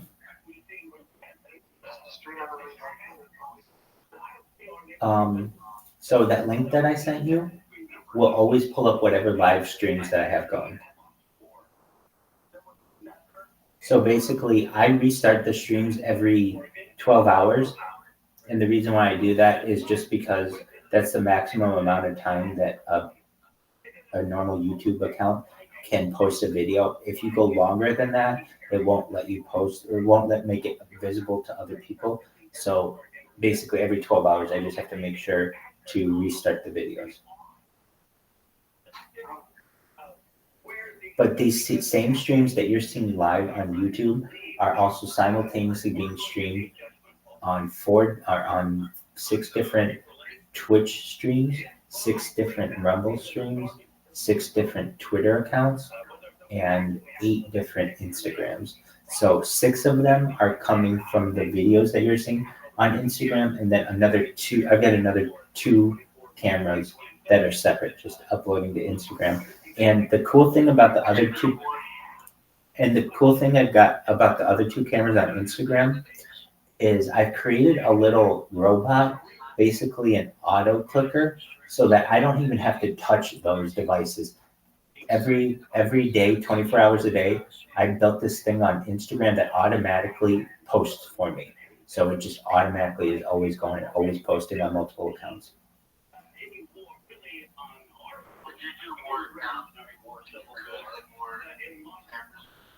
Yeah, I would. I mean, right now I've got like 1, 2, 3, 4, 5, 6.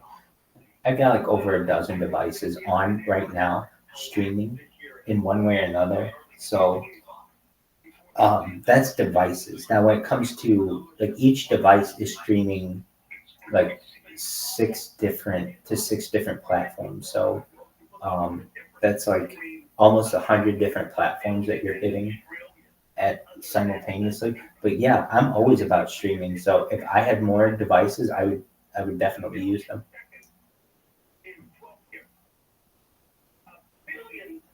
In fact, I do have a bunch of different devices. It's just it depends on what device you're referencing. Like if you were like, well, what if we gave you really slow devices? Well, now, obviously, if the devices don't work efficiently, I don't want those. But if they're just like standard track phones, yeah, I absolutely use them.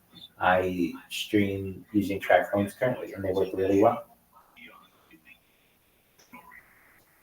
And here's a key: I don't know if anybody has their own Telegram, but if you have your own cryptocurrency or Telegram, if you want, tell me what it is, and I'll stream in there for you and do the same thing for your cryptocurrency that I'm doing for this one. So basically, somebody comes into your Telegram and be like, "Hey, who are you?" Like, "Oh, you don't know about this cryptocurrency? Yada yada yada. You know, this is when it was started. Here's a little about the developers, etc., etc." But you know, like if you guys know, and I'm sure you do, nobody else is going to give you this kind of service, no other cryptocurrency, and explain to you everything that you need to know. Be your friend and everything. I mean, if they're out there, let me know. I'd love to be a part of them. But what you found here is really unique.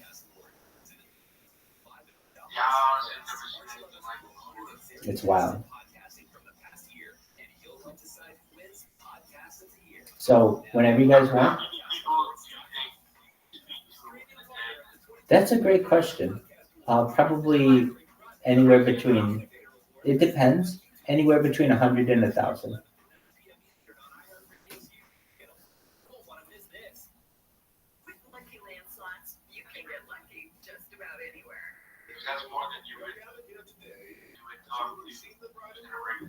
Oh yeah, definitely. definitely. People probably talk to less than 50 people, and some people talk to less than 10 people in a given day. So for me to be able to get out my message to perhaps thousands of people, and then in addition, they're able to see what I'm doing, it's really special. Now, like, if you had to like go somewhere, would you bring the cameras with you? Absolutely, yeah. I plan on doing this the rest of my life, and I want to travel the world, and I want to have GoPros that are uploading to the internet all the time, so that people would be able to always see what I'm doing. Like basically have a police body cam that I would wear 24/7, so that you'd be able to live out my life from a POV standpoint, from a point of view standpoint. You'd basically be able to live my life virtually if you wanted. It's crazy, but that's the kind of life we're moving towards very quickly, especially with Apple Vision Pro and Oculus Prime and all the other things. What would have like so people do that like Sponsored by plane or public like what they make stop college sounds like this. go to travel. So that's a great question. Once you're at that point and people know about me, I will fly privately and we'll have Wi-Fi on a plane, and all you would have to do is connect to the Wi-Fi and just live stream from there. Passionate learning partners and focused on innovation and collaboration allow you to chart a unique path to a bright future. Discover Ball State and see how. But yeah, basically wherever I could stream, I would want to, and then I'd want to have backups. I mean, as you see, I have multiple cameras going all the time. I like to have redundant streams. Why? Because sometimes apps crash, sometimes cameras fail, things go wrong, and so it's nice to have backups. And as you can tell, I've learned a lot. That's why I have so many different backups going, so that absolutely everything is archived to the best of my ability, from the best of not just my ability, but I feel the best any human in existence could do, with the same options. I mean, I'd love to be able to say I have the money and I can just pay a crew to tape me all the time or to record me all the time. I can't. I have to do it as a single person on my own. And I feel that I've been able to do it now almost 3 years better than any single individual could have done previously. Now like you ever see the company Yeah, so great question. I go to the bathroom on camera and I shower on camera. When do I get private time?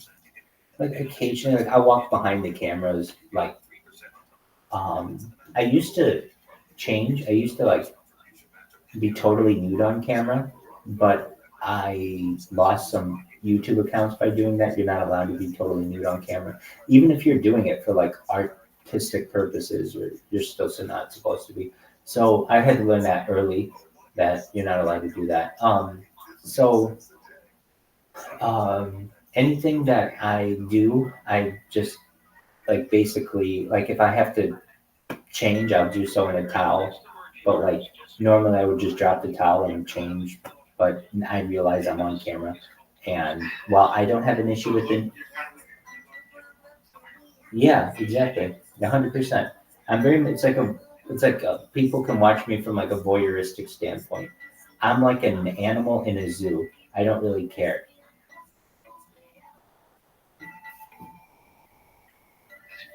So like what would happen if somebody like doesn't like want to be on camera? Learn that, or is it just vibe? I make anyone aware. Like I had somebody come visit me, actually 2 weeks ago, exactly.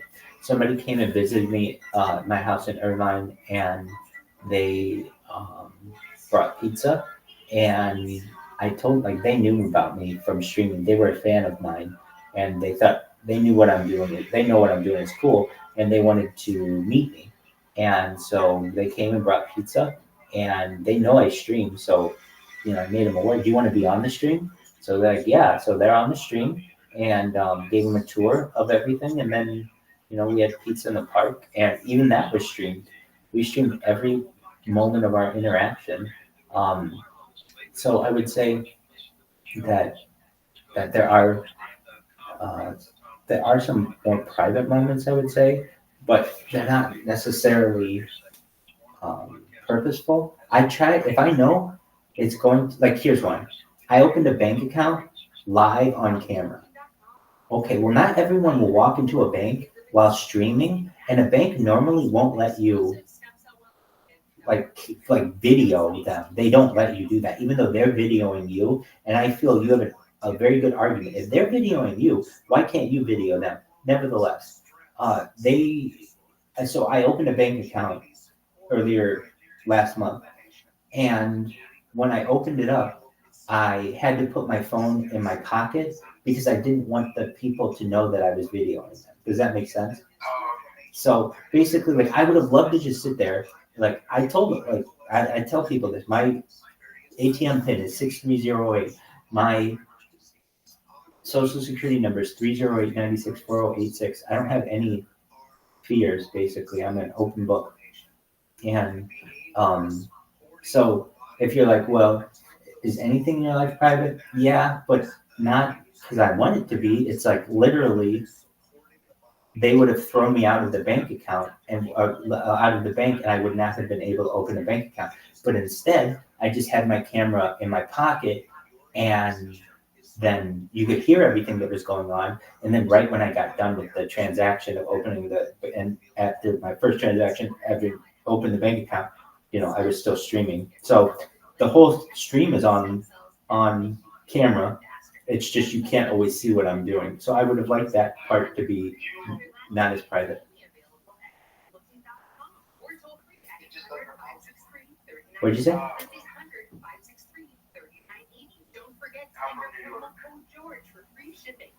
New York rules, man. The Empire State. Do I have a what?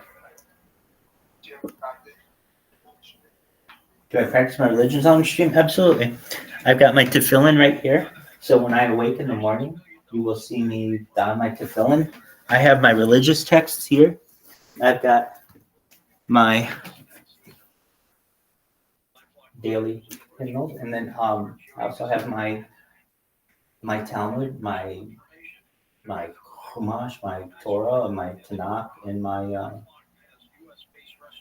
I have a Jewish Encyclopedia Judaica as well. So yeah, we recite. Absolutely.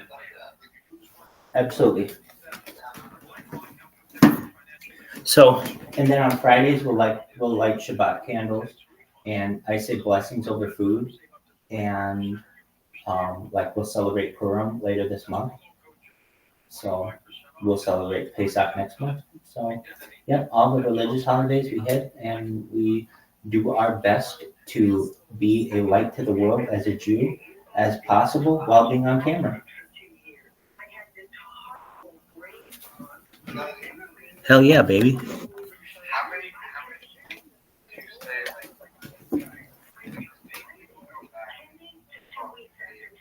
How many people come in here and talk to me daily?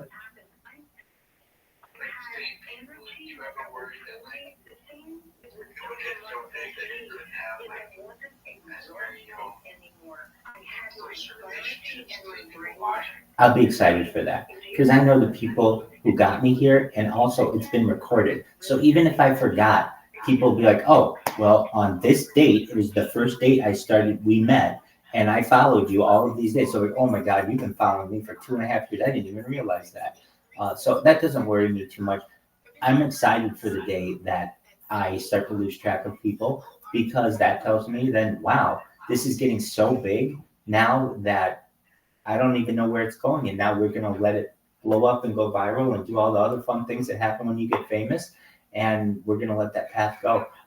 But I think the thing that's unique about this stream, in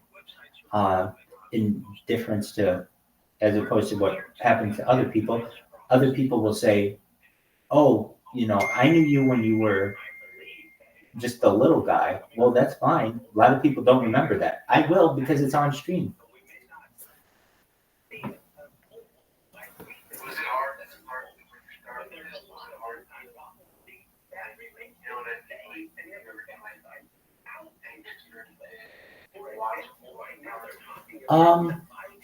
No, I would say, like when I was in college, I would walk around my dorm naked, not because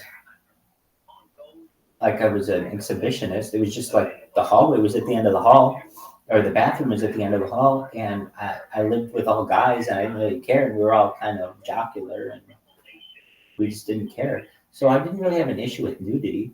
And then when it came to the camera issue, um, I was already on camera for my job. I'm a certified project management professional. So I was already on camera working from home remotely for a Fortune 500 for like 8 to 10 hours a day. So I'm already on camera. So I thought to myself, well, if I'm already on camera for the corporate world 8 to 10 hours a day, why not just expand it for the rest of my world? It doesn't bother me at all. I just have to make sure the camera's going. And so long as it is, I'm solid. So I just started doing that about 2.5 years ago. So do you like work on like I guess So I have.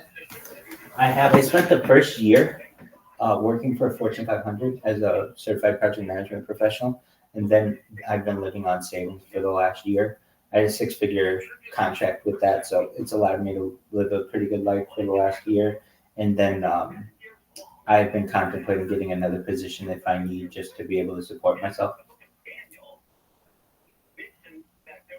But my position is in high demand, so I don't have an issue. I think I'll probably be able to garner somewhere between $120,000 and $165,000, just depending on the position.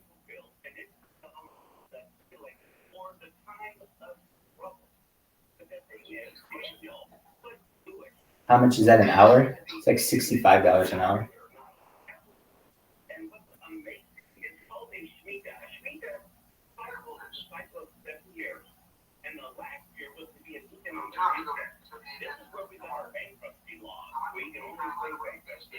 I'm a certified project management professional. So what is that? Basically, I manage projects for Fortune 500 companies or large companies.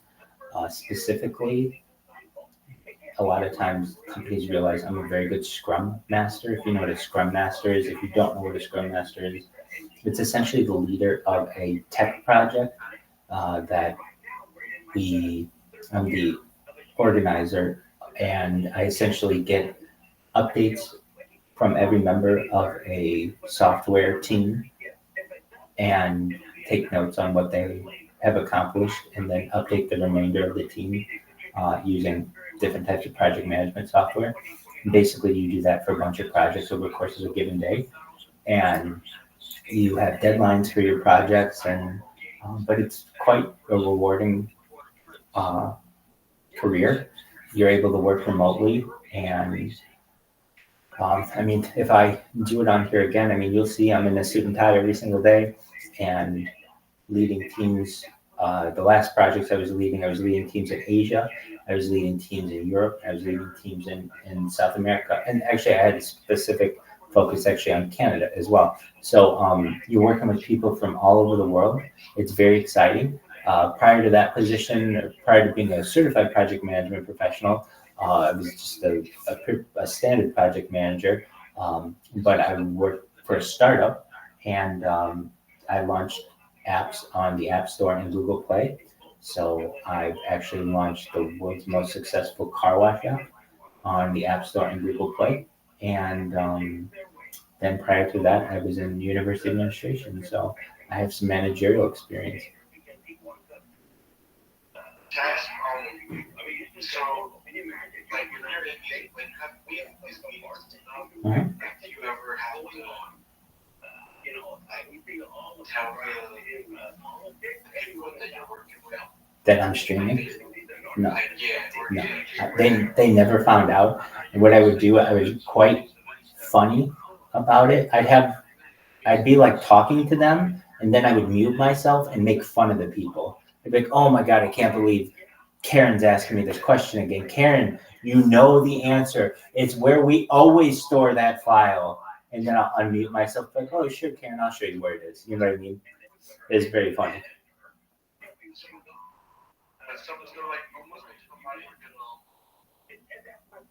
learn how to do that job. Oh, you're absolutely right. Yeah, I did it so that somebody could. In fact, if you want, I'm going to do the same thing starting tomorrow. From the ground up, I'm going to get a job working for Microsoft this way. So if you want to learn how to get a job for Microsoft, I'm going to do it starting tomorrow. And if you're like, well, how do you do that, Rabbi? It starts with LinkedIn. I mean, unfortunately, I'm an educated individual and I have some good experience, but I have to update my LinkedIn. And then I apply to positions. And then I also have robots that I have created that automatically apply for jobs for me. And I literally will get 100 job offers by the end of the week. Or at least opportunities to interview. It's incredible.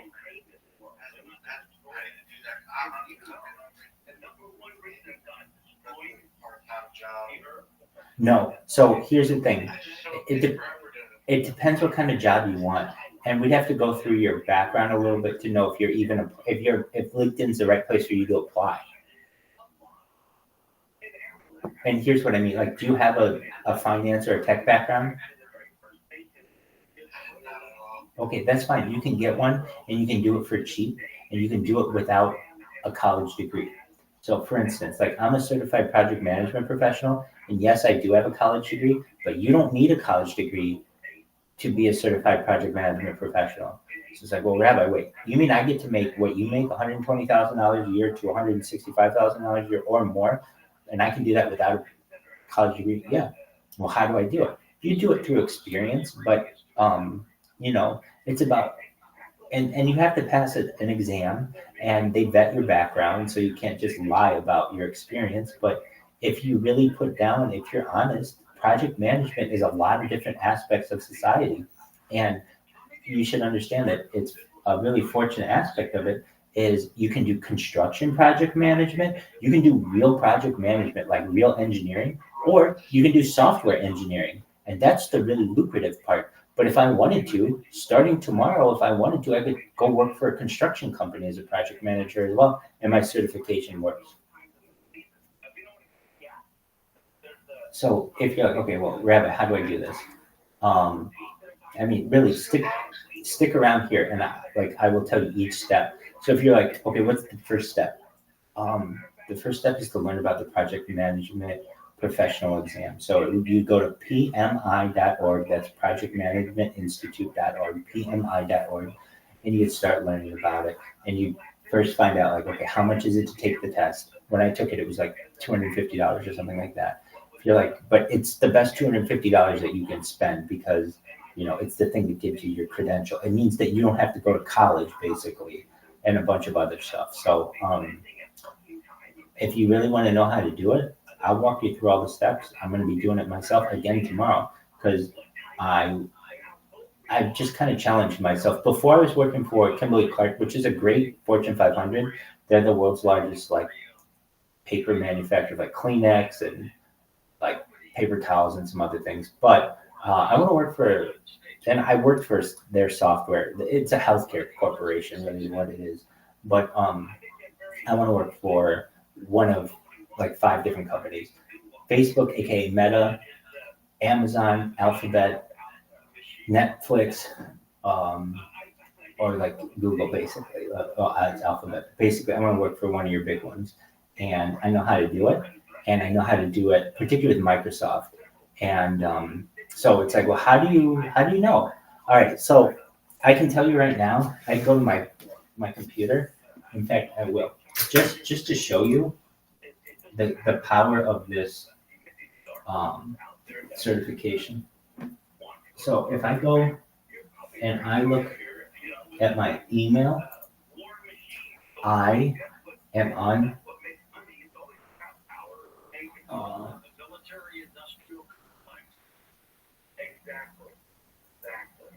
okay, so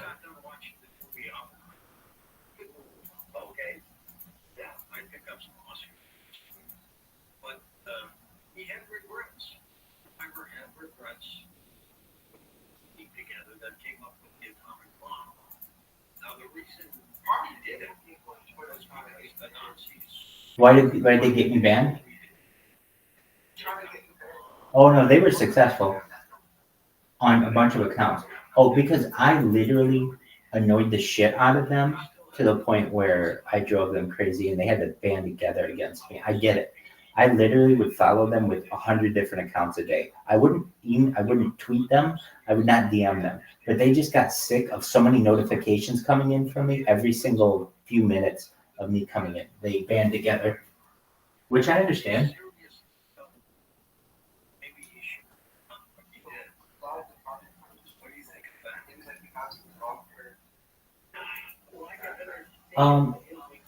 I do, but I just a moment. I mean,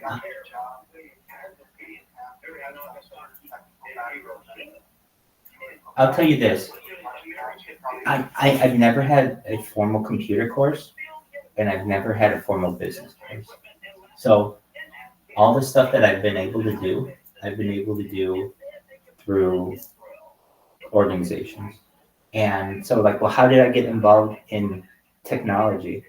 I was hired at this startup to be a managing director, to basically be the CEO, but not to be the person who would design the app.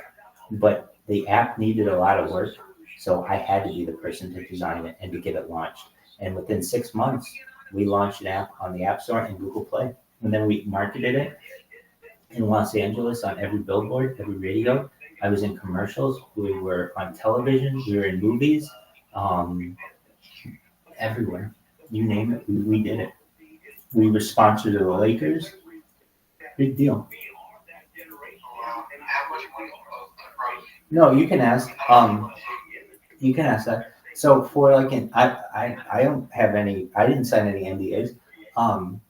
So for like a year-long contract where they will say the name of your business on ESPN radio during a Lakers game on the radio. They'll say your company name and more than that. They'll say like this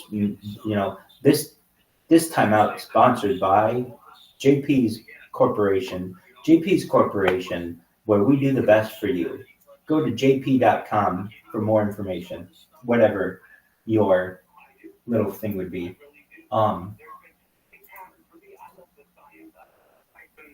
So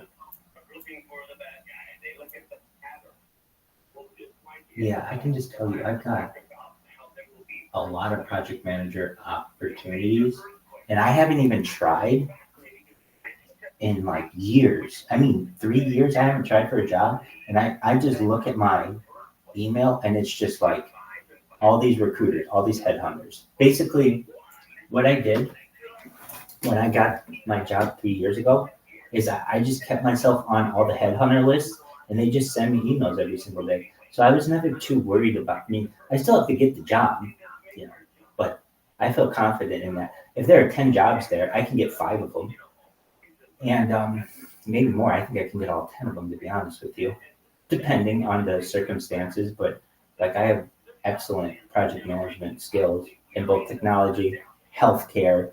I offer some really unique aspects to them. So, we'll see. But you were saying, I have an IT background. I really don't. I was an international relations major. I have more law background than I have a technical background. I did have the fortune of getting some managerial positions when I was younger, in my 20s, which allowed me to gain larger roles at positions in California in my 30s, and then from there get certifications in my later 30s, and be able to get some really nice contracts. So if you want to know how to do it, I'll walk you through all the steps. The first step would be to learn about the Project Management Institute. And if you're like, well, Rabbi, I don't want to be a project manager, that's fine. You don't have to be. I just named one of them. There are a lot of certifications out there that you can do. And if you don't know what any of them are, we can talk about them. There's Salesforce, there's Scrum Master, there's Agile, there are all kinds of different certifications you can get. And literally, there are like hundreds. And If you get one of these certifications, a lot of times the place doesn't care if you went to college or not, so long as you can do the work, and you're going to save yourself 6 figures of debt by getting some of these certifications. So if you want to know what they are, we can work through them. I have gotten some other certifications as well that are helpful, but in no way are necessary. So I've got some certifications in Salesforce and big data and Microsoft and some other things, but nobody required me to get any of those. That's interesting because like I'm really just trying to right now. Or something to do. He's 6. Word, Mockingbird. Then you're in the right. Do you have a job right now? I'm You're self-employed, correct? Okay, so then you're able to sustain yourself and find another job at the same time, correct?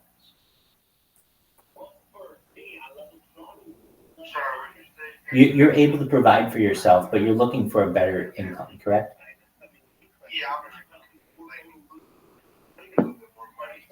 Yeah, no, we're not talking a little more. You're going to make a whole shit ton more money, okay? And now, it may take you, truthfully, JP, it may take you a year because you're going to have to study for a test. But at the end, I can tell you, you're going to make 6 figures. I can tell you there are other certifications you can get that you don't have to study for a year. You have to study for like a month. And we can talk about those. Salesforce right now. If you get a Salesforce certification, the going rate of it 3 years ago was $120,000. And it's not that hard of a test to take. You just need to take the test and pass it. And if you're like, where do I take these tests? There are companies online that offer the test on behalf of the exam. They proctor them for you. So literally they'll watch you when you're taking the test. They'll watch you on camera to make sure you're doing everything correctly and there aren't any notes and nobody else is there to help you. But if you're able to pass the test, you get your certification, then you start applying for jobs. And I mean it. You won't, if you have a Salesforce certification, you will not make less than $120,000 a year. I mean, what I'm trying to say is I dare you to try to find a job that pays under $120,000 if you have a Salesforce certification. And I'm not talking about senior engineers or anything like that. I'm talking your basic level advisor in Salesforce makes $120,000 a year. And there are a lot of positions for that. So if you're like, all right, well, Rabbi, I don't want to jump into Project Management Institute. Isn't there something like a baby step I could take? Yeah. So I would say a really good one is called the Amazon Web Services Cloud Practitioner certification, and it's available on Amazon. Amazon is going to be one of the futures of cloud computing, so you should know it pretty well. And they offer a lot of certifications for very cheap, and they look really good on your resume. So like right now, your resume probably doesn't have anything on it. And you're like, well, man, how do I become like a superstar IT person? Well, you need to start getting these little certifications, little by little. They look really.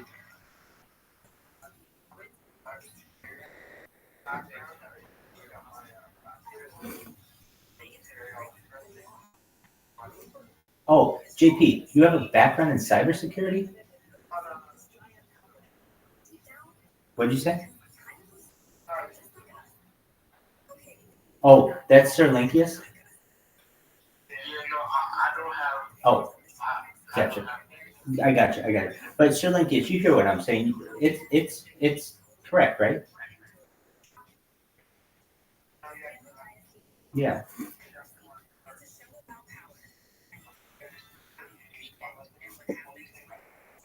Oh yeah. So I found a really good one to take to introduce you to the Amazon Web Services system. It's called the Amazon Web Services Cloud Practitioner 1. They have like a level 1, level 2. Take those, and it'll give you a really good idea of how Amazon Web Services runs. Now, if you're like, well, what does that do for me? It teaches you how servers run, basically, and how all of this shit, like all the government data is now backed up on Amazon Web Services and how they store it. And it's really interesting. Like, what happens? Like, this is a question you'll go through in the test. What happens if a catastrophic event, such as a meteor impact, strikes the Earth and shuts down some of Amazon Web Services servers? Where's the best place that you could back up the servers? And basically, like, it'll give you a bunch of choices, but the answers are on different continents is the best answer. Basically, if there's going to be it's a really interesting question, I think. Like, hey, if there's going to be an asteroid impact with the Earth and you need to save this data, where are you going to save it? Are you going to save it where the servers are really close together? Or are you going to save it where one server is on one continent and another server is on another continent, so that if one of those servers gets destroyed, there's probably there's a lesser chance that it would impact the other server because it's on the other side of the world. There are questions like that on it. I mean, that's one of the more kind of fun questions I remember. The other questions on it are just like really specific about the Amazon web system. Like what? Like, I don't know, like some of their nomenclature that they have in there, some of the words that they use are very Amazon specific. You'll learn when you start to take these tests that like each company, and there are only so many of them. There are like 10. There's Oracle, Cisco, Meta, Microsoft, Amazon, Alphabet. They did.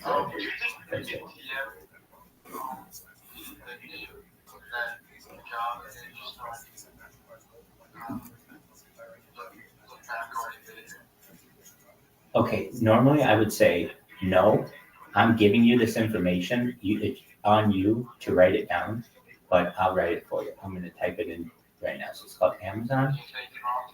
You're good. Web services. But it's a good lesson for you that if you ever have anybody giving you advice, it's on you to write that down. Don't expect them to do it. And I know you're not. Amazon Web Services Cloud Practitioner certification. And it's very inexpensive. I think it's like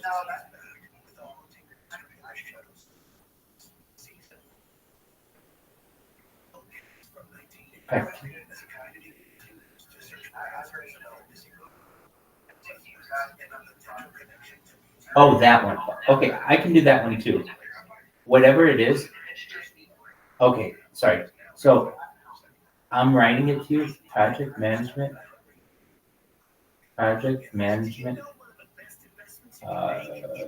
Institute, and I'm going to write the thing down. PMI.org, and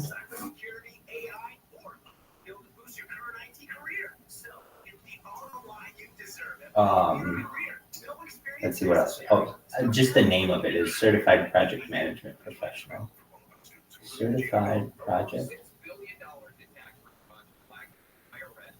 And I'm sending this to JP, correct? Excellent.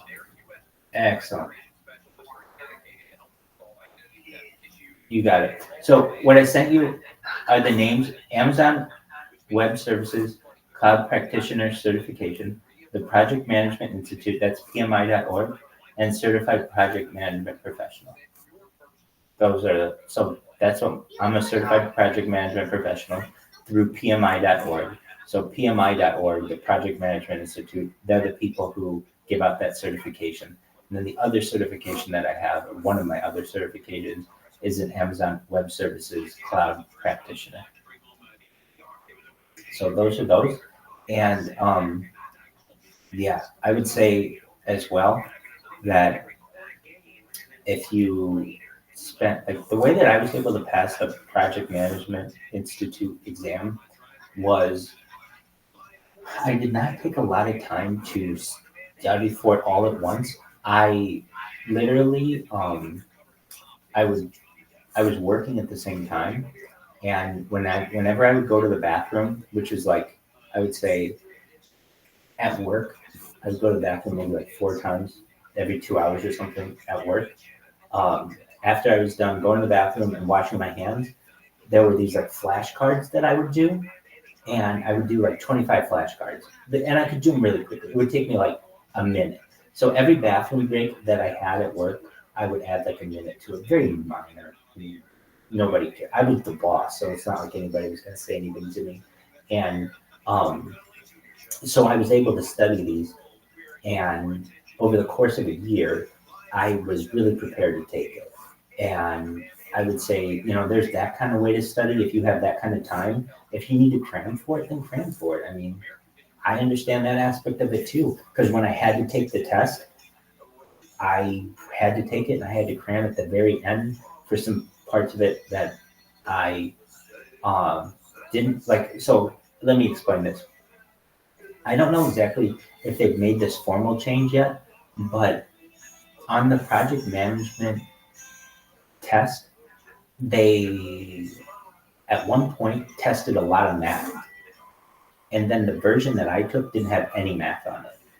And basically, that's a good thing to know. Basically, they want you to know how to do the math because that's an expectation of your position, but it's not a math test. So you should just know, there are things that you learn are going to be on the test and things that aren't. Now, I would love to be able to tell you, oh, this is what's on the test. It's actually against the Project Management Institute's code of conduct for me to be able to say this is exactly what's on the test, or even this is how a test, a question is phrased. I can't even remember how a question is phrased at this point, but I can tell you this. Once you start, if this is a route you really want to take, there's some prep materials that you can use, and there's one set of prep materials that's better than all the others. And that's the one that I recommend. And why is it better than all the others? They have a what do they call it? A test simulator. They have a test simulator that goes through this huge amount of questions and just quizzes you. So basically, by the end of your preparation, you are ready to go. And then you just take the test, and that's it. So I would say, JP, if I were you, go to that stuff that I sent you, PMI.org, the big one. And if you ever need anything else, certainly let me know about it. But you're not gonna get all this in one day. So check it out and be like, okay, Rabbi, it's something in which I'm interested. Okay, then what do? We got to look at your experience, and we have to see if we can get any project management experience out of it. If we can, great. You have a little bit of experience. If you can't, that's all right. You can literally manage projects and not get paid for it and still get experience doing it. How? You could build houses for Habitat for Humanity. That's how volunteer work, but it's certainly project management. It's construction project management. There's all kinds of ways that you can, manage projects and get credit for it. And then what you have to do is have, they go through your background, and then you have to put someone on there as a resource or a reference. And then if they have any doubts about your background, they'll call that reference, and they might inquire more. But usually, if you answer truthfully and everything, they'll pass you on to be able to take the test. You take the test. The test is 3 hours or something, 2 hours maybe. It's proctored. You can do it in person at a proctored location, or you can do it online in a proctored location with your laptop, and then you pass it and you're good to go.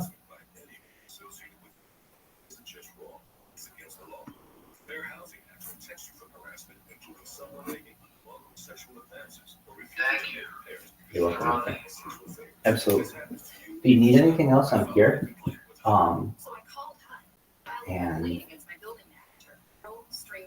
I'm always here, meaning it's an expectation. JP, you're not going to get all this on the first run. You're going to come back tomorrow and say, okay, I read it. What do I do with this? What do I do with this? What is this? What is this?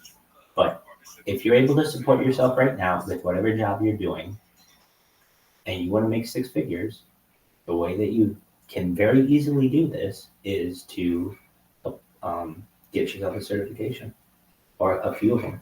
And here's the thing. What you really want to do is what Sir Linkius is doing, and that's cybersecurity. Once you get into cybersecurity and you have really specific cybersecurity credentials and certifications, then you're looking at $400,000, $800,000 a year, because then you're into like system admin and you become a real big fish. And the way to do it is exactly where Sir Linkius is. The top part of all computer are cybersecurity experts.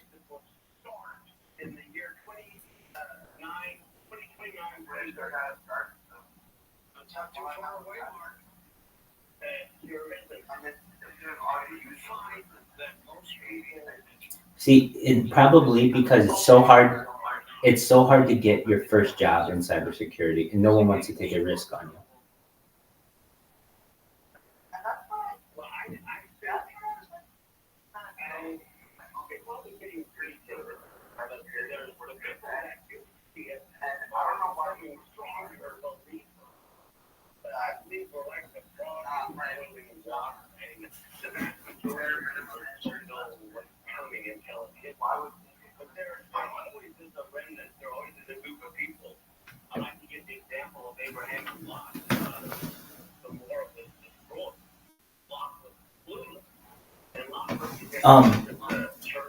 I would tell you that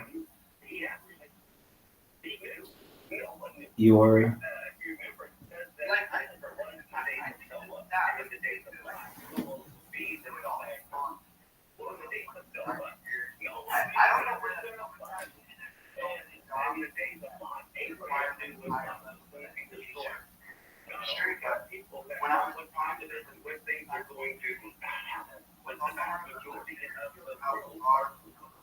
That's true too. Well, exactly.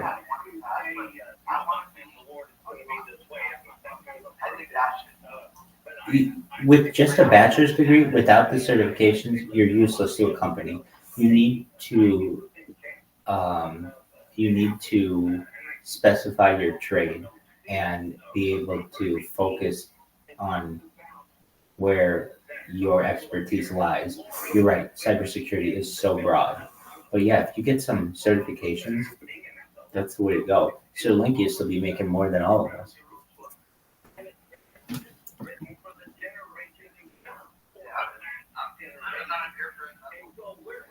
Well, I'll make more than you, perhaps because of data, and cybersecurity, perhaps. But if I do make more than you, it will be through probably data and or cybersecurity field. But I'm making you work. You probably couldn't have gotten a better one. Go ahead. 38. Got a lot of time, my friend.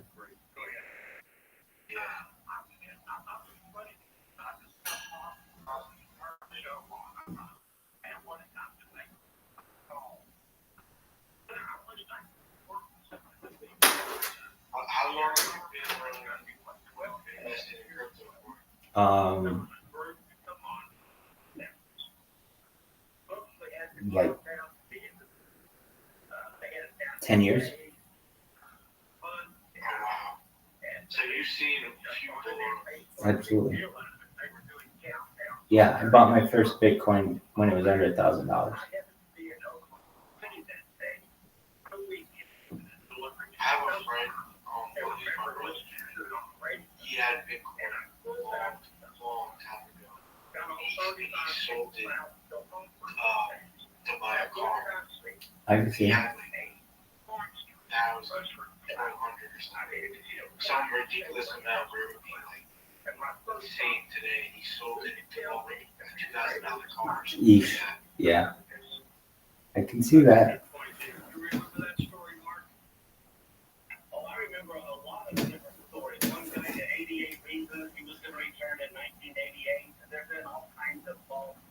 I love that story of the guy who bought the Bitcoin. You brought up some Ditto, my friend. It's a beautiful story. Are they false prophets on purpose? Or they Yeah, I just got into crypto. when Babylon Oh, very cool. Yeah, a lot of people did, I think. vast majority of the prophets were false prophets. And so, that you can't trust everyone out there. That's for sure. Go to John in Wisconsin. Hey, John. Hello, George. Hello, Pastor Mark. Real brief comment, please. In life, What'd you say? sometimes the easiest explanation answers the most difficult question. Do I want a Sproto? We don't listen or we don't pay attention. No, I don't. I want. Fabulous answer and analogy. When George asked him, why does God let things happen? Why did God let bad things happen?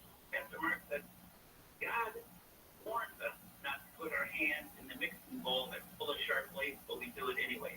And that is so true. And in this country that we live in, where we can worship freely, we can ask for help freely, we can pray freely, and we don't take advantage of that, I think that's part of the reason our country is in such a distress. And Pastor Mark, I just want to quickly share with you on a personal note. I'm one of those that did not listen. I don't really get into politics too much. I did not seek wise counsel. I did not seek prayer. More importantly, I did not seek pastoral help. And through my old arrogance and my old stubbornness and my stupidity. I'm probably more bearish on it than most people. I really see us going into a major global depression over the course of the next 10 years.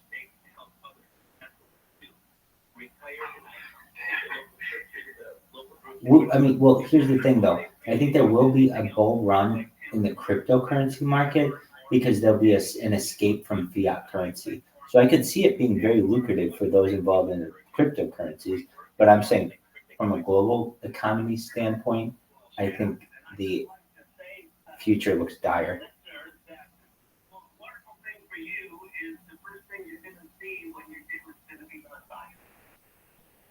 What's new with your ministry?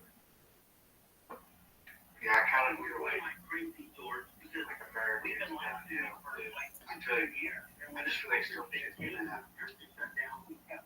Well, I think you're probably perhaps accurate with that, maybe.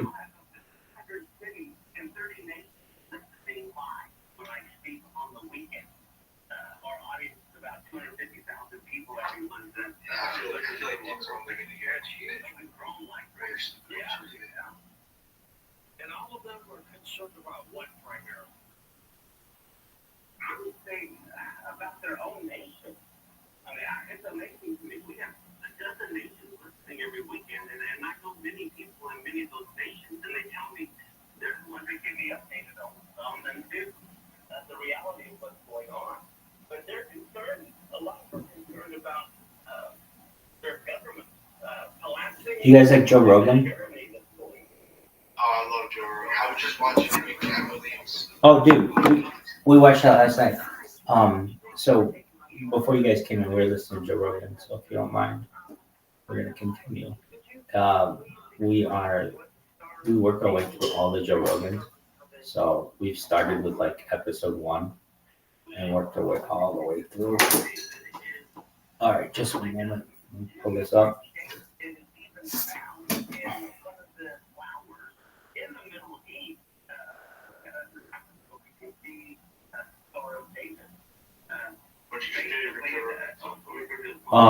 Joe Rogan episode 1000 with Joey Diaz and Tom Segura. It's amazing.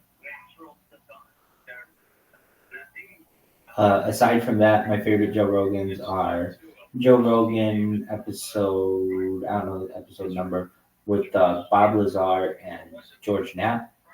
I also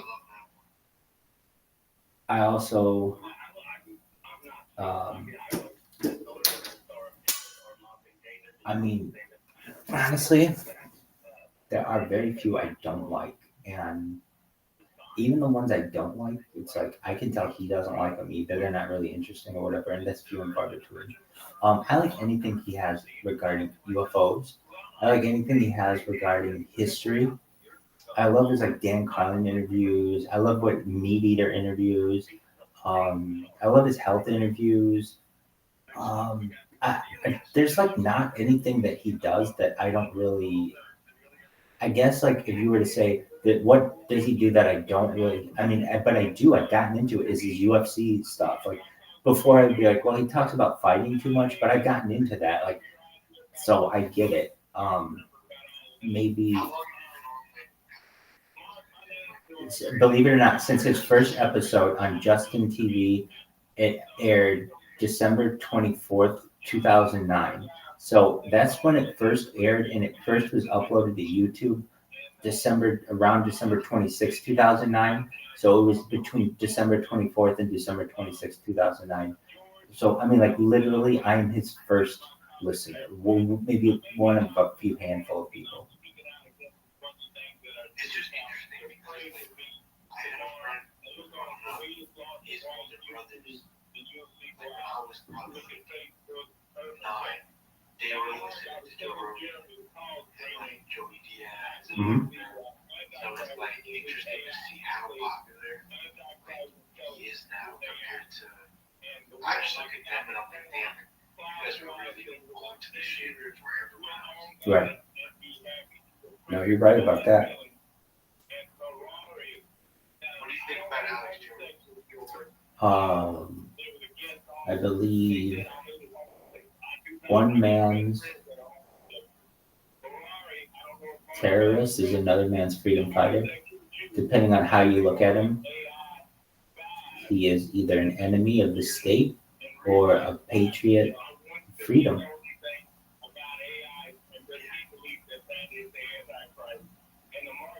Now, like the UFO stuff, do you lean more toward like it actually being like extraterrestrial? Oh yeah, I'm hook, line, and sinker on that. It's extraterrestrial and then reverse engineered by government, and then that reverse engineered technology seeps into the military industrial complex and the medical industrial complex, and then eventually becomes your iPhone and your computer.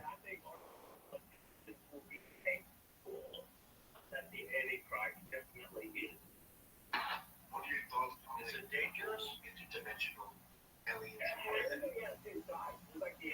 actual extraterrestrial other planets out there? Yeah, it's a great question. You ask really good questions, JP. Okay, so my thoughts on that are, we have to first define what interdimensional means. Like, okay, what's one dimension?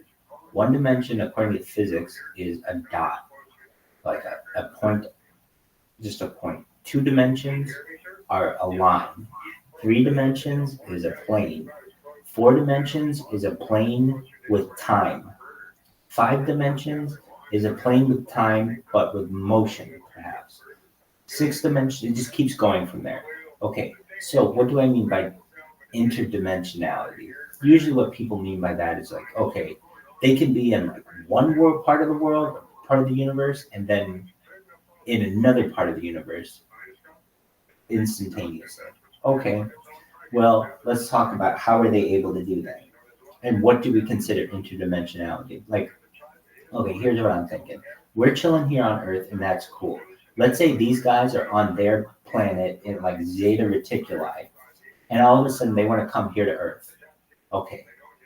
Are they able to do that by just getting in their ship and like hitting a bunch of buttons in it, and then that ship just like blinks from like wherever they are all the way to where we are through like a wormhole? If that's true, and they're able to basically bridge the gap between like many light years instantaneously, I think that there's an argument to be made that that's interdimensional travel. Now, I also think there's interdimensional communication. When you get into like DMT, people talk about the entities that you see, and a few other things. Whether those are the same interdimensional, like those interdimensional beings that you see on DMT, are the same as like aliens, or like, I don't think they're the same. I think that perhaps they may be related, but I'm talking real aliens, like different species on another planet coming to this planet interdimensionally can happen using, I mean, just from what Bob Lazar says, element 115, un pentium, and UFO, and use the particle accelerator, basically these parts of a UFO, if you arrange them in the correct manner, they can create like a force field in front of the UFO, but it also can create a black hole, and or a wormhole, more accurately, basically a rip or a tear in the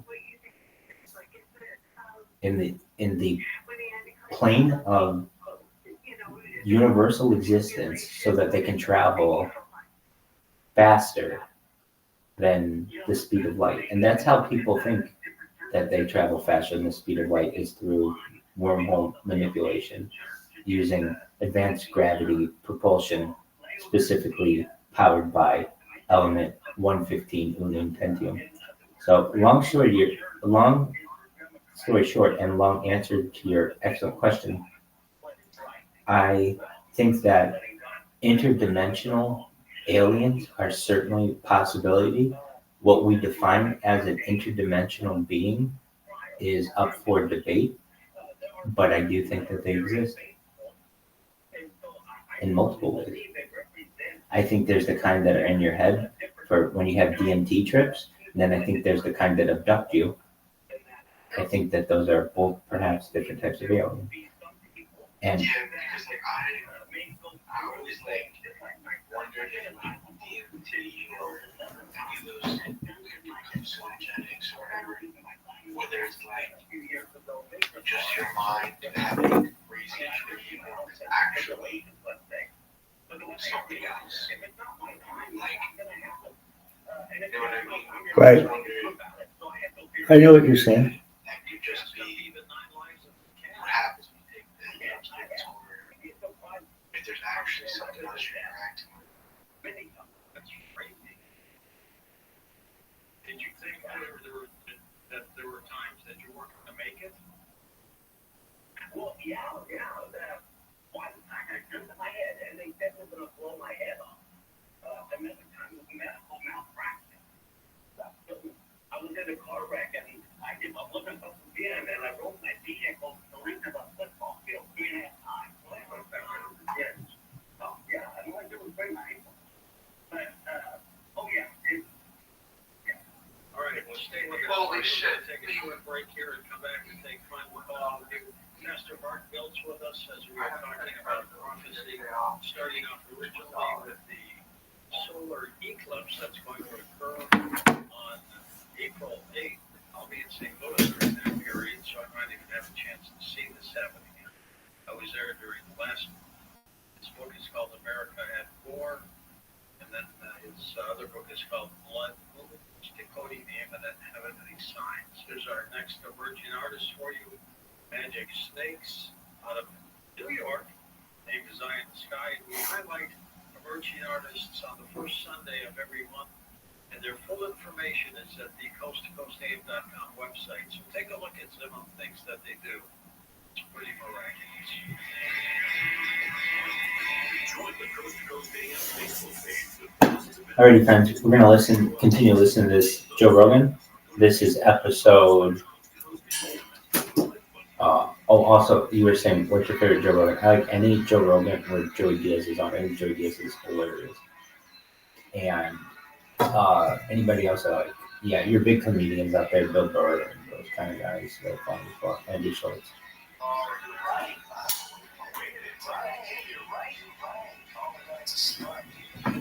Watch, right?